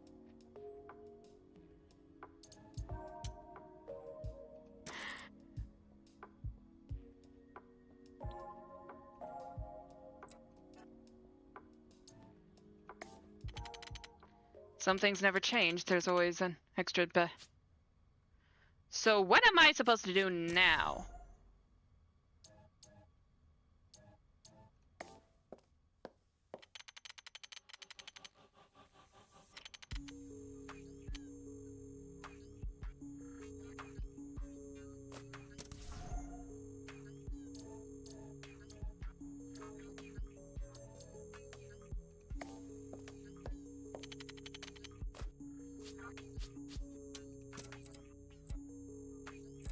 I'm not sure what I'm supposed to do now. Okay, might as well review evidence. Let's see, bathroom light. In Alexander's account, he was in the bathroom during the blackout. He also saw a light under the gap in the bathroom door. The last point Felix was seen alive was when he went upstairs with Alexander.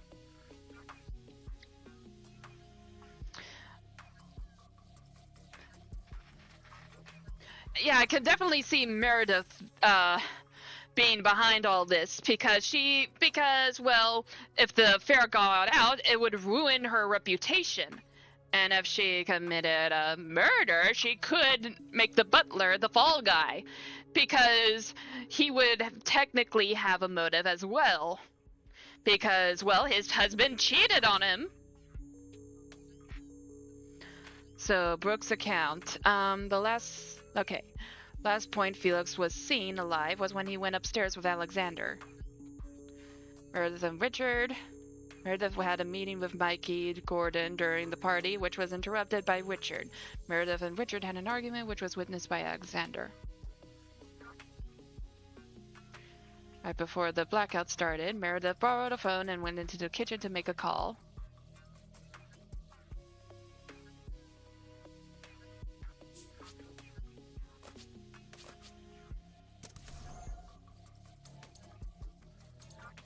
Okay.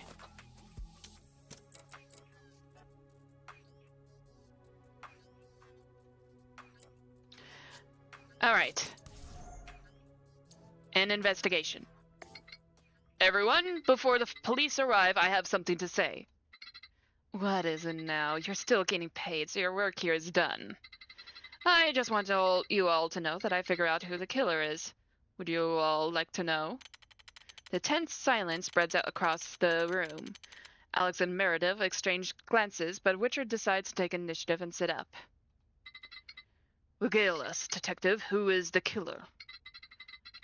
Of course, but let's start from the top. The party begins with everyone arriving. Everyone's arrivals are staggered, some being early, others being fashionably late. And as per requirements, they all relinquish their phones to Richard Torres. Richard knows the attendants will never follow the no phone rule, but he makes a solid attempt, hiding the phone box upstairs in the storage room. After he sets roots in the foyer, Meredith is approached by Mikey Gordon. Sorry, Mikey Torres. They have a meeting planned, but there's more than just business to be handled. Shortly thereafter, Richard notices the lights in the foyer flicker, and finds that none other than the late Felix McCain's phone plugged into a faulty outlet. He, of course, grills Felix for this and hands him back his phone. Okay, now here's the important part. Who was the last person to see Felix alive? The last person to see Felix alive... Let me see.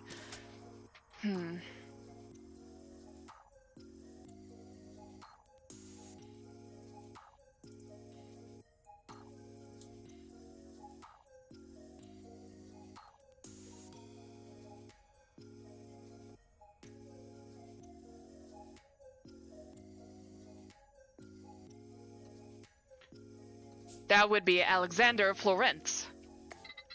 Next, Felix and Alexander leave with each other to the guest room. Assuming everyone was telling the truth, you were the last person to see Felix alive. Live, Alexander. Huh? Well, no I wasn't. When we departed, he went to the sitting room. That would sound reasonable, but I know that's a lie. A certain someone would have mentioned it if they saw Felix coming downstairs.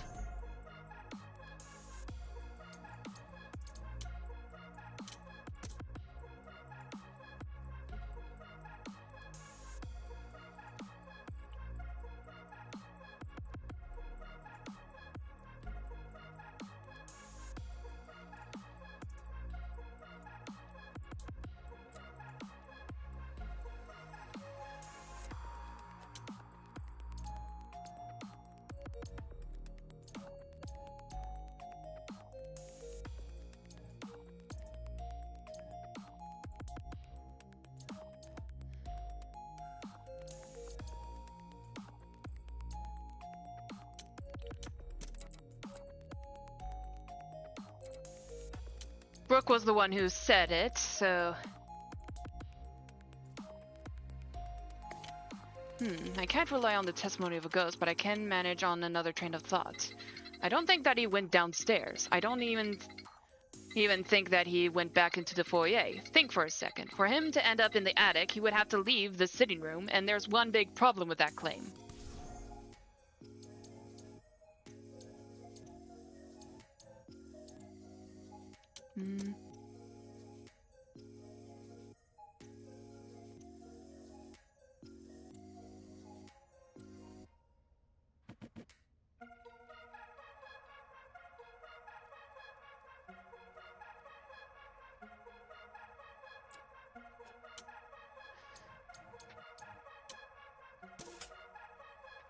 Zoom light.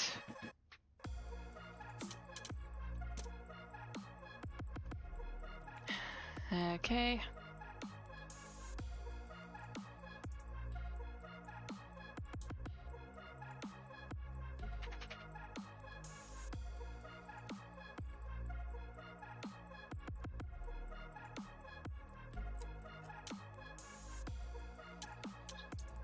See Richard Torres.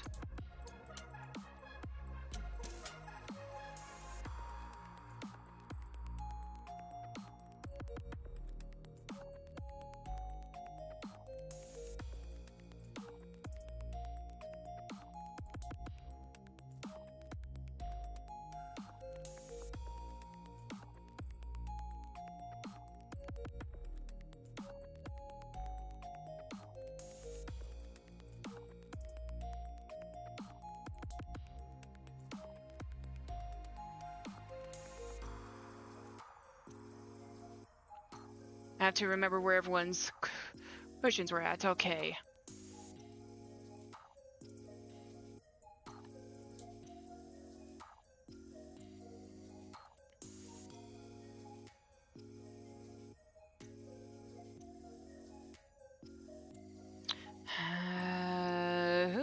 is...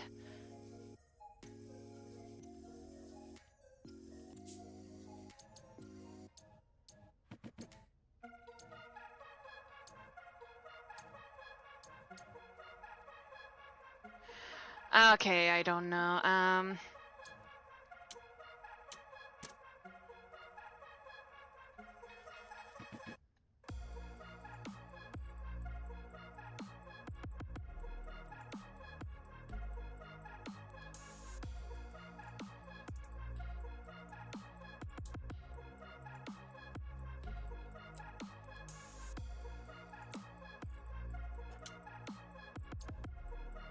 Hamilton Green, because he put... Okay, I'm gonna put a save here. I'll say Hamilton Green. Hamilton Green would have seen him. He's dead. Do you think a corpse can corroborate a claim? Oh, okay. So it has to be someone alive, okay. Richard Torres would have seen him. You have a point. If he was upstairs with Felix, then that means... Richard slowly gets up on the couch he was laid out on. That was when Felix met his end. That was when Felix met his end. What are you saying? You think I killed Felix? Why? Why indeed? There could be many explanations, but I think one covers it.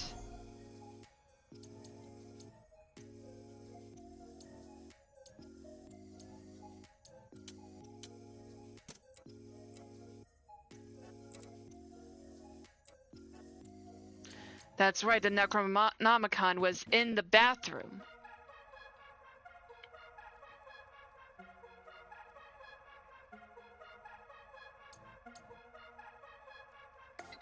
That would be the simplest explanation for how you wind up in the possession of this.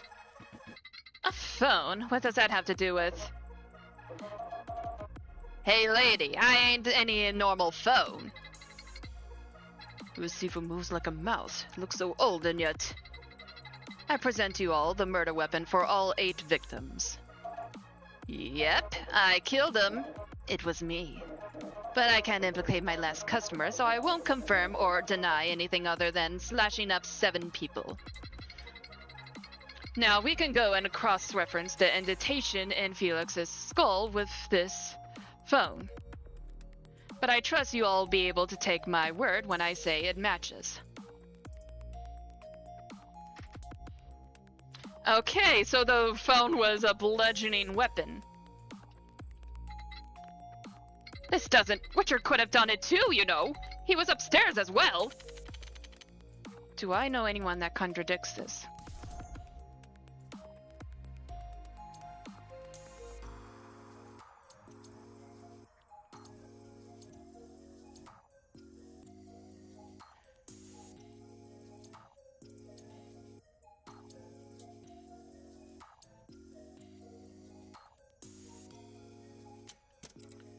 Don't tell me it's gonna end up being...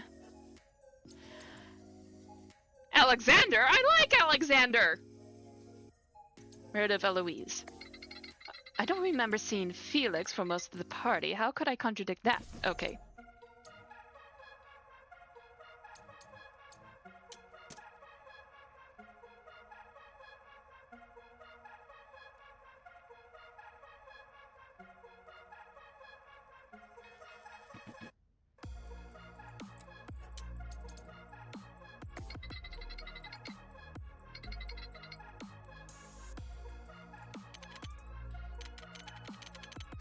Oh, okay. Load.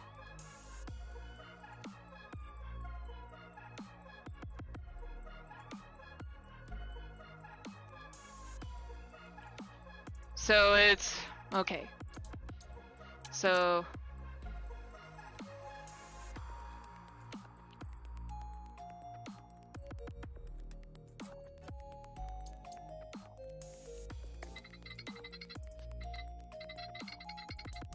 oh.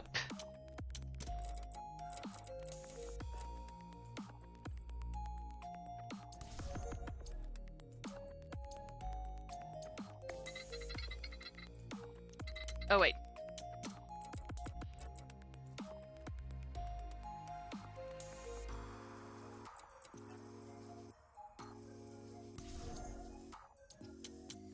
That's right.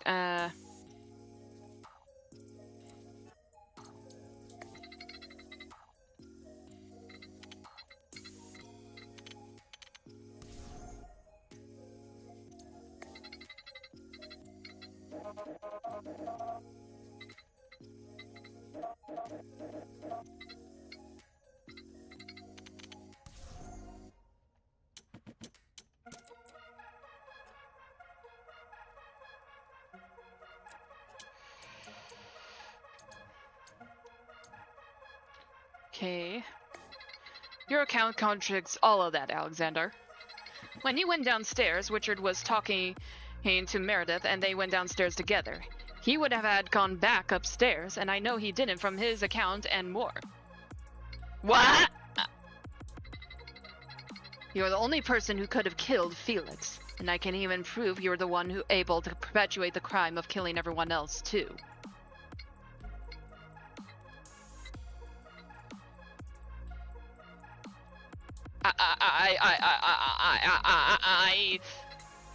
Gosh. I can't do this. I did it. I killed him. I killed him because it was the only way. Huh?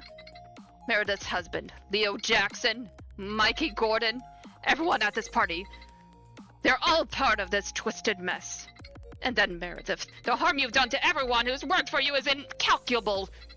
I didn't care what happened to me. Meredith Eloise and her empire is a blight on healthcare. Okay. Almost everyone at that party was, well, almost everyone at the party were sort of corrupt in some way. And basically making everyone's lives, people's lives harder, and he just wanted to help the innocent people that they've hurt. Do you know how much deregulation of insurance was enacted by her?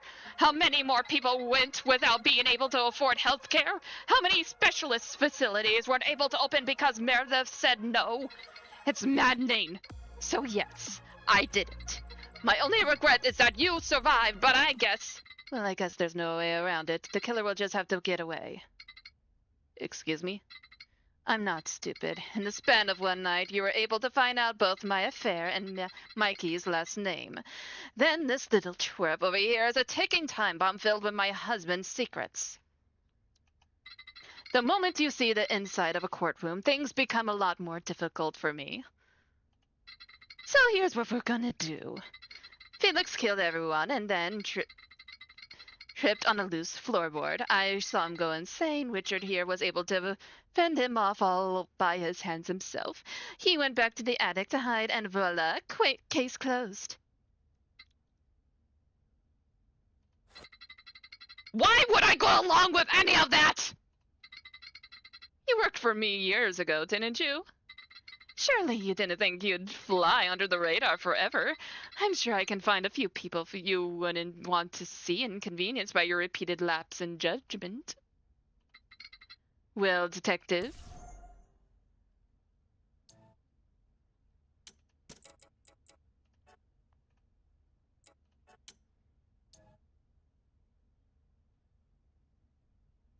Justice.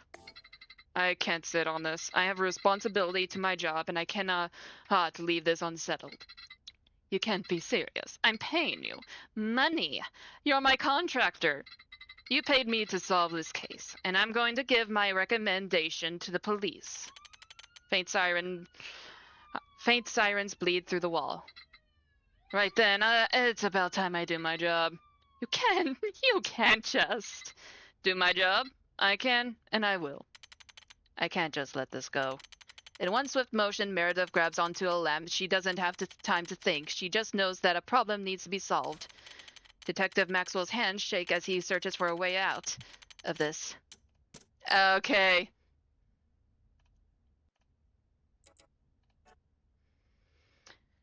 his gaze flies to Richard, Alex, then to the red and blue lights coming from the windows.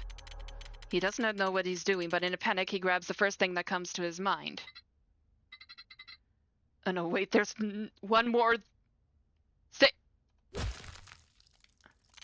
Detective feels it in his wrist, a great and terrible recoil as if he had fired a gun. But what he sees is the Necronomicon's cord spearing Meredith's heart.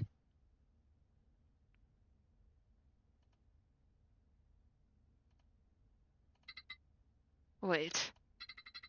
We're standing over a dead body that was made by a magic murder phone, and the police are right outside. You've got to be freaking kidding me. How do we explain any of this to anyone? My husband and boss were murdered by a death phone? My life is over because of magic? What could I possibly have done to deserve this? What's next? God is real and he's personally sent me to hell early?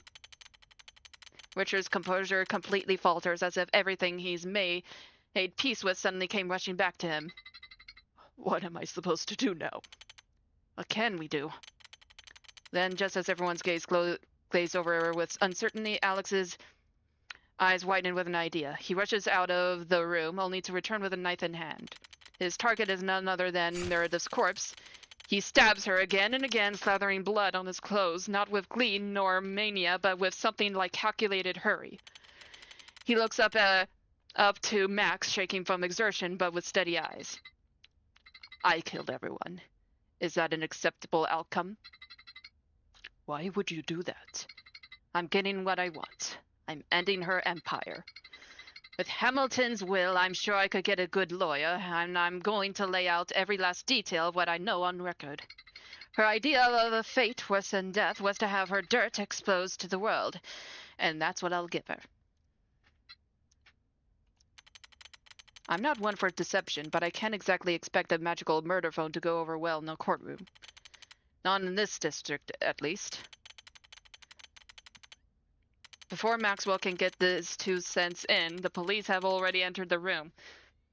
Seeing the bloodied body of Meredith and Alexander standing over her, he is immediately taken in, and everyone else is detained shortly thereafter. Thanks, officer. I'm glad I could make your job easier. Finally, I can go home to my husband. Explain Leo's severed head was an interesting challenge, to say the least. And then not getting to finish my monologue was certainly disappointing, but I guess it would have fallen apart once I got into the supernatural elements. I think what stood out to me was the part of Alex's testimony where he was talking about the phone light. Who could that have been? Who could that have been?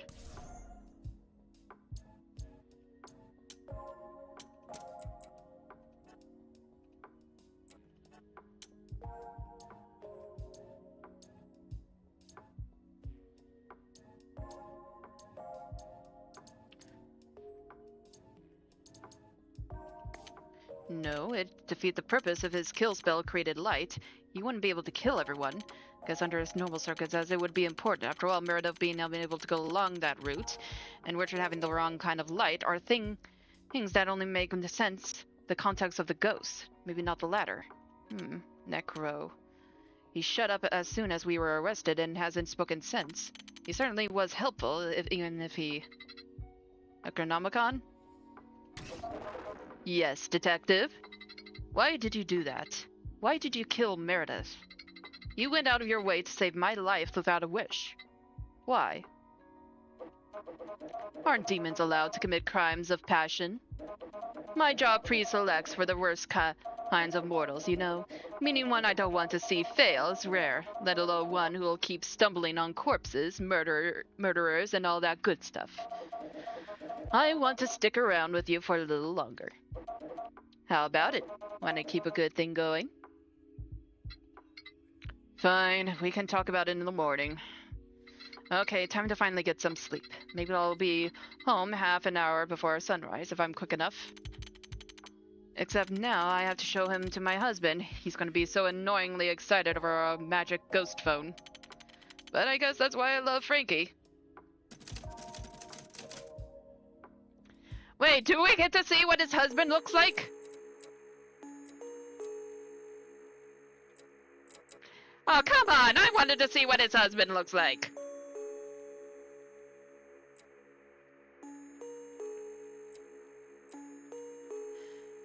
Well, that was dead ringer. I feel like this is a good place to end things. So, thank you all who have come to watch my stream. And,